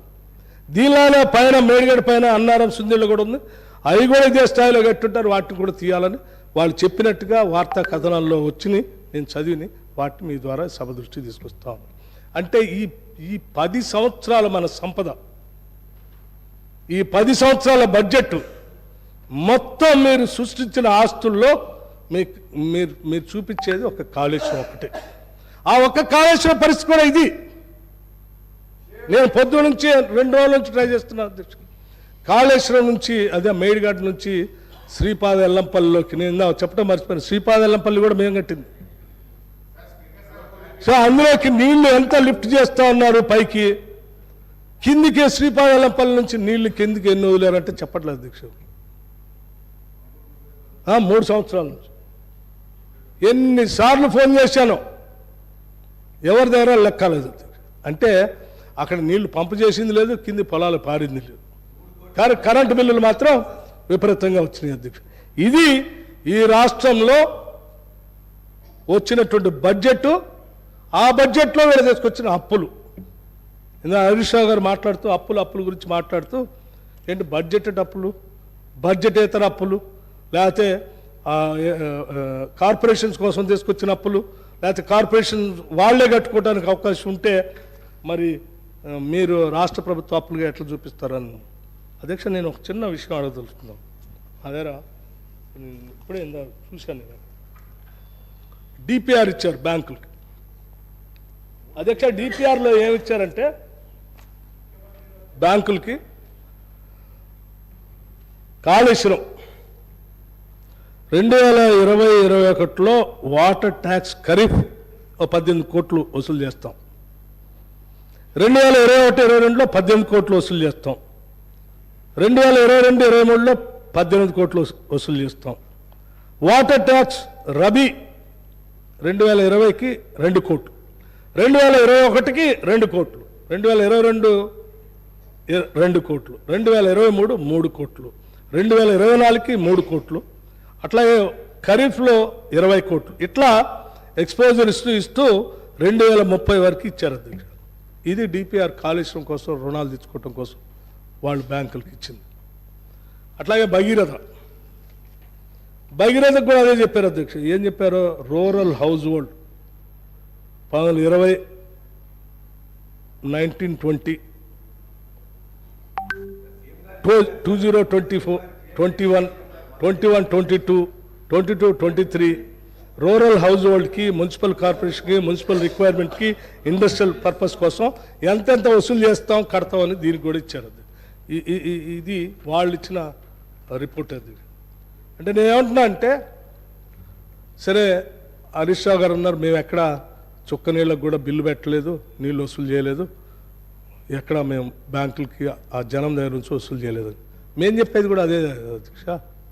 మేమేం చెప్తున్నాం, మీరు కార్పొరేషన్స్ పేరు మీద లోన్లు తీసుకుంటూ గవర్నమెంట్ గ్యారంటీ ఇప్పిస్తూ ఆ కార్పొరేషన్లు కట్టవు, అంతిమంగా డబ్బులు కట్టేది గవర్నమెంటే కాబట్టి ఆ గవర్నమెంట్ లెక్కల్లోకే రావాలి ఈ అప్పు అని కూడా మేము చెప్తాను. ఆ రకంగా లెక్కేస్తేనే ఎన్ని లక్షలు కొట్టుకొచ్చిందో చెప్పాను లెక్క. మేము చెప్పింది అదే, ఆయన చెప్పింది అదే, మేము కాదన్నదే ఉంది. మీరు చెప్పిందని మేము కాదట్లేదు, నిజంగా మీరు వసూలు చేయలే, కానీ కట్టేది ఎవరు? గవర్నమెంటే కదా.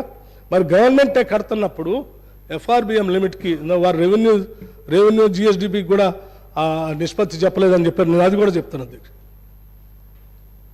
గవర్నమెంటే కడుతున్నప్పుడు ఈ గవర్నమెంట్ ఆఫ్ ఇండియా కూడా బహుశా 2-3 సంవత్సరాల కోసం క్రితం చెప్పినట్టుంది, మీరు బడ్జెట్ నుంచి తీసుకునే రుణాలు, బడ్జెటేతర కింద తీసుకునే రుణాలు కార్పొరేషన్స్ పేరు మీద, ఈ రెండు అది చాలా విపరీతంగా ఉన్నాయి, పెడధోరణలో ఉన్నాయి. ఆ రెండింటిని కూడా ఎఫ్ఆర్బిఎం లిమిట్లోనే చూస్తాం. ఇప్పటికే మీ లిమిట్ దాటిపోయింది, మీకు అప్పులు లేవని కూడా చెప్పారు. ఆ చెప్పిన దాంట్లో మళ్ళీ మీరు కూడా అడిగారు, ఒక్కటేసారి అన్ని బంద్ చేస్తే మాకు కష్టం అయితే కొంచెం వెసులుబాటు ఇవ్వండి, కొద్దిగా తీసుకుంటామని. అంటే మీకు కూడా తెలుసు ఎఫ్ఆర్బిఎం లిమిట్ మీరు దాటారని. ఏమండి, హెల్దీ బడ్జెట్ అంటే ఏంటి? ఎఫ్ఆర్బిఎం లిమిట్ దాటకుండా దాంట్లో వితిన్ ద లిమిట్స్లో ఉండి ఈ రాష్ట్ర ప్రగతి కోసం ప్రణాళికలు తయారు చేసుకుంటూ ముందుకు పోవటం అనేది హెల్దీ బడ్జెట్. ఇంత మంచి ఆర్థిక వనరులు ఉన్న రాష్ట్రాన్ని అప్పుల పాలు చేయటం ఏంది మీరు? ఇవాళ ఏ పరిస్థితికి వచ్చిందంటే అధ్యక్ష, మనం ఏంటంటే డెట్ సర్వీస్ కోసం 53,000 కోట్లు ఎంత కట్టాల్సిన పరిస్థితి వచ్చింది. అంటే అప్పు కట్టడానికి మళ్ళీ అప్పు తీసుకోవాల్సిన పరిస్థితి ఈ రాష్ట్రంలో. అప్పు కట్టడానికి అప్పు తీసుకుంటున్నాం. ఇంతకంటే దౌర్భాగ్యం ఉంటుంది అధ్యక్ష? Is it not a debt trap? ఆర్థిక పరంగా ఆలోచన చేస్తే సభలో ఉన్న పెద్దవాళ్ళందరూ నేను అడుగుతాను, సీనియర్ శాసనసభ్యులందరూ ఆలోచన చేయండి. అప్పు కట్టడానికి అప్పు తీసుకోవటం ఏంటి అధ్యక్ష? అప్పు కట్టడానికి అప్పు తీసుకోవటం ఏంటి? ఊళ్ళల్లో గిరిగిరి వడ్డీలు తీసుకొని ఇల్లు తాకట్టు పెట్టి, పొలం తాకట్టు పెట్టి అప్పు తీసుకొచ్చి వడ్డీ పెరిగిపోయి కట్టలేక మళ్ళీ అప్పు తీసుకోవటం, ఇంకో ఆయన అప్పు తీసుకొని ఆ అప్పు కట్టలేక ఇంకో అప్పు తీసుకొని మొత్తం డెట్ ట్రాప్లో పడి అయిపోతుంది. అట్లా తీసుకొచ్చారు ఈ రాష్ట్రాన్ని మీరు. మంచి రాష్ట్రం అధ్యక్ష. ప్రాపర్గా ప్లాన్ చేసుకుంటే అద్భుతమైనటువంటి ఆస్తులు, సంస్థలు, వ్యవస్థలు సృష్టించుకోవడానికి అవకాశం ఉన్న రాష్ట్రాన్ని మీరు ఈ రకంగా తయారు చేసి ఇంకా మళ్ళీ బయటికి చెప్పొద్దు, ఎవరు తెలియనే బాగండి, ఇది మన దగ్గర ఉంచండి, ఇది చెప్తే చాలా ఎవరి కోసం చెప్పకపోతే ఎట్లా ప్రజలు తెలిసేది? ఎవరు మీకంటే ఎక్కువ రాష్ట్రం మీద మాకు కూడా ప్రేమ ఉంది. మేము ఇచ్చిందే మేము, మీకంటే ఎక్కువ ప్రేమ మాకుంది. ఈ రాష్ట్రం బాగుపడాలని మేము కోరుకొని మేము చాలా ఇప్పుడు కసరత్తు చేసి రేపొద్దున ప్రణాళిక ఎట్లా తయారు చేసి ఈ రాష్ట్రాన్ని బయటపడేయాలని మొత్తం అందరూ ఉన్నటువంటి శాసనసభ్యులు అందరూ ఆలోచన చేస్తూ ఉన్నారు. మాతో పాటు మిమ్మల్ని కూడా ఆలోచన చేయమని చెప్పడం కోసం ఈ శ్వేతపత్రాన్ని పెట్టాం. అంతే తప్ప వేరే దురుద్దేశం మీరు అనుకున్నట్టుగా మాకేం దురుద్దేశాలు లేవు. మిమ్మల్ని ఏదో తప్పుపట్టడం కోసం మేము పెడుతున్నాం అని అనుకుంటే అది పొరపాటు అధ్యక్ష. అట్లాగే అధ్యక్ష నేను ఎందుకు చెప్తా ఉన్నానంటే ఒకసారి ఈ ఓడీలు చూడండి అధ్యక్ష, ways and means.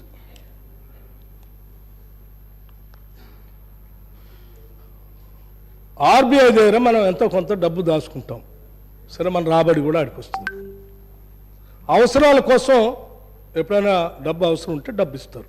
Treasury bill holding positive cash balances చూడండి అధ్యక్ష, 2014, 15, 16, 17, 18, 2019, 20, 21, 22, 23 వరకు నేను చెప్పదలుచుకున్నాను.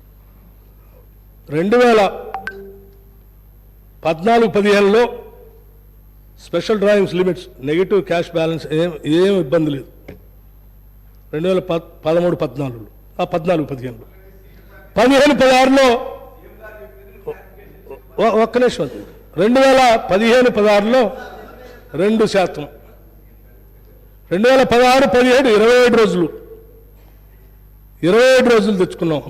2017, 18 43 రోజులు, 2018, 19 24 రోజులు, 2019, 20 114 రోజులు, 2020, 21లో 43 రోజులు, 2021, 22లో 39 రోజులు, 2022, 23లో 36 రోజులు, 2023, 24 అప్ టు నవంబర్ 23 వరకు 21 రోజులు. ఇది సరే కొంతవరకు అర్థం చేసుకోవచ్చు. దీన్ని మించి కూడా పోయారు అధ్యక్ష. ఏదో వేస్ అండ్ మీన్స్లో పోవటం అంటే పూర్తిగా ఇబ్బందులు పడ్డట్టుగా రాష్ట్రం వడ్డీ కూడా పెంచే ఇస్తారు. వేస్ అండ్ మీన్స్లోకి పోయి ఆర్బీఐ నుంచి రుణాలు తెచ్చుకోవటం అనేది అది that is not at all healthy budget. ఏ రాష్ట్రానికి కూడా మంచిది కాదు. మీరు ఎన్ని రోజులు ఉన్నారో కూడా నేను చెప్తున్నాను. వేస్ అండ్ మీన్స్ 2016, 17లో 34 రోజులు ఉన్నారు, 2017, 18లో 72 రోజులు ఉన్నారు, 2018, 19లో 70 రోజులు ఉన్నారు, 2019, 20లో 36 రోజులు, 2020, 21లో 97 రోజులు, 2021, 22లో 106 రోజులు వేస్ అండ్ మీన్స్ బ్యాంక్ నుంచి నెగిటివ్ క్యాష్ బ్యాలెన్స్ ఇది. 2022, 23లో 171 రోజులు, 2023, 24 116 రోజులు. అధ్యక్ష ఇది రాష్ట్ర పరిస్థితి. ఇక ఓడి అంటే అధ్యక్ష అన్నీ అయిపోయిన తర్వాత ఇక ఓడికి పోతాం. ఓడి పోవటం అంటే మీ దగ్గర ఏం లేదు, మీకు ఏదో ఇస్తూ ఉన్నాం, తప్పదు కాబట్టి పాలన నడవాలి కాబట్టి ఇస్తూ ఉన్నాం. ఓడి చూస్తే అధ్యక్ష ఒకసారి చూడండి, 2015, 16 నంబర్ ఆఫ్ డేస్ 2 రోజులు అంటే మొదటి సంవత్సరం. 2016, 17 61 రోజులకు వెళ్ళిపోయింది. 2017, 18 120 రోజులు, 2018, 19 115 రోజులు, 2019, 20 162 రోజులు, 2020, 21లో 2243 రోజులు, 2021, 22లో 308 రోజులు ఓడీలో ఉన్నారు, 2022, 23లో 328 రోజులు. ఇంకా సరే 2023, 24 ఇంకా కొన్ని రోజులు ఉంది. ఇది 214 రోజుల్లో ఓడీలోనే ఉన్నాం మనం. ఇది ఈ రకంగా ఉంటే అధ్యక్ష టోటల్ నంబర్ ఆఫ్ క్యాలెండర్ డేస్లో చూస్తే 2014, 15లో 303 రోజులు, 2015, 16లో 365 రోజులు, 2016, 17లో, 2017, 18లో 365 రోజులు, 2018, 19లో 365 రోజులు, 2020, 21లో 365 రోజులు. ఈ 365 రోజులు కాను ఈ పైన చెప్పినటువంటి సంఖ్య అంటే బహుశా 2023, 24 365 రోజులకి ఇప్పటికే 214 రోజులకి వెళ్ళిపోయారు. ఇక ఈ సంవత్సరం పూర్తయ్యే లోపల నా అనుమానం ఇది 335 రోజులు కూడా వెళ్ళే అవకాశం. అంటే ఓడి తీసుకొని అంటే రోజువారీ ఖర్చులకి, వ్యాపారానికి, జీతాలకి, బత్యాలకి, పెన్షన్లకు కూడా అధ్యక్ష బయట మనం చాలా చూస్తూ ఉంటాం, గ్రామాల్లో కానీ మార్కెట్లో కానీ రోజువారీ వ్యాపారం తీసుకున్నట్టు తోపుడు బండోళ్ళు తట్టనెట్టును పెట్టుకొని పోయేవాళ్ళు ఏ రోజుకి ఆ రోజు అప్పు తెచ్చుకొని 10,000 1000 అప్పు తెచ్చుకొని ఆ రోజు కార్యక్రమాలు తీసుకొని సాయంత్రం మళ్ళీ అప్పు కట్టేస్తూ ఉంటాం. ఓడి అంటే అటువంటిది. రోజువారీ కార్యకలాపాల జీతాలు, బత్యాలకి, ఇక్కడ ఉన్న పెన్షన్లు వేయడానికి, లేకపోతే డీజిల్, పెట్రోల్కి కూడా బ్యాంకు నుంచి, ఆర్బీఐ దగ్గర నుంచి ఓడి తీసుకొని వచ్చి రాష్ట్రాన్ని నడుపుతూ ఉన్నారు. ఇది ఎట్లా హెల్దీ బడ్జెట్? ఎన్ని లక్షల కోట్లు ఆదాయము అప్పు తెచ్చుకొని చివరికి ఏమైపోయాం మనం? ఎటుపోతా ఉన్నాం? ఇదే మేము కావాలని తప్పుడు లెక్కలు చెప్పేవి కాదు కదా. ఇది ఆర్బీఐ నుంచి తీసుకున్నట్లు లెక్కలు, వాస్తవ సోర్స్ మూలం రిజర్వ్ బ్యాంక్ ఆఫ్ ఇండియా. ఇది వాస్తవ పరిస్థితి అధ్యక్ష. పోనీ ఏమైనా ఈ డబ్బులన్నీ ఏమైనా ఆస్తులు సృష్టించడానికి, పెద్ద పెద్ద పరిశ్రమలు పెట్టడానికి, బహుళార్థంగా సాధన ప్రాజెక్టులు పెట్టడానికి ఖర్చు పెట్టారు.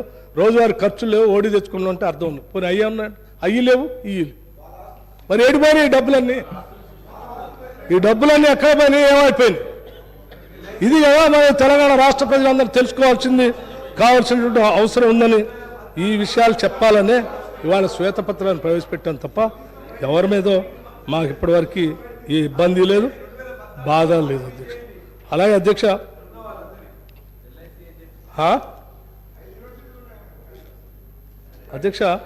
నేను ఇంకో విషయం కూడా చెప్పదలుచుకున్నాను. ఈ రాష్ట్ర ఆర్థిక పరిస్థితి కూడా ఎట్లా ఉందని. సరే, మొత్తం 2013-14 నుంచి ఇప్పటివరకు చాలా వర్కులు, పనులు శాంక్షన్ చేశారు. ఎన్ని చేశారు అంటే technical sanction amount, number of agreements ఇప్పటివరకు చేసింది వాళ్ళు 39,175 అగ్రిమెంట్లు చేశారు అధ్యక్షుడు. దీనికి టెక్నికల్ శాంక్షన్ అమౌంట్ వచ్చి 3,49,843 కోట్లు టెక్నికల్ శాంక్షన్ అధ్యక్షుడు. వీళ్ళు ఖర్చు పెట్టింది 1,89,903 కోట్లు. ఇంకా బ్యాలెన్స్ వీళ్ళు శాంక్షన్ చేసిన వర్క్స్ 1,59,940 కోట్లు బ్యాలెన్స్. దీంట్లో బ్యాలెన్స్ అమౌంట్లో 1,59,940 కోట్ల రూపాయలకు సంబంధించి మీరు అగ్రిమెంట్ చేసుకున్నటువంటి పనులకి సంబంధించినటువంటి పనులకి ఇంత డబ్బులు పెండింగ్ ఉంది, మీరు బిల్లులు ఇవ్వకుండా. అంటే ఇన్ని పనులు కాగితాల మీద అగ్రిమెంట్లు చేశారు, అక్కడ పడేశారు, బిల్లులు మాత్రం, డబ్బులు మాత్రం ఇవ్వలేదు. పోనీ నేను ఇందాక చెప్పేది, పోనీ పరిశ్రమలు పెట్టలే, ప్రాజెక్టులు తేలే, పోనీ ఇటువంటి చిన్న చిన్న పనులు కానీ ఈ డబ్బులు ఇచ్చారంటే ఇవ్వలేదు. ఇవి కూడా బ్యాలెన్సే పెట్టారు. ఇవి కూడా పోనీ 1,59,000 కోట్ల రూపాయల్లో దాదాపు పనులు చేసి బిల్లులు పెట్టుకొని రెడీగా 10,000 కోట్ల దాకా director of works and accounts వర్క్స్లో 10,000 కోట్ల రూపాయలు బిల్లులు పెండింగ్ ఉన్నాయి ఆల్రెడీ. మరి ఏమైనా క్లియర్ చేసి వెళ్ళారంటే అవి క్లియర్ చేయలేదు. ఏమంటే మరి ఈ ఎడిపోయిన మరి దేనికోసం ఖర్చు పెట్టారు మీరు డబ్బులు? ఈ 10 సంవత్సరాల బడ్జెట్ అంటే ఏమైనా ఉందా? ఏం కనపట్లేదుగా. ఇది రాష్ట్ర పరిస్థితి.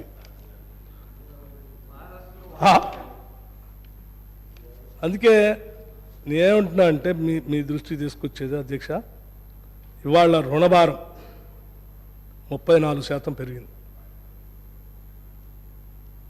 It's not a small amount అధ్యక్ష. 2014-15 అప్పుడు ఈ రాష్ట్రం ఏర్పడినప్పుడు అలాంటి రుణభారం కేవలం 14% మాత్రమే ఉండేది. ఇవాళ కేవలం 10 సంవత్సరాల్లో 2023-24 నాటికి 34% పెరిగింది ఈ రుణభారం. ఇది ఎవరు తీర్చాలా? పోనీ ఆస్తులు సృష్టించి మీరు అందులో నుంచి ఆదాయం వస్తూ ఉంటే ఆ సంపదను మేము అప్పులు కట్టడానికి అని వాడేవాళ్ళు. మరి ఎక్కడ ఆస్తులు సృష్టించబడలేదే, ఆదాయం రావట్లేదు. మరి ఈ అప్పులు యాడ్ నుంచి కట్టాలా, ఏం చేయాలి, ఇది తెలియాలి కదా. అందుకే అధ్యక్ష, అందుకే ఈ శ్వేతపత్రం అధ్యక్ష, వేరే ఉద్దేశం ఏం కాదు. మరో ఓఆర్ఆర్ కూడా పోయింది కదా, అది కూడా మేము కట్టింది, అది కూడా 33 సంవత్సరాలు, అది కూడా చెప్తాను అధ్యక్ష. ఈ అప్పులు రుణభారం కూడా ఇంత పెరగటానికి కారణం, ఇంత విపరీతంగా పెరగటానికి కారణం, గవర్నమెంట్ నుంచి అప్పులు తీసుకుంటే సరే ఎంతో కొంత ఎఫ్ఆర్బిఎం లిమిట్లో ఉన్నప్పుడు రేట్ ఆఫ్ ఇంట్రెస్ట్ కొంత తక్కువలోనే ఇచ్చే పరిస్థితి ఉంటుంది, 6% నుంచి 7% మధ్యలో. మీరు కార్పొరేషన్స్ పెట్టి గ్యారంటీలు ఇస్తూ అప్పులు తీసుకోబట్టి రేట్ ఆఫ్ ఇంట్రెస్ట్ కూడా విపరీతంగా పెరిగింది. అంటే ఎవరైనా నిజంగా రాష్ట్ర భవిష్యత్తు కోసం ఆలోచన ఉన్నటువంటి వాళ్ళు రేట్ ఆఫ్ ఇంట్రెస్ట్ ఎంత తక్కువ దొరికితే అక్కడ తీసుకొని వచ్చి దాన్ని పని పూర్తి చేసుకోవడానికి ప్రయత్నం చేస్తారు. కానీ ఎంత దొరికినా పర్లేదు, తీసుకున్న అప్పు నడిపించేద్దాం అనే పరిస్థితిలో మీరు తీసుకొచ్చారు. కాబట్టి కార్పొరేషన్స్ అప్పులు ఎట్లా పోయింది, 90% రుణాలను పొందిన మొదటి 5 కార్పొరేషన్ సగటు వడ్డీ రేటు 8.93% నుండి 10.49%గా ఉంది. ఇది బహిరంగ మార్కెట్ రుణాలు సగటు వడ్డీ రేటు 7.63%తో పోల్చినప్పుడు ఇది చాలా ఎక్కువ. ఇంత ఎక్కువ తీసుకోవాల్సిన అవసరం అధ్యక్ష అవునండి. సరే, మీరు అనుభవజ్ఞులు 10 ఏళ్ళు బాగా చేస్తారని కదా, మీరు చేసిన ఈ దురాఘాతాలని కడుక్కొని బాగు చేయటానికి నిజంగానే మాకు రేపు తెలుస్తుంది. మీరు చేసినటువంటి ఈ కార్యక్రమాలకి నిజంగా మేము వాటిని చేసుకోవాలంటే మాకు ఇబ్బంది అధ్యక్ష, మేము కాదంటలేదు. మామూలుగా రాష్ట్రం ఉండుంటే 2014లో రెవెన్యూ సర్ప్లస్తో ఈ రాష్ట్రం మనకు వచ్చినట్టుగా అది మా చేతుల్లో పడి ఉంటే ఇప్పటికల్లా ఈ రాష్ట్రం అద్భుతంగా భూతల స్వర్గంగా మారింది. అప్పులు కుప్పగా రుణ ఊబిలో కూరుకొని పోయి డెట్ ట్రాప్లో పడిపోయి ఇటు ఉద్యోగాలు లేక, అటు పరిశ్రమలు రాక, నీటిపారుదల లేక, ఏమీ లేక జనం అల్లాడిపోతూ ఈ రకమైన బాధల్లో ఉండేవాళ్ళు కాదు అధ్యక్ష. అన్నీ వస్తాయి అధ్యక్ష. మేము అన్నీ ఈ బాధలు, కష్టాలు, ఇబ్బందులు తెలిసినటువంటి వ్యక్తులుగానే ముందు ప్రజలందరికీ చెప్పి ఈ వాస్తవ పరిస్థితులన్నీ తెలియజెప్పి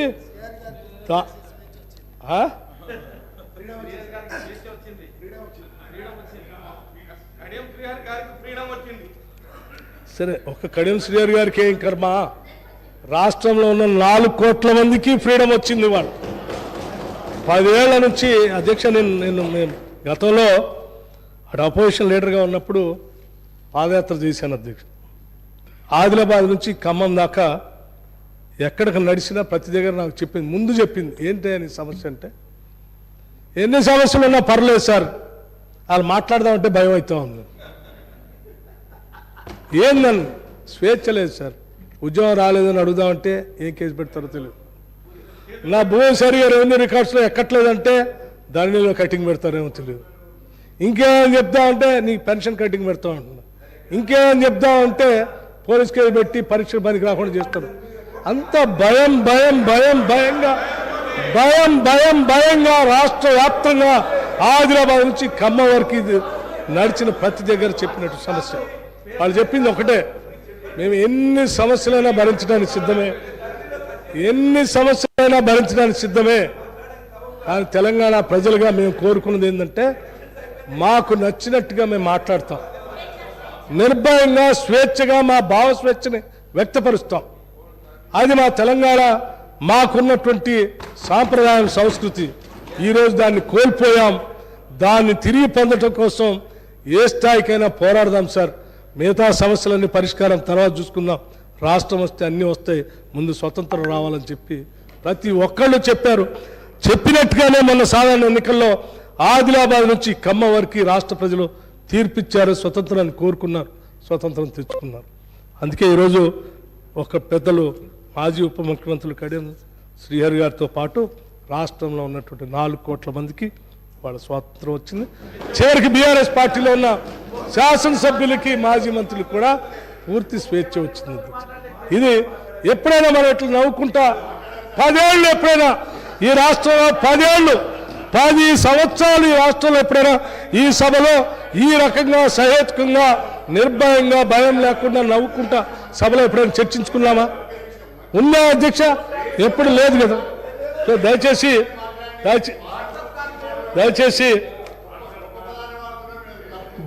దయచేసి వాస్తవ పరిస్థితుల్ని మీరు హ్యాపీగా ఉండండి సార్, మీకు ఏ ఇబ్బంది లేదు.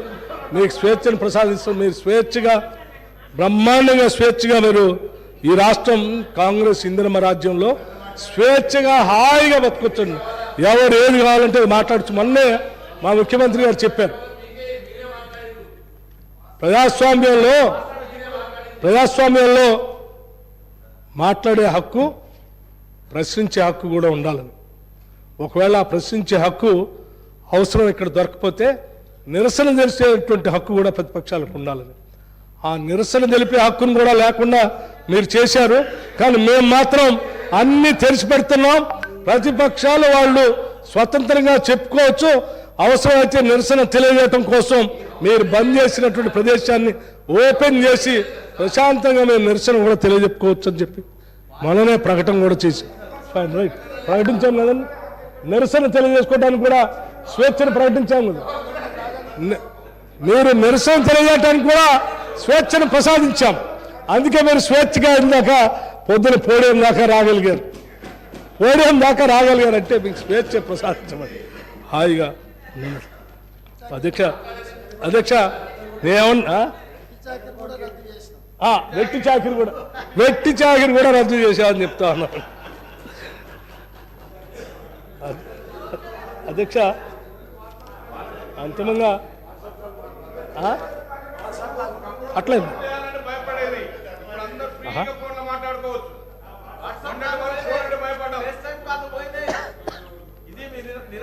క్లెయిమ్ లేదు అధ్యక్ష.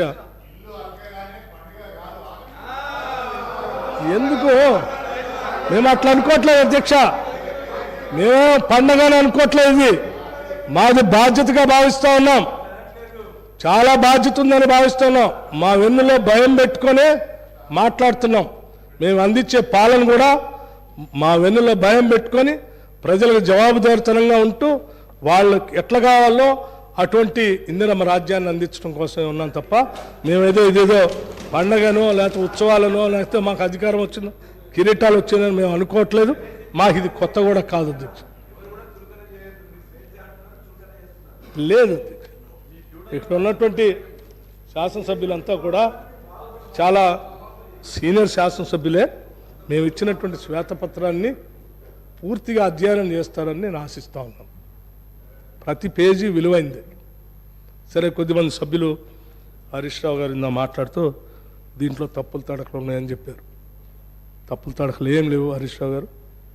మీరు కాకపోతే మీకెవరో తప్పుడు ఇన్ఫర్మేషన్ ఇచ్చినట్టుంది.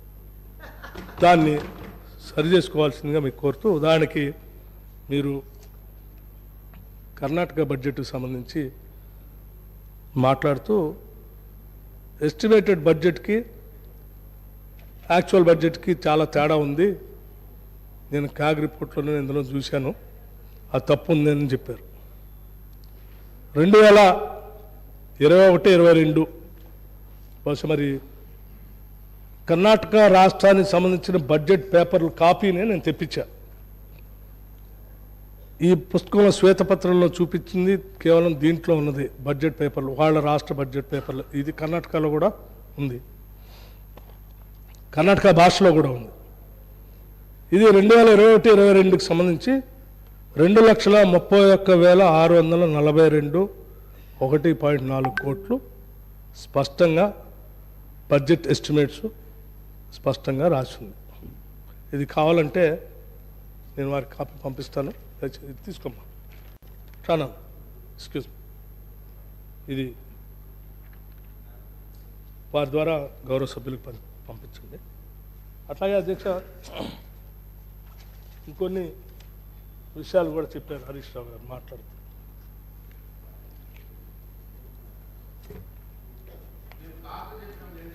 మీరు కాదు చెప్పారు, నేను యాక్చువల్సే చెప్తా ఉన్నాను, బుక్ దే చెప్పాను. నేను బడ్జెట్ పుస్తకం మీకు ఆ కాపీ పంపించాను, అందుకోసమే. ఏమండి, ఇంకోటి కూడా మీరు రెవెన్యూ రిసీప్ట్స్తోనే మీరు పోల్చారు, జిఎస్డిపితో పోల్చలేదు, ఇది తప్పు కదా అని అన్నారు మీరు. బహుశా టేబుల్ నెంబర్ 8 అధ్యక్ష, ఏది మీరు ఎఫ్ఆర్బిఎం లిమిట్ దాటుతున్నారని చెప్పినప్పుడు మీరు మాట్లాడుతూ ఇందులో అన్ని తప్పులు తడకలు ఉన్నాయని కర్ణాటక బడ్జెట్కి సంబంధించి ఒకటి ఉదాహరించారు, రెండోది దీన్ని ఉదాహరించారు. రెండోది టేబుల్ నెంబర్ 8 అధ్యక్ష, రెవెన్యూ దాంతోపాటు నేను జిఎస్డిబి సంబంధించి దాంతో కూడా నిష్పత్తిని టేబుల్ నెంబర్ 8లో ఉంది అధ్యక్ష, శ్వేతపత్రంలో. దయచేసి టేబుల్ నెంబర్ 8 చూస్తే మీకు అర్థం అవుతుంది అధ్యక్ష. 2022-23 రివైజ్డ్ ఎస్టిమేట్స్లో 26.8, 2023-24 బడ్జెట్ ఎస్టిమేట్స్లో జిఎస్టిపి నిష్పత్తి చెప్తా ఉన్నాను నేను, మీ ఎఫ్ఆర్బిఎం లిమిట్ ఎంత దాటిందని పర్సంటేజ్. 3 లక్షల అవుట్ స్టాండింగ్ డెట్ 3,89,673 కోట్లు. ఇది డైరెక్ట్గా రాష్ట్ర ప్రభుత్వం తీసుకున్న అప్పుల అధ్యక్షుడు. ఆ అప్పుల్లోనే 27.8%. అట్లాగే అధ్యక్ష 2021-22 3,14,853, దాంట్లో 27.9% లిమిట్ దాటారు. 25% ఉండాల్సింది, 7 కూడా శాతం దాటారు. అట్లాగే 2020-21లో 2,71,259 అవుట్ స్టాండింగ్ డెట్ 28.3 అధ్యక్ష. ఇది కేవలం బడ్జెట్ ద్వారా మీరు తీసుకున్న అప్పులతోనే ఇది అధ్యక్ష. కానీ బడ్జెట్ కాకుండా మీరు కార్పొరేషన్స్ పెట్టి ఆ కార్పొరేషన్స్ ద్వారా తీసుకున్నటువంటి రుణాలు కూడా అధ్యక్ష, వాటిని కూడా లెక్కేసుకోవాల్సిందే అని చెప్పి ఇప్పుడే మీకు చెప్పాను నేను. కాళేశ్వరం కానీ, లేకపోతే మిషన్ భగీరథ కానీ, లేకపోతే ఇతర సీతారామ సంబంధించినవి కానీ, మిగతా ప్రాజెక్టులు కార్పొరేషన్లు ఏమేమి పెట్టి లోన్లు తీసుకొచ్చారో ఆ లోన్లు కట్టడానికి వాటి దగ్గర వేరే అంతిమంగా కట్టాల్సింది ప్రభుత్వమే. కాబట్టి డెఫినెట్గా ప్రభుత్వం గవర్నమెంట్ కింద వచ్చినటువంటి అప్పులుగానే పరిగణించాలని మేమే చెప్పాం, కేంద్ర ప్రభుత్వం కూడా చెప్పింది మీకు. ఇప్పుడు కూడా మళ్ళీ చెప్తా ఉన్నాం, బడ్జెట్ ద్వారా తీసుకున్న వాటితోనే మీకు 27% దాటింది. ఇక అవి కూడా కలిపితే అధ్యక్ష, రాష్ట్రంలో 17 ఎస్పీవీలు మరియు సంస్థలు బడ్జెటేతర రుణాల ద్వారా 1,85,029 కోట్ల మొత్తాన్ని సేకరించాయి. ఇది రాష్ట్రంలోనే చెల్లించబడుతున్నాయి. కావున ఇది రాష్ట్రం యొక్క రుణభారంగానే భావించబడుతుంది అధ్యక్ష. ఈ 1,27,028 కోట్లు కేటగిరీలో బకాయిలు, తీసుకున్నటువంటి 1,85,029 కోట్లు, వీటన్నిటినీ కూడా మనం వాటితోనే కలిపి లెక్కలుగా చూస్తే, ఇంకా మిగతా కార్పొరేషన్లు కూడా కలిపి చూస్తే, టేబుల్ నెంబర్ 9లో ఆ సమాచారం కూడా ఇచ్చాం మీకు, మీరు ఇందాక మాట్లాడారండి. కానీ దానికంటే ముందే శ్వేతపత్రంలో ఉంది, మీరు అది బహుశా చూసి ఉండరు. ఇది టేబుల్ నెంబర్ 9లో ఎఫ్ఆర్బిఎం లోన్స్ అంటే బడ్జెట్ ద్వారా తీసుకున్నటువంటి లిమిట్స్లో తీసుకున్నటువంటి లోన్లు మీరు చెప్పేటువంటి 2023-24 బడ్జెట్ ఎస్టిమేట్స్ ప్రకారం 3,89,673 కోట్లు.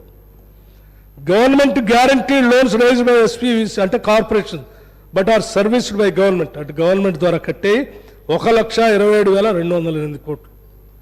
మిగతా ఎస్పీవీ 95,462 కోట్లు ఇంకొక కొన్ని కార్పొరేషన్స్. అట్లాగే నాన్ గ్యారంటీడ్ కానీ కార్పొరేషన్స్ తీసుకున్న అవి కూడా ఆ కార్పొరేషన్స్ కూడా గవర్నమెంటే.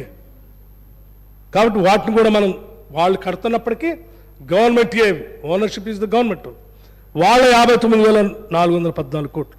అంటే ఇవన్నీ కలిపితే అధ్యక్ష, ఈ రాష్ట్రం 2014 నుంచి 15 వరకు మొత్తం 70 సంవత్సరాల్లో 70,000 కోట్ల అప్పు ఉంటే, ఈ 10 సంవత్సరాలు వీళ్ళు చేసిన అప్పు 6,71,757 కోట్లు ఇవాళ ఈ రాష్ట్రం మీద రుణభారంగా ఉంది అధ్యక్ష. ఎక్కడ అన్యాయం అధ్యక్ష? అధ్యక్ష దీన్ని కరెక్ట్గా లెక్కేస్తే ఇది దాదాపు రమారమి 7 లక్షల కోట్లు అధ్యక్ష. చాలామంది 5 లక్షలు అని అనుకుంటున్నారు. కాదు, దాదాపు 7 లక్షల కోట్ల దాకా అప్పు ఈరోజు రాష్ట్రం మీద ఉంది అధ్యక్ష. ఈ 7 లక్షల కోట్లని సరిగా మనం లెక్కేస్తే ఒక్కొక్క కుటుంబానికి, ప్రతి కుటుంబం పైన 7 లక్షల అప్పు. వీళ్ళు మన చెప్పారు ఏదో తలసరి ఆదాయం బాగా పెరిగిందని చెప్తే అది కూడా చెప్తాను. ఒక్క నిమిషం. ప్రతి కుటుంబానికి ఈరోజు అధ్యక్ష, ప్రతి కుటుంబం పైన ఈరోజు ఉన్నటువంటి 7 లక్షల కోట్ల అప్పుని ఈ రాష్ట్రంలో ఉన్న కుటుంబాల పైన లెక్కిస్తే ఒక్కొక్క కుటుంబం పైన 7 లక్షల కోట్లను లెక్కేస్తే, అరే ఉండండి, ఎందుకు సార్, ఉందే కదా సార్. ఇది చాలా బాధాకరమైనది అధ్యక్ష. ఈ అప్పుల సంగతి రాష్ట్ర ప్రజలకు తెలియకుండా ఆ కార్పొరేషన్ పేరు మీద ముసుగేసి, ఆ కార్పొరేషన్ మీద ముసుగేసి, ఈ కార్పొరేషన్ మీద ముసుగేసి, దాని మీద ముసుగేసి, ఇది ఎవరికి తెలియకుండా దాచిపెడితే దాగదు కదా అధ్యక్ష. ఆర్బీఐ ఊకోదు కదా, వాళ్ళైతే డిడక్ట్ చేసుకుంటూ పోతూనే ఉంటారు కదా. ఆ డిడక్ట్ చేసుకుంటూ పోతున్నారు కాబట్టి ఇవాళ తప్పనిసరి పరిస్థితుల్లో రోజు డీజిల్కి పెట్రోల్కి కూడా ఓడి తెచ్చుకోవాల్సి వచ్చింది.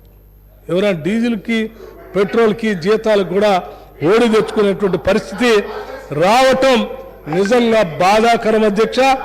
ఇటువంటి ఈ రాష్ట్రాన్ని అధ్యక్ష మాట్లాడుతూ కానీ అధ్యక్ష, నేనంతా ఈ శ్వేతపత్రం మీద అన్ని మాట్లాడిన తర్వాత డెఫినెట్గా మీకు క్లారిఫికేషన్ ఇచ్చాను అధ్యక్ష. మీకేమీ అసలు దీంట్లో రాజగోపాల్ అధ్యక్ష, అధ్యక్ష హరీష్ రావు గారు శ్వేతపత్రం పెట్టినప్పుడు, శ్వేతపత్రం ఇందాక సభలో ప్రవేశపెట్టినప్పుడు ఇప్పుడు ఇస్తే ఎట్లండి, ఎప్పుడు చదువుకోవాలా, ఎప్పుడు చెప్పాలన్నారు. సరే, అట్లాగే అక్బర్ గారు అన్నారు, కొననేని సాంబశివరావు గారు అన్నారు. వాళ్ళిద్దరు అంటే అర్థం ఉంది అధ్యక్ష, వాళ్ళకి తెలియదు కాబట్టి. అలా 10 సంవత్సరాల నుంచి ఈ మొత్తం లెక్కలు అప్పులు ఇవన్నీ చేసింది వారే కదా అధ్యక్ష.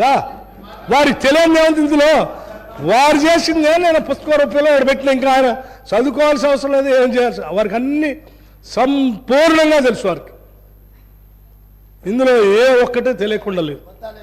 కాకపోతే ఏంటంటే ఎన్నివేలు వారి స్వాతంత్రం లేదు కాబట్టి చెప్పలేదు. ఇవాళ స్వాతంత్రం వచ్చింది కాబట్టి నాతో అంగీకరిస్తారని నేను భావిస్తా ఉన్నాను అధ్యక్ష. ఇంకో విషయం కూడా చెప్పారు. అందుకే నేను ఏమంటున్నా అంటే, సరే ఇన్ని లక్షల కోట్ల అప్పు, ఓడీలు, రుణభారం, మరి మన ముందు ఎన్నో కలలు కంటూ ఉన్నటువంటి యువత, ఇళ్ళు లేని పేదవాళ్ళు, ఉద్యోగాలు రానటువంటి వాళ్ళు, పంటలు బాగా పండించుకోవాలని, నీళ్లు రావాలని కోరుకునే రైతాంగ సోదరులు, వారి జీవితాల్లో ఇండిపెండెంట్గా ఎదిగి ఆత్మగౌరవంతో బతకాలనుకున్నటువంటి మహిళా సోదరిమణులు, ఇలా అనేక రకాలైనటువంటి వర్గాలు, దళితులు, గిరిజనులు, వెనుకబడిన వర్గాలు అనేక మంది ఈరోజు మా రాష్ట్రం మాకు వచ్చింది, ఈ సంపద అంతా మాకే పంచబడుతుంది, మా జీవితాల్లో మార్పు వస్తుంది, వెలుగు నిండుతుందని అందరూ 10 ఏళ్ళ నుంచి ఎదురు చూస్తూ వచ్చి అలసిపోయి ఈరోజు నిర్ణయం తీసుకొని మాకు అప్పచెప్పారు అధ్యక్ష. ఈ అప్పచెప్పిన క్రమంలో ఈరోజు ఇక్కడ ఉన్నటువంటి రాష్ట్రంలో ఉన్నటువంటి ఆర్థిక పరిస్థితిని ఈ సభలో ఉన్నటువంటి వాళ్ళకి మీ ద్వారా ఈ రాష్ట్ర ప్రజలకు కూడా వాస్తవ పరిస్థితులన్నీ తెలియజెప్పి, ఎస్ మనం ఎన్నో కలలు కోరికలతో ఈ రాష్ట్రాన్ని తెచ్చుకున్నాం, మీ కలలు కోరికలు నెరవేర్చడానికి మాకు ఒక బాధ్యత అప్పచెప్పారు. ఆ బాధ్యతని ఇన్ని ఇబ్బందులు ఉన్నప్పటికీ, ఇంత రుణభారం ఉన్నప్పటికీ, ఈ మోయలేని ఓడి భారం ఉన్నప్పటికీ కూడా ఈ రాష్ట్ర ప్రజల కలలు, ఆశలు, కోరికలు నెరవేర్చడం కోసం మేము అంకిత భావంతో వారి ఆశలు నెరవేర్చడం కోసం గతంలో ఇంకా మేము ఏ రకంగా అయితే సంక్షేమంతో పాటు అభివృద్ధి కూడా కావాలి, అభివృద్ధితో వచ్చేటువంటి సంపదని పంచే కార్యక్రమంలో సంక్షేమ కార్యక్రమాలు వీటన్నిటిని మేళవించి ఈ ప్రజల ఆకాంక్షలు నెరవేర్చడం కోసం పాలన అందించాలనేటువంటి అంకిత భావంతో ముందుకు పోవటానికి సిద్ధంగా ఉంది ఈ ప్రభుత్వం అని మీ ద్వారా ఈ సభకి రాష్ట్ర ప్రజలకు కూడా తెలియజేస్తా ఉన్నాం అధ్యక్ష. ఈ తెలియజేసే క్రమంలో సరే మాకు కొన్ని ఈ వాస్తవాలు చెప్పేటప్పుడు కొంత బాధగా కూడా ఉంది. అయినప్పటికీ కూడా తప్పనిసరి పరిస్థితుల్లో చెప్పాల్సినటువంటి అవసరం కూడా వచ్చింది అధ్యక్ష. మీకు ఈ కాళేశ్వరంతో పాటు ఇంకోటి మనకు అక్కడక్కడ బాగా చెప్పేది మిషన్ భగీరథ అధ్యక్ష. మిషన్ భగీరథ కాకతీయ అది సర్లే వదిలేసి అయిపోయింది. మిషన్ భగీరథ అధ్యక్ష. అదే సార్ మిషన్ భగీరథ అసలు ఈ రాష్ట్రంలో అంతమంది ఎవరు మంచినీళ్ళు తాగనట్టు, ఎక్కడ ఆర్డబ్ల్యూఎస్ పథకాలు లేనట్టు, స్కీమ్స్ లేనట్టు, మొత్తం వీళ్ళు వచ్చిన తర్వాత తెలంగాణలో ప్రజలు మంచినీళ్ళు తాగుతున్నట్టుగా, దానికి 50,000 కోట్లు ముందని, ఆ తర్వాత 42,000 కోట్లని రకరకాలుగా చెప్పి పెద్ద మొత్తంలో ఖర్చు పెట్టి దాన్ని కాళేశ్వరం తర్వాత బాగా చూపించినటువంటి స్కీమ్ అది అధ్యక్ష. అధ్యక్ష నేను ప్రత్యక్షంగా చూశాను. కాళేశ్వరం ఏ రకంగా అయితే కుంగిపోయిందో, పనికి రాకుండా పోతా ఉందో, అదో పెద్ద భారంగా మారబోతా ఉందో, ఈ మిషన్ భగీరథ కూడా ఎక్కడో అడవుల్లో ఉన్నటువంటి గోండు గూడెల్లో కూడా చూశాను అధ్యక్ష. పైపులు వేశారు, ట్యాంకులు కట్టారు, కానీ నీళ్లు మాత్రం పోవు అధ్యక్ష. నీళ్లు పోవు అధ్యక్ష. 125,000 కిలోమీటర్లు పైబడి 28,000 కిలోమీటర్లు పైబడి పైపు లైన్లు వేశారు, కానీ నీళ్లు మాత్రం ఎక్కడికి పోవు అధ్యక్ష. నేను ఒక ఫోటో ఉదాహరణ మీకు ఒక ఫోటో చూపిస్తాను.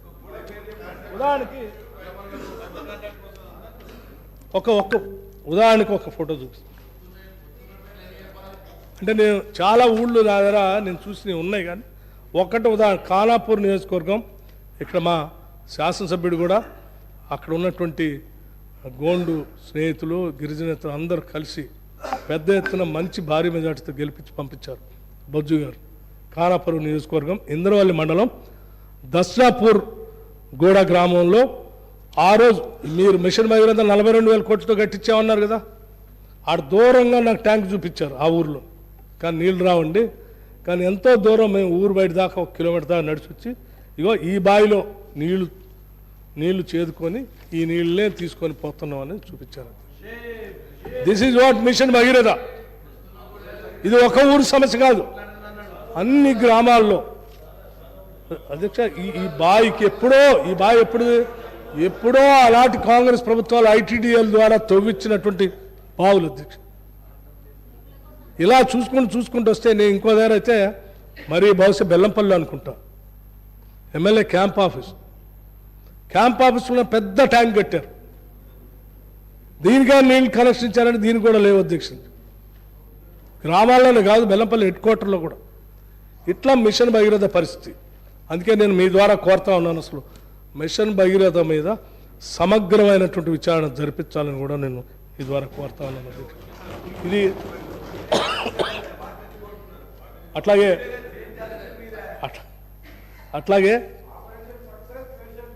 సార్ చెప్తాను సార్.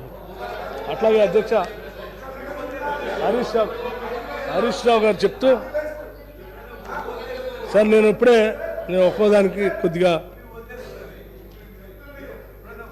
హరీష్ రావు గారు శ్వేతపత్రం తప్పులు తడక కర్ణాటకకి దానికి సంబంధం లేదని చెప్పారు. దానికి సంబంధించి సమాచారం నేను వారికి కాగితం కూడా పంపించాను, యాక్చువల్స్ కూడా నేను పంపించాను వారికి. అట్లాగే ఇంకో మాట చాలా చాలా బాధ అనిపించింది అధ్యక్ష.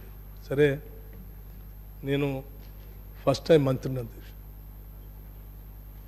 సరే కాంగ్రెస్ పార్టీ నన్ను డిప్యూటీ చీఫ్ మినిస్టర్గా కూడా చేసింది, ఆర్థిక శాఖ కూడా చెప్పింది, ఎనర్జీ కూడా.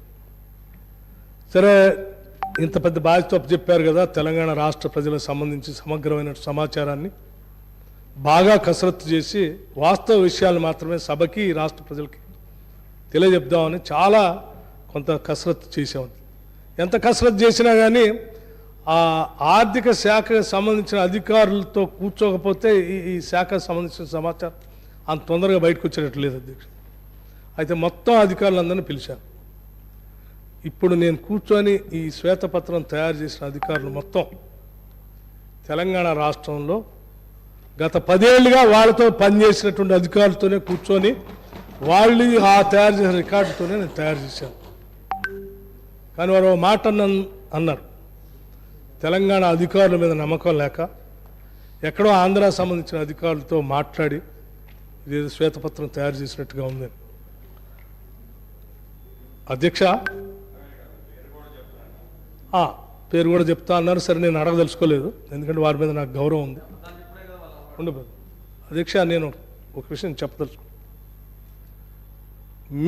మాకు తెలంగాణ ప్రజల మీద అధికారుల మీద సంపూర్ణమైన నమ్మకం, వారి మీద పనిచేస్తే కూడా సార్ ప్రభుత్వ విధుల నిర్వహణలో బాధ్యతగా మీ దగ్గర పనిచేసి ఉండొచ్చు. కానీ వాళ్ళ పాత్ర పోషించేటప్పుడు ఎవరు అధికారంలో ఉంటే వాళ్ళ దగ్గర పనిచేసే నిబద్ధత కలిగిన అధికారులుగానే మేము చూస్తాం తప్ప వేరే రకంగా మీలాగా చూడడం, వాళ్ళని కాదని ఇంకోళ్ళని తీసుకొని రాం. మీలాగా ఆంధ్ర కేడర్కి సంబంధించిన ఐఏఎస్ అధికారులు తీసుకొచ్చి తెలంగాణలో ఎవరు దొరకనట్టు ఈయన చీఫ్ సెక్రటరీ చేసి చాలా సంవత్సరం సిఎస్గా పెట్టుకొని చివరికి డీజీపీగా కూడా పెట్టుకొని ఏం తెలంగాణ అధికారుల మీద మీకు నమ్మకం లేదు. అధ్యక్ష, మీకు నమ్మకం లేదు కాబట్టే తెలంగాణ అధికారులు పక్కన పెట్టి ఏపీ క్యాడర్ కేటాయించినటువంటి అధికారులు తీసుకొచ్చి అత్యున్నతమైనటువంటి సిఎస్ డీజీపీ పోస్టులో కూర్చోబెట్టుకొని మీరు పాలన చేశారు. మీరు చేసినట్టుగా మేము కూడా చేస్తాం అనుకుంటే తప్పు లేదు అధ్యక్ష. లేకపోతే ఎవరో రిటైర్ అధికారులను తీసుకొని వచ్చి మీరు రాపిచ్చారు. ఇది పేరుతో సహా చెప్తాను అధ్యక్ష. రిటైర్ అధికారులు దాకా పోవాల్సిన అవసరం లేదు మాకు. ఇక్కడ సర్వీస్లో ఉన్న అధికారులు నిష్ణాతులే, వాళ్ళే తయారు చేసి ఇచ్చారు కదా, బడ్జెట్ కూర్చొని మాట్లాడటం. మీకు అది అవసరం ఉంది. మీరు ఓ దశాబ్ద కాలం పైబడి దాటిపోయినటువంటి వాళ్ళు రిటైర్ అధికారులు కూడా మీరు హెచ్ఓడీలుగా పెట్టుకొని ఈ పాలనలో వాళ్ళ ముందు పెట్టి పనిచేసే అధికారులను పక్కన పెట్టారు సర్వీస్లో ఉన్నటువంటి వాళ్ళు. మీరైనా మేం చేస్తామని కూడా మీరు ఊహించుకుంటే ఎట్లా అధ్యక్ష? కరెక్ట్ కాదు కదా, తప్ప అధ్యక్ష. అది మీరు మమ్మల్ని ఏమైనా అనాలనుకుంటే అనండి, కానీ అధికారులు మాత్రం అవమానపరిచేటట్టుగా, తెలంగాణ అధికారులు అవమానపరిచేటట్టుగా ఇటువంటి బ్లేటెంట్ స్టేట్మెంట్స్ మాత్రం ఇవ్వొద్దని చెప్పి చాలా సీనియర్ సభ్యులైనటువంటి ఆర్థిక శాఖ మంత్రులు హరీష్ రావు గారికి నేను విజ్ఞప్తి చేస్తా ఉన్నాను. అట్లాగే అధ్యక్ష, ఇంకో మాట కూడా వారు చెప్పారు.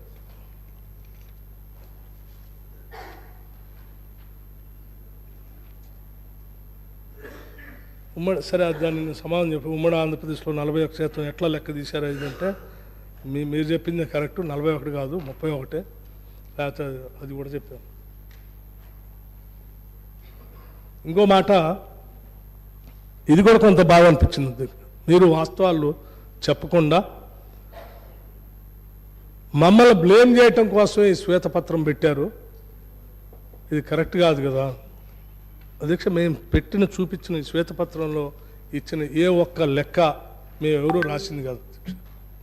ఇక్కడ కూర్చున్నటువంటి వాళ్ళు ఎవ్వరు రాసింది కాదు, మా సభ్యులు కానీ మా మంత్రివర్గ సహచరులు కానీ ఎవ్వరూ రాసింది కాదు. 10 ఏళ్ళుగా మీరు ప్రవేశపెట్టినటువంటి బడ్జెట్లో పుస్తకాల్లోంచి ఆ రికార్డ్స్ నుంచి మీరు తీసినటువంటి అంకెలు వాస్తవాలే ఈరోజు మేము ఇక్కడ మాట్లాడాం. మీరు పెట్టినటువంటి బడ్జెట్లో ఎస్టిమేట్స్, యాక్చువల్స్, రివైజ్డ్, డెట్ వీటికి సంబంధించిన అంకెలన్నీ కూడా ఆర్బీఐ దగ్గర ఉంటే ఆ సమాచారాన్ని తీసుకున్నాం, క్యాగ్ దగ్గర ఉంటే క్యాగ్ దగ్గర తీసుకున్నాం. అంతే తప్ప మాకై మేము సొంతంగా ఒక్క పదం కానీ ఒక్క అంకె కానీ ఇందులో రాసింది లేదు అధ్యక్ష. దయచేసి మేము మిమ్మల్ని బ్లేమ్ చేయటానికి లేకపోతే ఇంకేదో తప్పు పట్టడానికో మేము చెప్పినటువంటి సంఖ్య కాదు, అంకెలు కాదు. కేవలం ఈరోజు రాష్ట్రంలో ఉన్నటువంటి వాస్తవ పరిస్థితులు ఏంటి, మనం ఎక్కడున్నాం, ఎక్కడి నుంచి మనం ప్రయాణం మళ్ళీ మొదలుపెట్టాలి, ఈ ప్రయాణం మొదలుపెట్టే క్రమంలో ఈ రాష్ట్ర ప్రజల ఆకాంక్షలు ఏంటి, వాళ్ళ ఆలోచనలు ఏంటి, వాటిని ఏ విధంగా మనం ప్లాన్ చేసుకుని ముందుకు పోవాలి, దానికి సంబంధించి మాతో పాటు మిమ్మల్ని కూడా సహకరించవలసిందిగా కోరటం కోసం ఈ శ్వేతపత్రం పెట్టాం తప్ప మిమ్మల్ని ఏదో తప్పు పట్టడం కోసం పెట్టామని మీరు అనుకుంటే ఇది తప్పు అధ్యక్ష. మీరు చేసిన ఆర్థిక అరాచకత్వం అంతా ఇంతగా లేదు ఈ బడ్జెట్లో, ఇది మామూలుగా లేదు అధ్యక్ష. ఇది ఎంత ఆర్థిక అరాచకత్వం లేకపోతే ఇవాళ అప్పు కట్టడానికి కూడా అప్పు తీసుకొచ్చే పరిస్థితికి ఈ రాష్ట్రం నెట్టబోయిందో దీని ద్వారా అర్థమవుతా ఉంది. అట్లాగే అధ్యక్ష, ఇక మిత్రులు అక్బరుద్దీన్ గారు కూడా కొన్ని అంశాలు లేవనెత్తారు. క్యాగ్ రిపోర్ట్కి తర్వాత మిగతా అకౌంట్స్కి ఈ శాలరీస్ పెన్షన్స్ సంబంధించి కూడా కొంత తేడా ఉందని అన్నారు అధ్యక్ష. దానికి సంబంధించి కూడా నేను కొంత సమాచారం కాగితాలతో సహా తీసుకొని వచ్చాను. మేము ఇందులో మెన్షన్ చేసింది కరెక్ట్గా ఇక్కడ ఉన్నటువంటి సమాచారమే, ఇది మేము కూడా సొంతంగా తయారు చేసింది, ఇది వాస్తవమే మేము చెప్పింది. దీంట్లో ఏంటంటే మీరు బహుశా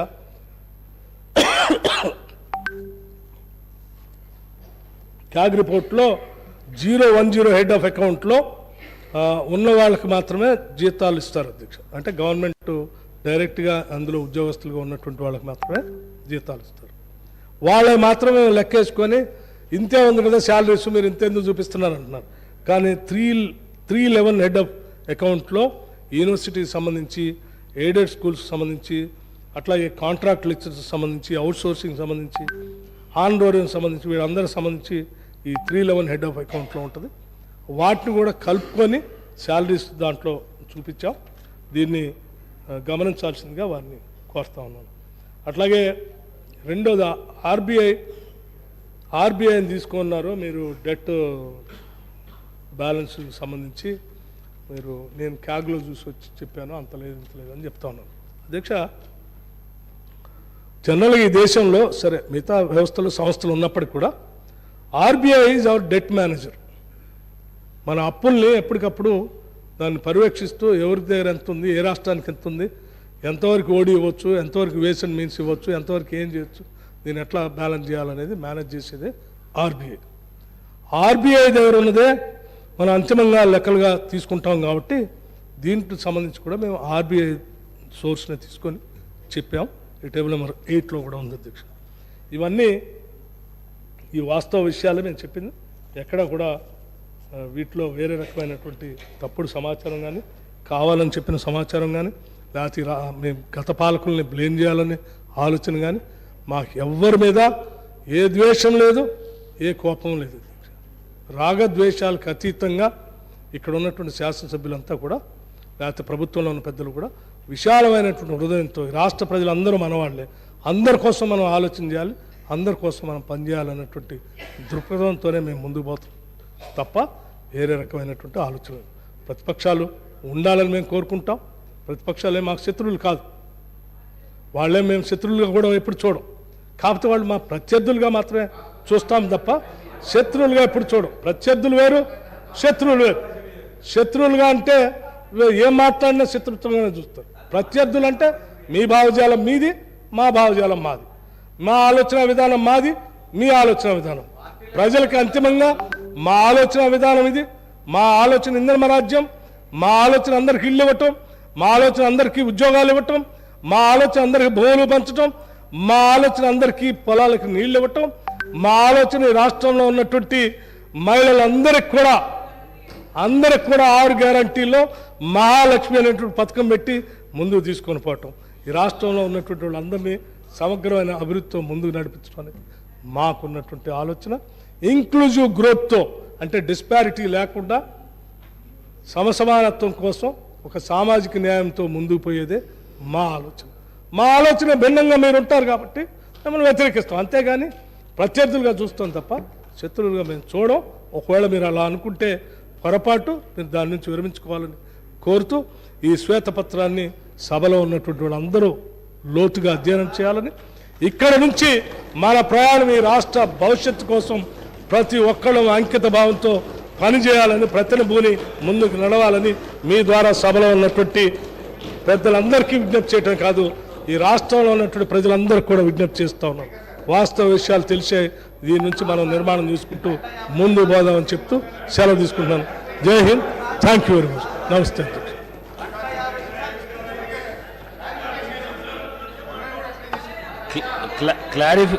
క్లారిఫికేషనే ఇవ్వండి అధ్యక్ష. గౌరవ ఉప ముఖ్యమంత్రి గారు భట్టి గారు, దయచేసి మా క్లారిఫికేషన్ కొంచెం విని సమాధానం చెప్పాలని కోరుకుంటా ఉన్నాం. మీరు ఏంటంటే పూర్తిగా సభను పక్కదో పట్టించే ప్రయత్నం చేసినారు, సత్యదూరమైన విషయాలు చెప్పే ప్రయత్నం చేసినారు. నేను మీ బుక్లో నుంచే చెప్తున్నాను, నేనేం నా కొత్త సొంత కవిత్వం చెప్తలేను, ఫిగర్స్ చెప్తలేను. Please take page number 20, table number 9. ఇప్పుడు ఇక్కడ ఇందులో మీరు ఏం చెప్పినారంటే కన్వీనియంట్గా 7 లక్షల కోట్ల రూపాయల అప్పులు ఉన్నాయని చెప్పి ఒక సత్యదూరమైనటువంటి విషయాన్ని చెప్పి ఇదంతా కూడా రాష్ట్ర ప్రభుత్వ అప్పుగా చెప్పే ప్రయత్నం చేసినారు. ఇది పూర్తిగా సత్యదూరమైనటువంటి విషయం. అయితే అధ్యక్ష మీరు చదవండి, మీరు చెప్పిందే చదువుతున్నాను. ఒకటి first serial number 1 FRBM loans for 2023-24 3,89,673 కోట్లు చెప్పినారు. ఇది ఎప్పటికీ మార్చ్ 2024 నాటికి, అంటే ఇంకొక వచ్చే 3 నెలల్లో చేయబోయే అప్పును కూడా ఇందులో కలిపి మీరు మొత్తం చెప్పే ప్రయత్నం చేసినారు. Point number 1. అదేవిధంగా అధ్యక్ష పాయింట్ నెంబర్ 3 గవర్నమెంట్ గ్యారంటీ, మంచిగా వినండి Bhatti garu, government guarantee loans which are raised by SPVs and serviced by them, వాళ్ళే కట్టుకుంటారు. అదెంత? 95,462 కోట్లు. Number 4 non guaranteed loans which are raised and serviced by SPV corporations institutions, ప్రభుత్వం guarantee ఇవ్వలేదు, అవి వాళ్ళే కట్టుకుంటారని మీరే చెప్పినారు. ఆ రెండు కలిపితే 1,54,876 కోట్లు. అంటే ఈ 1,54,876 కోట్లు రాష్ట్ర ప్రభుత్వం కట్టదు, వాళ్ళే కడతారని మీరే మీ బుక్లోనే చెప్పారు. అంటే ఈ 6,71,757 తీసేస్తే నెట్గా ఉండేది 5,16,881. ఈ 5,16,881లో వచ్చే 3 నెలలు కూడా కలిపి మీరు FRBMలో లోన్లు పెట్టినారు. అది కూడా తీసేస్తే రమారమి ఉండేది కేవలం 5 లక్షల కోట్లు మాత్రమే. కానీ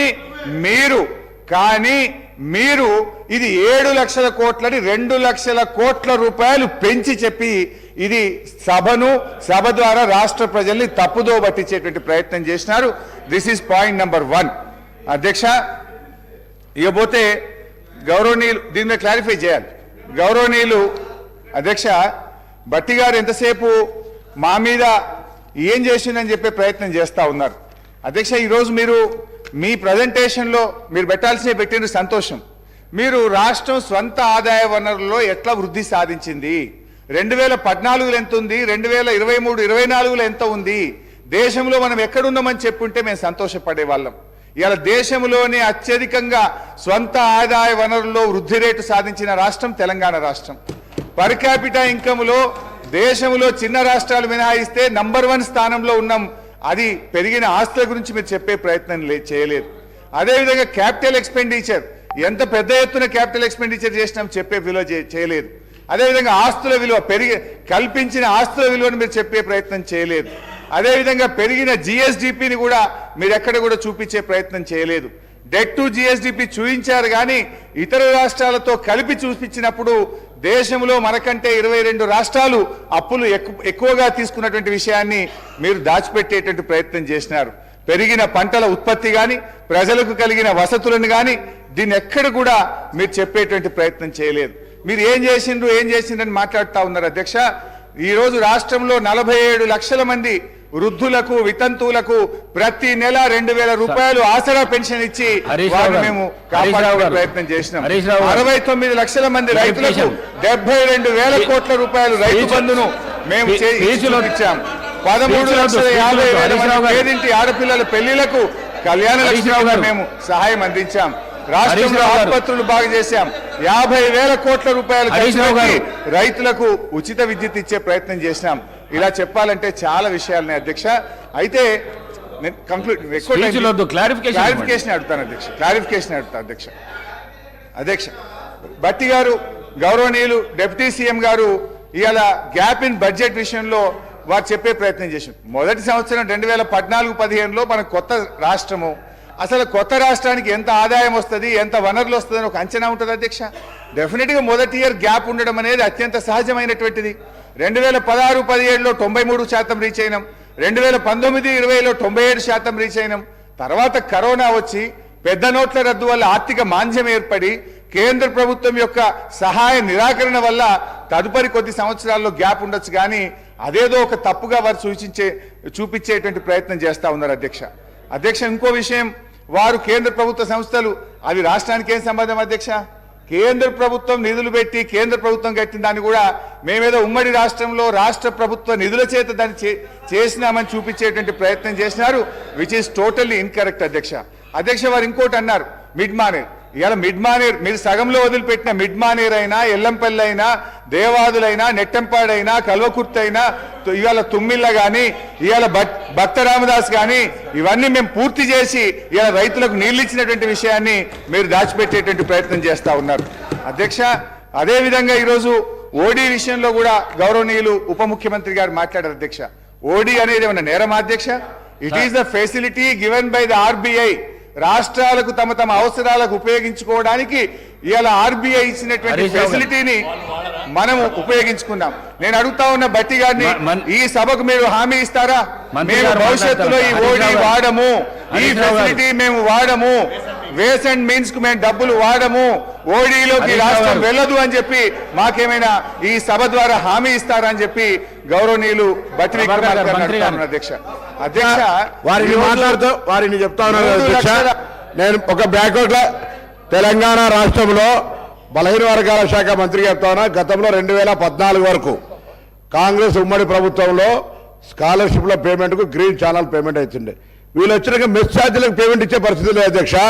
గ్రీన్ ఛానల్ మెస్ ఛార్జీలకు పేమెంట్ ఇవ్వకపోతే 18 నెలల కిరాయి లేదు అధ్యక్ష. ఇప్పటి వరకు కిరాయి లేకపోతే కిరాయి బిల్డింగ్లు ఖాళీ చేసేటువంటి పరిస్థితి వచ్చింది అధ్యక్ష. వీళ్ళు గురించి మాట్లాడుతారు. తర్వాత మా హుస్నాబాద్ నియోజకవర్గ గౌరవేలి ప్రాజెక్టు మాట్లాడుతున్నారు అధ్యక్ష. గౌరవేలి ప్రాజెక్టుకు సంబంధించి కాంగ్రెస్ ప్రభుత్వంలో ఫౌండేషన్ వేస్తే అధ్యక్ష 2014 వరకు టన్నెల్తో పాటుగా బండ్ కంప్లీట్ చేస్తాం అధ్యక్ష. కానీ డిస్ట్రిబ్యూటర్ సిస్టమ్ లేదు అధ్యక్ష. ఆనాడు ముఖ్యమంత్రి కేసీఆర్ గారు ఇక్కడ కూర్చోసుకొని కడతా అన్న ప్రాజెక్టు 10 సంవత్సరాల డిస్ట్రిబ్యూటర్ సిస్టమ్ లేదు అధ్యక్ష. మొన్ననే గౌరవ మంత్రి గారు రివ్యూ చేసినారు. మంత్రి తెలుసు, వారికి తెలుసు. దాని పైన పటారో లోటారో అని చెప్పినట్టుగా నేతి బీరకాయలు నెయ్యేతారో ప్రాజెక్టు వీళ్ళు చెప్తున్నటువంటి మాత్రం ప్రచారం మాత్రం ఆర్భాటం మొత్తం దేశం దాడుతుంది. అడ్వర్టైజ్మెంట్లు వేరే రాష్ట్రాలకు పోతాయి. ఇక్కడ జరుగుతున్నది ఇది. బలహీన వర్గాల స్కాలర్షిప్లకు సంబంధించి వాళ్ళు ఇవ్వలేదు. 2014 దాకా ఇచ్చిన నేను మా ప్రభుత్వాన్ని కోరుతా ఉన్నా, రేపొద్దున వెంటనే బలహీన వర్గాల శాఖకు సంబంధించినటువంటి విద్యార్థులందరికీ, ఎస్సీ ఎస్టీ బీసీ స్టూడెంట్స్ అందరికీ కూడా గ్రీన్ ఛానల్ ఓపెన్ చేసి మెస్ ఛార్జీల బిల్ పేమెంట్ అనేది ఆపకుండా ఉండాలనేటువంటి అందరి తరఫున కూడా ప్రభుత్వాన్ని కూడా కోరుతున్నా. వాళ్ళు ఇయ్యలేదనే మాట చెప్తా ఉన్నా. డిప్యూటీ సీఎం గారు, లీడర్ ఆఫ్ ది హౌస్, ముఖ్యమంత్రి గారు. స్పీకర్ సార్, ఇప్పుడు మంత్రి గారు పదే పదే మళ్ళీ వాళ్ళ ఇంకా ఆయన మంత్రే అనుకొని సమర్థించుకున్నట్టు ఇంకా అబద్ధాలతోనే సభను వారు తప్పుదోవ పట్టించాలనే ప్రయత్నం చేస్తారు. నేను ఈ సభలో జరిగిన చర్చల్ని తప్పుడు అంశాలను రికార్డులలోకి పంపించిన విషయాన్ని, ఆ రికార్డులను అన్నిటిని కూడా సరిదిద్దాల్సిన బాధ్యత సభానాయకుడిగా నా మీద ఉన్నది. వాస్తవాలను ప్రజలకు చెప్పాల్సిన బాధ్యత మా ప్రభుత్వం మీద ఉన్నది. అందుకే ఈరోజు కాళేశ్వరం ప్రాజెక్టుకు సంబంధించిన వాళ్ళు ఇప్పటి వరకు టెక్నికల్ శాంక్షన్ ఎంత ఇచ్చిండ్రు, పనులు ఎంత పూర్తి చేసిండ్రు, పేమెంట్లు ఎంత చెల్లించిండ్రు అని చెప్పాల్సిన బాధ్యత మా మీద ఉన్నది అధ్యక్ష. ఈరోజు కాళేశ్వరం ప్రాజెక్టుకు సంబంధించి అగ్రిమెంట్ వాల్యూ 1,27,872 కోట్లు. ఇన్ని టెండర్లు పిలిచి ఇప్పటి వరకు ఒప్పందాలు చేసుకున్నారు అధ్యక్ష. ఇందులో వీళ్ళు 96,876 కోట్ల రూపాయలు పనులు పూర్తయినాయని అధికారికంగా లెక్కలు చెప్తున్నాయి అధ్యక్ష. ఇందులో 32,076 కోట్లు బడ్జెట్ నుంచి పేమెంట్లు చేసిండ్రు. 61,616 కోట్ల రూపాయలు కార్పొరేషన్ ద్వారా లోన్ తీసుకొచ్చి ఖర్చు పెట్టిండ్రు అధ్యక్ష. అదేవిధంగా అంటే రెండు కలిపితే 90,425 కోట్లు ఇప్పటికీ పేమెంట్లు జరిగినాయి. ఇంకా 3,184 కోట్లు కాంట్రాక్టర్లకు రాష్ట్ర ప్రభుత్వం బకాయి పడ్డది. ఇప్పుడు మీ ద్వారా గత ప్రభుత్వాన్ని ఆ నాయకులు నేను అడగదలుచుకున్నా, మాజీ ముఖ్యమంత్రి గారి నుంచి మొదలు పెడితే సాగునీటి పారుదల శాఖ మంత్రి, ఆర్థిక శాఖ మంత్రి, మేనేజ్మెంట్ కోటాల మంత్రి అయిన వాళ్ళు అసలు కాళేశ్వరం అంచనానే 80,000 కోట్లు, అందులో 1,00,000 కోట్ల ఎట్లా అవినీతి జరిగిందని అంటారు ఏంది అధ్యక్ష? 1,00,000 కోట్ల అవినీతి, 1,00,000 కోట్ల నిధులు దుర్వినియోగమైనాయని ఎందుకు చెప్పినామంటే ఈ లెక్కలు వేసుకొని 1,00,000 కోట్లు ఖర్చు పెట్టినా 1,00,000 ఎకరాలకు కూడా కాళేశ్వరంలో నీళ్లు అందలేని వాస్తవాలు మాకు తెలుసు. కార్డ్ నివేదిక ఇచ్చింది కాబట్టి ఆ ప్రాతిపదికన ప్రజలకు మేము వివరించే ప్రయత్నం చేస్తే ఈ అబద్ధాలతో ఈ వాస్తవాలను కప్పిపుచ్చే ప్రయత్నం చేసిండ్రు. ఇప్పుడు నేను సూటిగా గతంలో సాగునీటి పారుదల శాఖ, మొన్న ఆర్థిక శాఖ మంత్రిగా పనిచేసిన వారిని ఇంతసేపు ఉపన్యాసం చెప్పిండ్రు కదా, సత్యహరిచంద్రుడే మరో జన్మ ఎత్తి ఇక్కడికి సభలోకి వచ్చి మాట్లాడుతున్నంత గొప్పగా వారు ప్రవచనాలు చెప్పిండ్రు. ఈ లెక్కలు వారి దగ్గర లేవా అధ్యక్ష? ఈ లెక్కలు ఒప్పుకొని అవును మా మాజీ ముఖ్యమంత్రి గారు ప్రజల్ని తప్పుదోవ పట్టించిండ్రు, వాస్తవాలు గిట్లున్నాయి కాబట్టి సభ్యులు తెలంగాణ ప్రజలు మమ్మల్ని క్షమిస్తే బాగుంటుందని హుందాగా వారు ముందుకు వచ్చి మాట్లాడినుంటే వారి గౌరవం ఎంత పెరిగి ఉండేది అధ్యక్ష. అదేవిధంగా రెండవది అధ్యక్ష, గతంలో మేము సృష్టించిన సంపదను వీళ్ళు తనఖా పెట్టి అప్పులు తీసుకొచ్చిండ్రు. ఉదాహరణ 1-2 విషయాలు చెప్తే ఎక్కువ లోతుకు ఎక్కువ వివరాలు నేను చెప్పదలుచుకోలేదు. ఆర్టీసీకి సంబంధించి మేము నిర్మించిన జూబ్లీ బస్టాండ్, మేడ్చల్ బస్టాండ్, రాణిగంజ్తో సహా ఇతర బస్ డిపోలు వీటన్నిటిని కుదువ పెట్టి ఆనాటి ఉమ్మడి రాష్ట్రంలో కాంగ్రెస్ పార్టీ అధికారంలో ఉన్నప్పుడు మేము కూడబెట్టి సంపాదించి వీళ్ళకి ఆస్తులను అప్పచెప్తే 2,886.95 కోట్ల రూపాయలు ఆర్టీసీని గతంలో ఆస్తుల్ని తనఖా పెట్టి అప్పులు తీసుకొచ్చిండ్రు అధ్యక్ష. అదేవిధంగా అధ్యక్ష ఈరోజు వాళ్ళు అదేవిధంగా విద్యుత్ సంస్థలు 2014 కంటే ముందు మేము తెలంగాణ రాష్ట్ర విభజన సందర్భంగా గత ప్రభుత్వానికి అప్పచెప్పిన ఆస్తులను పెట్టి టీఎస్ జెన్కో 2,100 కోట్ల అప్పు తీసుకొచ్చింది, ఎన్పిడిసిఎల్ 2,872 కోట్ల అప్పు తీసుకొచ్చింది. అంటే మేము కష్టపడి సంపాదించి కూడబెట్టి మేము కడుపు కట్టుకొని తరతరాలుగా సంపద సృష్టిస్తే విద్యుత్ శాఖలో 4,972 కోట్ల ఆస్తులను ఈరోజు వాళ్ళు తనఖా పెట్టి అప్పులు తెచ్చి ఇంకా మా మీద ఆరోపణ చేసి గత పాలకులు అని ఇంకా ఎన్ని సంవత్సరాలు ఈ రకమైన చర్చతోని ప్రజల్ని మభ్యపెడతారు అధ్యక్ష. మూడవది దాదాపుగా వీళ్ళ లెక్కల ప్రకారం కానీ ప్రభుత్వ అధికారులు ఇచ్చిన లెక్కల ప్రకారము ఇప్పటి వరకు 9 బడ్జెట్లు లెక్కేస్తే 14 అంచనా బడ్జెట్ ఎస్టిమేట్స్ వచ్చేసి 14,87,834 కోట్లు, ఖర్చు పెట్టింది 12,24,877 కోట్లు. ఇంకా 23-24 బడ్జెట్ది ఫైనాన్షియల్ ఇయర్ పూర్తి కాలేదు. దాదాపుగా ఇప్పటికీ అందులో 1,48,000 కోట్లు ఖర్చు పెట్టారు. మొత్తం కలిపి 13,72,000 కోట్లు ఈ ప్రభుత్వము 10 సంవత్సరాలల్లా, గత ప్రభుత్వము 10 సంవత్సరాలల్లా ఖర్చు పెట్టింది. ఇంత ఖర్చు 13,72,000 కోట్ల రూపాయలు ఖర్చు పెట్టిన గత ప్రభుత్వం మీ ద్వారా సూటిగా అడుగుతున్నా, పేదలకు డబుల్ బెడ్రూమ్ ఇండ్లు రాలేదు, దళితులకు ఇస్తున్న 3 ఎకరాల భూమి ఇవ్వలేదు, పేద పిల్లలకు కార్పొరేట్ విద్యను అందించాలని ఫీజు రియంబర్స్మెంట్ ఆనాడు కాంగ్రెస్ ప్రభుత్వం తీసుకొస్తే 4,000 పైచిలకు కోట్ల రూపాయలు ఫీజు రియంబర్స్మెంట్ బకాయిలు ఉన్నాయి. రాజీవ్ ఆరోగ్యశ్రీ పథకంలో ప్రభుత్వం నుంచి ఆర్థికంగా నిధులు విడుదల కాకపోవడంతో ఈరోజు ఆసుపత్రులు చనిపోయే ముందల ఉన్న పేషెంట్లను తీసుకెళ్లిన రాజీవ్ ఆరోగ్యశ్రీ నిధులు విడుదల చేయని పరిస్థితిలో వీళ్ళు ఉన్నారు. ఈరోజు ఎస్సీ ఎస్టీ ఓబీసీ హాస్టళ్లలో వంటలు వండే వాళ్లకు ఈరోజు ఇవ్వలేని జీతభత్యాలు కానీ వాళ్ళ ఖర్చులు ఇవ్వలేని పరిస్థితి, మధ్యాహ్న భోజనం వండే కార్మికులకు వాళ్ళ జీతభత్యాలు ఇవ్వలేని పరిస్థితి, అవుట్ సోర్సింగ్ సెక్రటేరియట్లో పనిచేసే అవుట్ సోర్సింగ్ ఉద్యోగస్తులకు జీతభత్యాలు ఇవ్వకపోవడం వల్ల కొత్త ప్రభుత్వం వచ్చినప్పుడే అదే సచివాలయంలో వందలాది మంది అవుట్ సోర్సింగ్ ఎంప్లాయీస్ వచ్చి నిరసన తెలిపే పరిస్థితి. IIIT బాసరలో ఉన్న విద్యార్థులకు సరైన వసతులు, వాళ్లకు సరైన నాణ్యమైన భోజనం అందించకపోవడం వల్ల విద్యార్థులు చచ్చిపోవడమే కాకుండా నెలల తరబడి ఈ ప్రభుత్వాన్ని నిలదీస్తుంటే ఈ ప్రభుత్వం ముఖం చాటేసింది తప్ప ఏ సందర్భంలో కూడా మేము ఉన్నాము అని చెప్పలేని పరిస్థితి. ఈరోజు ప్రభుత్వ ఉద్యోగులకు ప్రతి నెల 1వ తారీఖు నాడు జీతాలు ఇవ్వాల్సిన బాధ్యత నుంచి ఈ ప్రభుత్వము జీతభత్యాలు ఇవ్వలేని పరిస్థితికి వచ్చింది. అదే మీ పెద్ద కొడుకును నేను కేసీఆరే తెలంగాణ రాష్ట్రంలో ఉన్న పేదోళ్లకు పెద్దోళ్లకు ఆసరా పెన్షన్ వచ్చే వాళ్లకు పెద్ద కొడుకుని అన్నాడు. ఈరోజు 2 నెలలు 3 నెలలు ఆలస్యంగా కూడా కొన్నిసార్లు వాళ్ళ పెన్షన్ పేదవాళ్ళకి ఇచ్చే పరిస్థితి, ఆర్థిక దివాలా ఈరోజు తెలంగాణ రాష్ట్రాన్ని ఆ దిశగా వారు నడిపించారు. ఈరోజు జిహెచ్ఎంసీ గ్రేటర్ హైదరాబాదులో కాంగ్రెస్ పార్టీ సృష్టించిన ఔటర్ రింగ్ రోడ్ 159 కిలోమీటర్ల ఔటర్ రింగ్ రోడ్డును ఆనాడు కష్టపడి 6,500 కోట్లతోని 6,000 ఎకరాల భూసేకరణతోని ఒక అద్భుతాన్ని కొన్ని లక్షల కోట్ల రూపాయల ఆస్తిని మేము సృష్టిస్తే 7,300 కోట్లకు ఈ ప్రబుద్ధులు తెగనమ్ముకొని బంగారు గుడ్డు పెట్టే బాతును ఒకటేసారి కోసుకొని తిన్నారు అధ్యక్ష.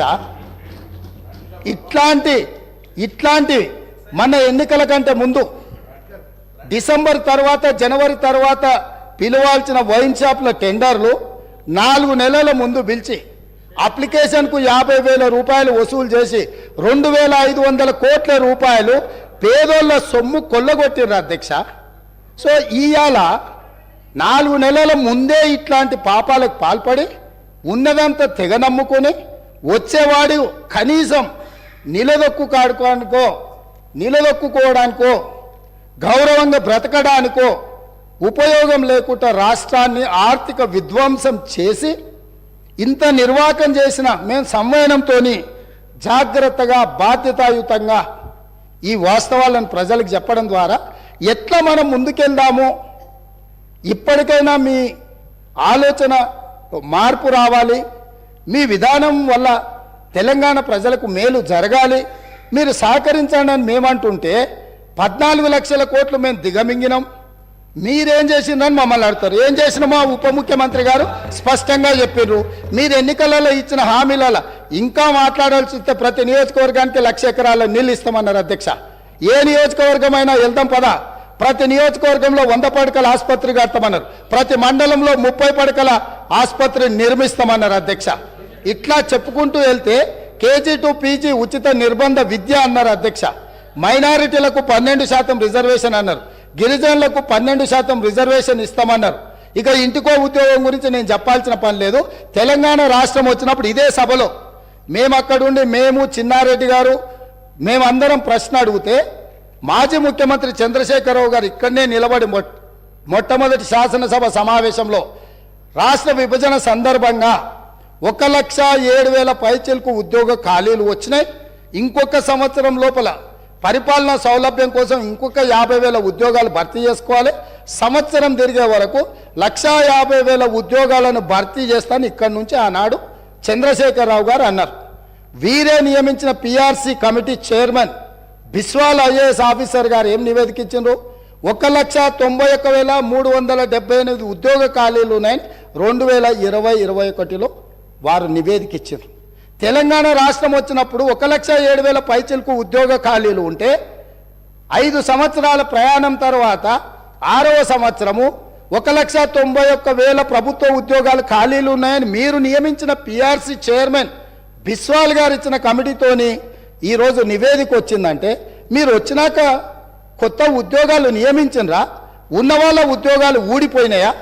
ఇట్లాంటి విషయాల మీద ఇన్ని తప్పులు చేసి రాష్ట్రాన్ని మొత్తం ఎందుకు పనికిరాని మొత్తం దివాలా తీయించి చేసిండ్రు. బాగుంది, సరే. వాళ్ళు ఏమంటారు, అయ్యా మేము లోపభూయిష్టంగా పరిపాలన చేసినాం, మీరు ఎవరికి చెప్పకూరి, మా సిగ్గు పోతుంది అంటారు. వాళ్ళ సిగ్గు పోతుంది నిజాలు చెప్తే బాగానే ఉంది అధ్యక్ష, ఊరుకుంటే మన ప్రాణం పోయేటట్టు ఉంది కదా అధ్యక్ష. వాళ్ళ సిగ్గును కాపాడాలనా, 4 కోట్ల తెలంగాణ ప్రజల ప్రాణాలు కాపాడాలనా, వాళ్ళ ఆస్తులను వాళ్ళ హక్కులను కాపాడాలనా? ఇట్లా చెప్పుకుంటూ వెళ్తే ఎన్నో విషయాలు ఉన్నాయి. కాబట్టి మీ ద్వారా నా సూచన మిత్రుడికి, బేసిజాలకు పోకండి. ఇంటికాడ ఆయన ఉండి టీవీ కంటిన్యూస్గా చూస్తాడు, వెళ్తే మీకు ఇబ్బంది ఉంటుంది, కొంత వివరణ చెప్పుకోలేరు, మీ సమస్య మేము కూడా అర్థం చేసుకుంటాము. కాకపోతే ఈ ప్రభుత్వంలో వెట్టి చాకిరికి విముక్తి కలిగించినము కాబట్టి మీరు స్వేచ్ఛగా ఉండండి. వెట్టి చాకిరి ఆనాడు కాంగ్రెస్ నిషేధించింది. ఈరోజు మళ్ళీ తెలంగాణలో ఇందిరమ్మ రాజ్యంలో ప్రజాపాలనలో వెట్టి చాకిరి నిషేధించినము. స్వేచ్ఛగా ఇప్పటికైనా నిజాలు ఒప్పుకొని ముందుకు రావాల్సిందిగా మా మిత్రులకు నేను సూచన చేస్తున్నా సార్. బీజేపీ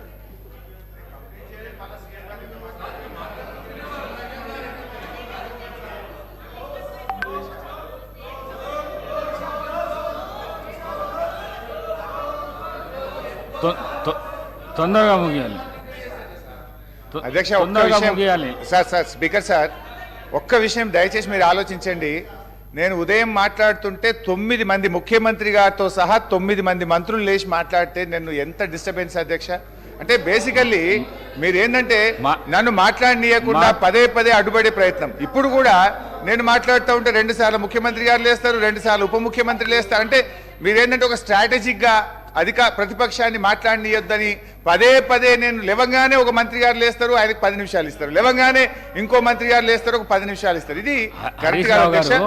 9 మంది మాట్లాడినా మీరు 2 గంటల ఎక్కడ సార్ మీరు సభ రికార్డులు బయట పెట్టండి అధ్యక్ష. 8 మంది ఉన్న వాళ్ళకి ఎంత టైం ఇచ్చిండ్రు, 7 ఉన్న వాళ్ళకి ఎంత ఇచ్చిండ్రు, 1 ఉన్న వాళ్ళకి ఎంత ఇచ్చిండ్రు, 39 మంది ఉన్న వాళ్ళకి ఎంత ఇచ్చిండ్రు, మమ్మల్ని ఎన్నిసార్లు డిస్టర్బ్ చేసిందో పెట్టండి అధ్యక్ష. Please let me seek clarification అధ్యక్ష. ఈరోజు గౌరవ ముఖ్యమంత్రి అట్లా 2 minutes అనకండి సార్. ముఖ్యమంత్రి గారు పావు గంట మా మీద ఇష్టం ఉన్నట్టు స్వీపింగ్ రిమార్క్స్ చేయొచ్చు, బట్టి గారు ఇష్టం ఉన్నట్టు మాట్లాడొచ్చు. మా గొంతు ఎందుకు నొక్కుతారు వారు లీడర్ ఆఫ్ ది హౌస్ అధ్యక్ష. హరీష్ రావు గారు వారు leader of the house. KCR గారు వస్తే వారికి కూడా టైం ఎంత స్వీపింగ్ రిమార్క్స్ చేయొద్దండి. కానీ మీరు ఆ విధంగా talking on behalf of my party. మా పార్టీ పక్షాన నేను మాట్లాడినప్పుడు మాకు ఇవ్వాలి. మాట్లాడండి, క్లారిఫికేషన్ మాట్లాడండి అధ్యక్ష. ఇవాళ గౌరవనీయులు ముఖ్యమంత్రి గారు రేవంత్ రెడ్డి గారు పొద్దు నుంచి చూస్తున్నా, నిన్న మొన్న కూడా చూసిన సభలో ఆయన ఇంకా సభానాయకుడిగా కాకుండా ఓ ప్రతిపక్షంలో మాట్లాడినట్టు గాంధీ భవన్ లో పిసిసి అధ్యక్షుడిగా మాట్లాడారు అధ్యక్ష. ఎందుకంటే సర్కాస్టిక్ గా మాట్లాడు ఆయన విషయం మీద మాట్లాడితే మేము ఎంతసేపు అయినా మాట్లాడతాం. పదే మా మీద సర్కాస్టిక్ కామెంట్లు మానేయాలని చెప్పి నేను కోరుతా ఉన్నా అధ్యక్ష. నిజంగా వాళ్ళు మంచిగా చేస్తే మేము సహకరిస్తాం. వాళ్ళ మేనిఫెస్టో అమలు చేయమనండి, మేము సంపూర్ణంగా సహకరిస్తాం. వాళ్ళు మంచి పనులు చేయమనండి, మేము సహకరిస్తాం. ఇలా కాళేశ్వరం మీద మళ్ళీ వారు మాట్లాడుతూ వారు ఈరోజు మేము అన్నదేంది అధ్యక్ష, మేము ఆ రోజు అన్నది కాళేశ్వరం మీద 83 వేల కోట్ల రూపాయలు అప్పైతే వీళ్ళ నాయకుడు రాహుల్ గాంధీ గారు 1,00,000 కోట్ల అవినీతి జరిగిందని తప్పుదో పట్టించిండ్రు అని చెప్పి మేము మాట్లాడినాం. కానీ ఈరోజు ముఖ్యమంత్రి గారు మళ్ళీ అదే విషయాన్ని ఆయన చెప్పే ప్రయత్నం చేస్తూ ఉన్నారు అధ్యక్ష. ఇప్పుడు వారు కూడా ఏం చేసిండ్రు నాకు తెలిసి సెకండ్ టీఎంసీది కూడా ఇలా కాళేశ్వరంలో సెకండ్ టీఎంసీది కూడా కలిపి 90,000 కోట్ల రూపాయలు ఖర్చు అయిందని చెప్పే ప్రయత్నం చేస్తున్నారు. అయినా 1,00,000 కోట్లు కాలే కదా అధ్యక్ష. అంటే మేం చెప్పిందే నిజం. ఇవాళ ఈ సభను రాష్ట్ర ప్రజల్ని తప్పుదో పట్టించింది కాంగ్రెస్ పార్టీ అనేటువంటిది ఇవాళ మరొకసారి వారే చెప్పకనే చెప్పినారు. ధన్యవాదాలు అధ్యక్ష. రెండో విషయం, విద్యుత్ సంస్థల విషయంలో మేమేదో అప్పులు తెచ్చినామని ముఖ్యమంత్రి గారు చెప్పారు అధ్యక్ష. 2014 సంవత్సరంలో ఈ రాష్ట్రాన్ని మాకు అప్పజెప్పినాడు విద్యుత్ సంస్థల ఆస్తుల విలువ 44,438 కోట్ల రూపాయలైతే ఈ రోజు మేము క్రియేట్ చేసిన ఆస్తుల విలువ 1,37,571 కోట్ల రూపాయల ఆస్తుల విలువతో ఇవాళ మేము వాళ్ళకి అప్పగించాం అధ్యక్ష. చివరిగా అధ్యక్ష, ఆర్టీసీ విషయంలో ఆర్టీసీ కొత్త బస్సులు కొనుక్కోవడానికో సంస్థను బలోపేతం చేయడానికి మేము గ్యారంటీ ఇచ్చినామే తప్ప ఆ డబ్బులు ఏదో రాష్ట్ర ప్రభుత్వం వాళ్లే. నేను మీ ద్వారా గౌరవ ముఖ్యమంత్రి గారిని కోరుతా ఉన్న అధ్యక్ష, ఆర్టీసీ ఉద్యోగులను ప్రభుత్వ ఉద్యోగులుగా గుర్తిస్తూ మేము నిర్ణయం తీసుకున్నాం అధ్యక్ష. ఆ రోజు దయచేసి ఆ డేట్ ఆఫ్ అపాయింట్మెంట్ డిసైడ్ చేసి కొత్త సంవత్సరంలో ఆర్టీసీ ఉద్యోగులకు ప్రభుత్వ ఉద్యోగులుగా వేతనం ఇవ్వాలని మీ ద్వారా గౌరవ ముఖ్యమంత్రి గారిని నేను కోరుతా ఉన్నా అధ్యక్ష. అధ్యక్ష, ఈరోజు ఏ అంశంలోనైనా ఇలా బట్టి గారు చెప్పిన దాంట్లోనైనా ఇతర విషయాల్లోనైనా మేము చివరిగా ప్రభుత్వానికి చేసే అప్పీల్ ఒకటే అధ్యక్ష. ఇవాళ మేము ఏంటంటే మీరు విషయాలు చెప్పొద్దనిలే, మీరు ఏ విషయమైనా చెప్పండి, ఎన్ని వైట్ పేపర్లైనా పెట్టండి, ఎన్ని రోజులు చర్చ పెట్టినా మేము సమాధానం చెప్పడానికి సిద్ధంగా ఉన్నాం. మంచి పని చేస్తే సహకరించడానికి సిద్ధంగా ఉన్నాం. మేము చెప్పే ప్రయత్నం ఏంటంటే అధ్యక్ష, ఇవాళ మనకు ముఖ్యంగా పదవుల కంటే కూడా ఈ వ్యవస్థలు అనేటువంటివి ముఖ్యం. రాజకీయాల కంటే రాష్ట్రం ముఖ్యం. ప్రజల ప్రయోజనాలు ముఖ్యం. రాష్ట్ర భవిష్యత్తును దెబ్బతీసే మీరు మహేశ్వర్ రెడ్డి గారు థ్యాంక్ యూ అధ్యక్ష. క్లారిఫికేషన్స్ అంటే నేను ఎంత సమయం అంటే అంత సమయం. ఈరోజు గౌరవ ఉప ముఖ్యమంత్రి గారు వారి మహేశ్వర్ రెడ్డి గారు ఈరోజు గౌరవ ఉప ముఖ్యమంత్రి గారు బట్టి విక్రమార్క గారు శ్వేతపత్రం ఈరోజు వైట్ పేపర్ రిలీజ్ అయితే చేశారో సరే, దాని మీద వారు ఏ రకంగా డిఫెండ్ చేసుకున్నప్పటికీ కూడా ఈరోజు శ్వేతపత్రం ఇవ్వాల్సి ఉండనా లేదా అనేది లోతుకు వెళ్లకుండా ఇప్పుడు ఒకసారి ఆల్రెడీ అది టేబుల్ అయింది కాబట్టి దాని మీద ఇంకా చర్చ అవసరం లేదు. అధ్యక్ష, ఏ రకంగా మనం ముందుకు వెళ్ళాలనే అంశం చాలా ముఖ్యమైనది. ఈరోజు రాష్ట్రం పూర్తిగా ధ్వంసమైందనే దానికి అది నిజం అధ్యక్ష. అది పూర్తిగా ఎవరైనా సరే ఒప్పుకోవాల్సినటువంటి వాస్తవం అధ్యక్ష. ఈ రాష్ట్రం దాదాపు 7 లక్షల కోట్ల రూపాయలు 7 లక్షల కోట్ల రూపాయలు అప్పు చేసి 7 లక్షల కోట్ల రూపాయలు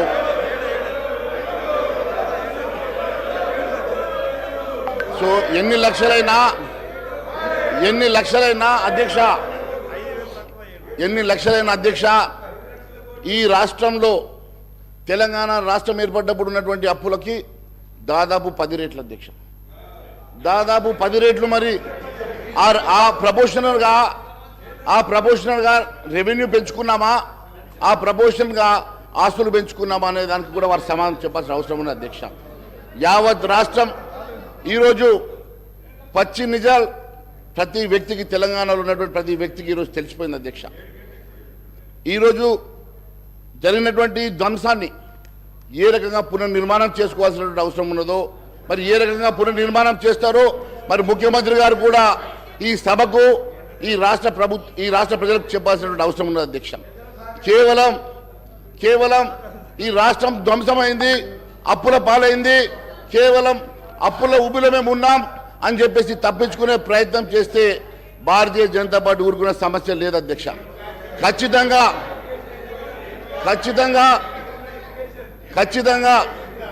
ఈరోజు శ్రీహరి గారు ఈరోజు అధ్యక్ష వాళ్ళ క్లారిఫికేషన్ వాళ్ళు మాట్లాడారు కదా, మరి అధ్యక్ష ఉప ముఖ్యమంత్రి గారు మీరు కూడా భాషను ఇస్తారు కదా.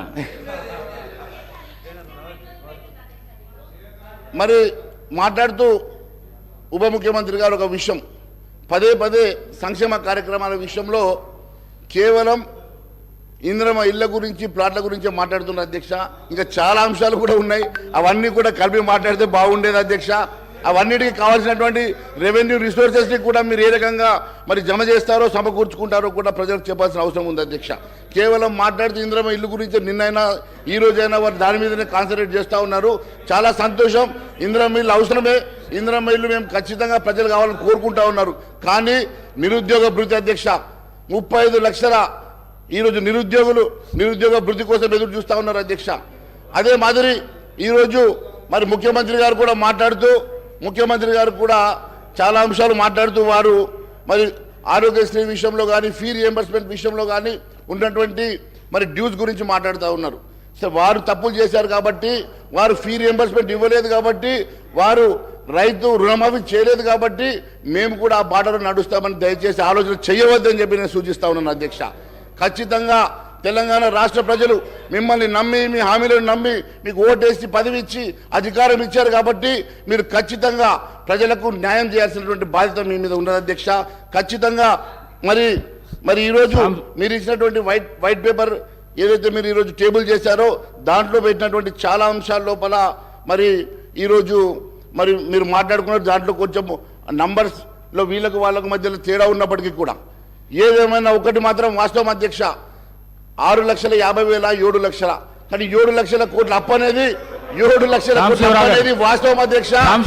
ఈ 7 లక్షల కోట్ల అప్పును ఏ రకంగా తీరుస్తారు, ఏ రకంగా ముందుకు 2 minutes క్లారిఫికేషన్.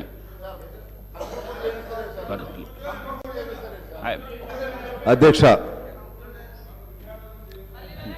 ఈరోజు మహేశ్వర్ రెడ్డి గారు కన్క్లూడ్ చేస్తారంట. సార్ మరి చివరగా కన్క్లూడ్ చేయండి. చివరగా ఒకటే ఒక విషయం అధ్యక్ష, మరి ఇంత పెద్ద ఇన్ని అంశాలు మాట్లాడారు. దాదాపుగా 90,000 కోట్ల రూపాయలు అని చెప్పేసి వారు 1,00,000 కోట్లు అని చెప్పేసి వీరు ఏదైతే కాళేశ్వరం మీద మాట్లాడుతున్నారు అధ్యక్ష, అది 90,000 కోట్ల 1,00,000 కోట్ల, అక్కడ మాత్రం ప్రజాధనం దుర్వినియోగం అయిన మాట వాస్తవమా కాదు అధ్యక్ష? ఇన్ని వేల కోట్ల రూపాయలు ప్రజాధనం దుర్వినియోగం అయినప్పుడు దాని మీద మీరు సిబిఐ ఎంక్వైరీ చేస్తారా, సిట్టింగ్ జడ్జి ఎంక్వైరీ చేస్తారా? ఖచ్చితంగా గౌరవ ముఖ్యమంత్రి గారు దాని మీద ముందుకు నడవాలి. మేము వారికి బాసటగా ఉంటామని కూడా తెలియజేస్తా ఉన్నాం అధ్యక్ష. సాంబశివరావు గారు అధ్యక్ష, థ్యాంక్ యూ. ప్లీజ్. మన ఆర్థిక శాఖ మంత్రి గారు చాలా చక్కగా వివరణ ఇవ్వటం జరిగింది. అలాగే క్లారిఫికేషన్ సంబంధించి ఆర్టీసీ అంశం ప్రస్తావనకు వచ్చింది. ఆర్టీసీ ఇవాళ దాని ఆస్తులన్నీ కూడా తాకట్టు పెట్టబడ్డాయి చాలా చోట్ల. ఆర్టీసీ బస్ స్టేషన్లకు సంబంధించిన స్థలాలను కూడా అమ్ముతూ ఉన్నారు. అలాగే ఆర్టీసీ కార్మికులకి అంతకుముందు సమ్మె చేసేటువంటి అవకాశం లేకుండా యూనియన్లనే రద్దు చేయడం జరిగింది. అలాగే వాళ్ళకి ఇస్తామన్న పిఆర్సీ కూడా ఇవ్వలేదు. అదేవిధంగా జన్కోలో ఆర్టిజన్ లాంటి వాళ్ళు కొన్ని వేల మంది అతి తక్కువ వేతనాలతో పనిచేస్తూ ఉన్నారు. సింగరేణి లాంటి చోట దాదాపు పర్మనెంట్ వర్కర్స్ ఎంతమంది ఉన్నారు అంతమంది కాంట్రాక్ట్ వర్కర్స్ వీళ్ళందరూ ఉన్నారు. వీటన్నిటినీ ఇవాళ ఈ ప్రభుత్వం అప్పుడు జరిగినటువంటి ఆ లోపాలని సరిదిద్దగలుగుతుందని ఆశిస్తూ, ముఖ్యంగా ఆర్టీసీకి సంబంధించి పిఆర్సీ అనేది లేకుండా, వాళ్ళకి మాట్లాడే హక్కు లేకుండా, అసలు యూనియన్లే లేకుండా చేయటం అనేది చాలా బాధాకరం. అటువంటి జరిగిన పొరపాట్లన్నింటినీ రెస్టోర్ చేయాల్సిన ఆ పొరపాట్లని దాన్ని సరిదిద్దవలసినటువంటి అవసరం ఉందని చెప్పి నేను ప్రభుత్వాన్ని కోరుతూ మీకు మరొకసారి ధన్యవాదాలతో సెలవు తీసుకుంటున్నా. Thank you. డిప్యూటీ సీఎం గారు.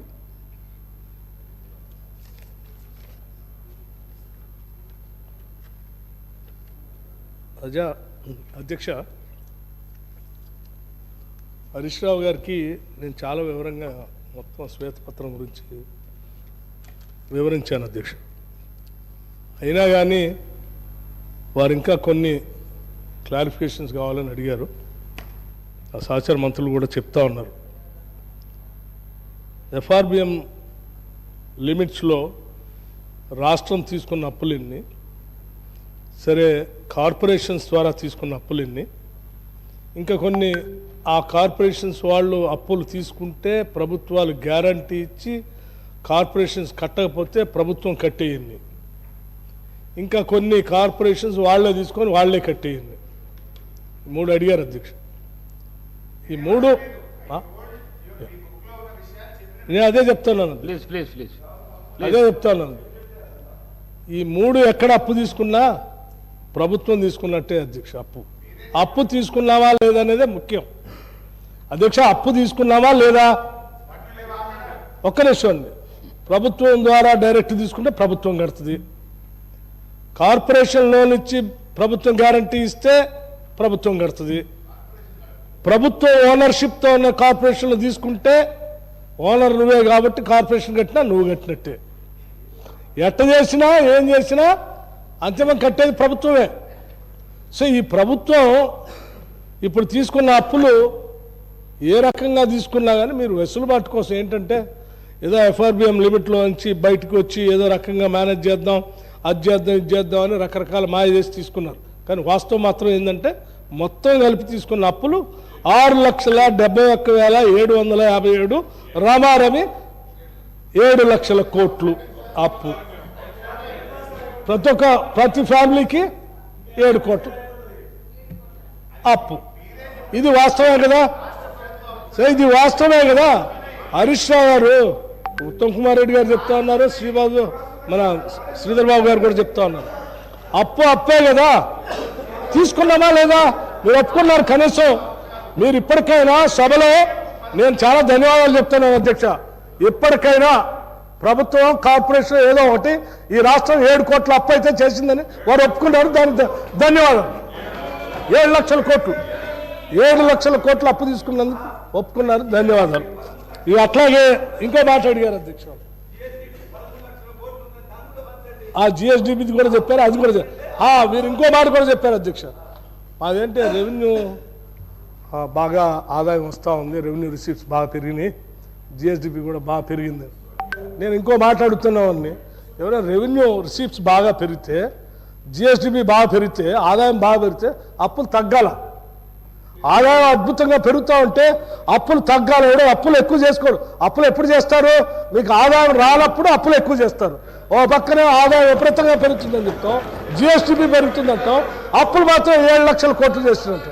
ఇది ఎక్కడండి? ఇంకోటి కూడా చెప్పారు, మాకు రెవెన్యూ రిసీప్ట్స్ విపరీతంగా ఉంది, జిఎస్డిపి ఇంత పెరిగింది, మీరు ఇది చెప్పట్లేదు అంటారు. నేను చెప్తాను అధ్యక్ష. మరి ఇంత బాగా పెరిగితే ఓడి ఎందుకు తీసుకున్నారు అధ్యక్ష? మీరు ఆర్బీఐ నుంచి ఓడి ఎందుకు తీసుకున్నారో? మీకు రెవెన్యూ రిసీప్ట్స్ విపరీతంగా ఆదాయం వస్తుంది, జిఎస్డిపి పెరుగుతూ ఉంటే ఏదో ఓడి తీసుకో. ఓడి అంటే ఏంటి అసలు? ఓడి అంటే ఏంటి? ఈయన పూర్తి చెప్తే బాగుంది.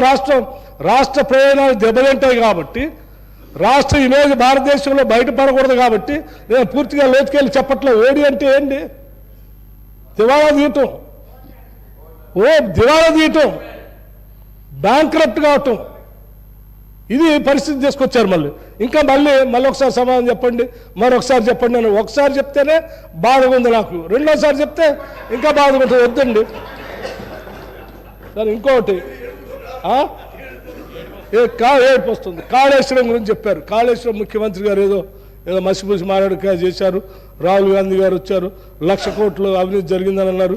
వారు కూడా 1,00,000 కోట్లు అంటున్నారు. తర్వాత రెండో టీఎంసీ కలిపి చెప్తా ఉన్నారు అంత జరగలేదు, ఆడ జరిగింది 1,00,000 కోట్లు, ఆడ జరిగింది మొత్తం అది కలిపితే కూడా 97,000 కోట్లే కదా అని. నిజమే, రైట్.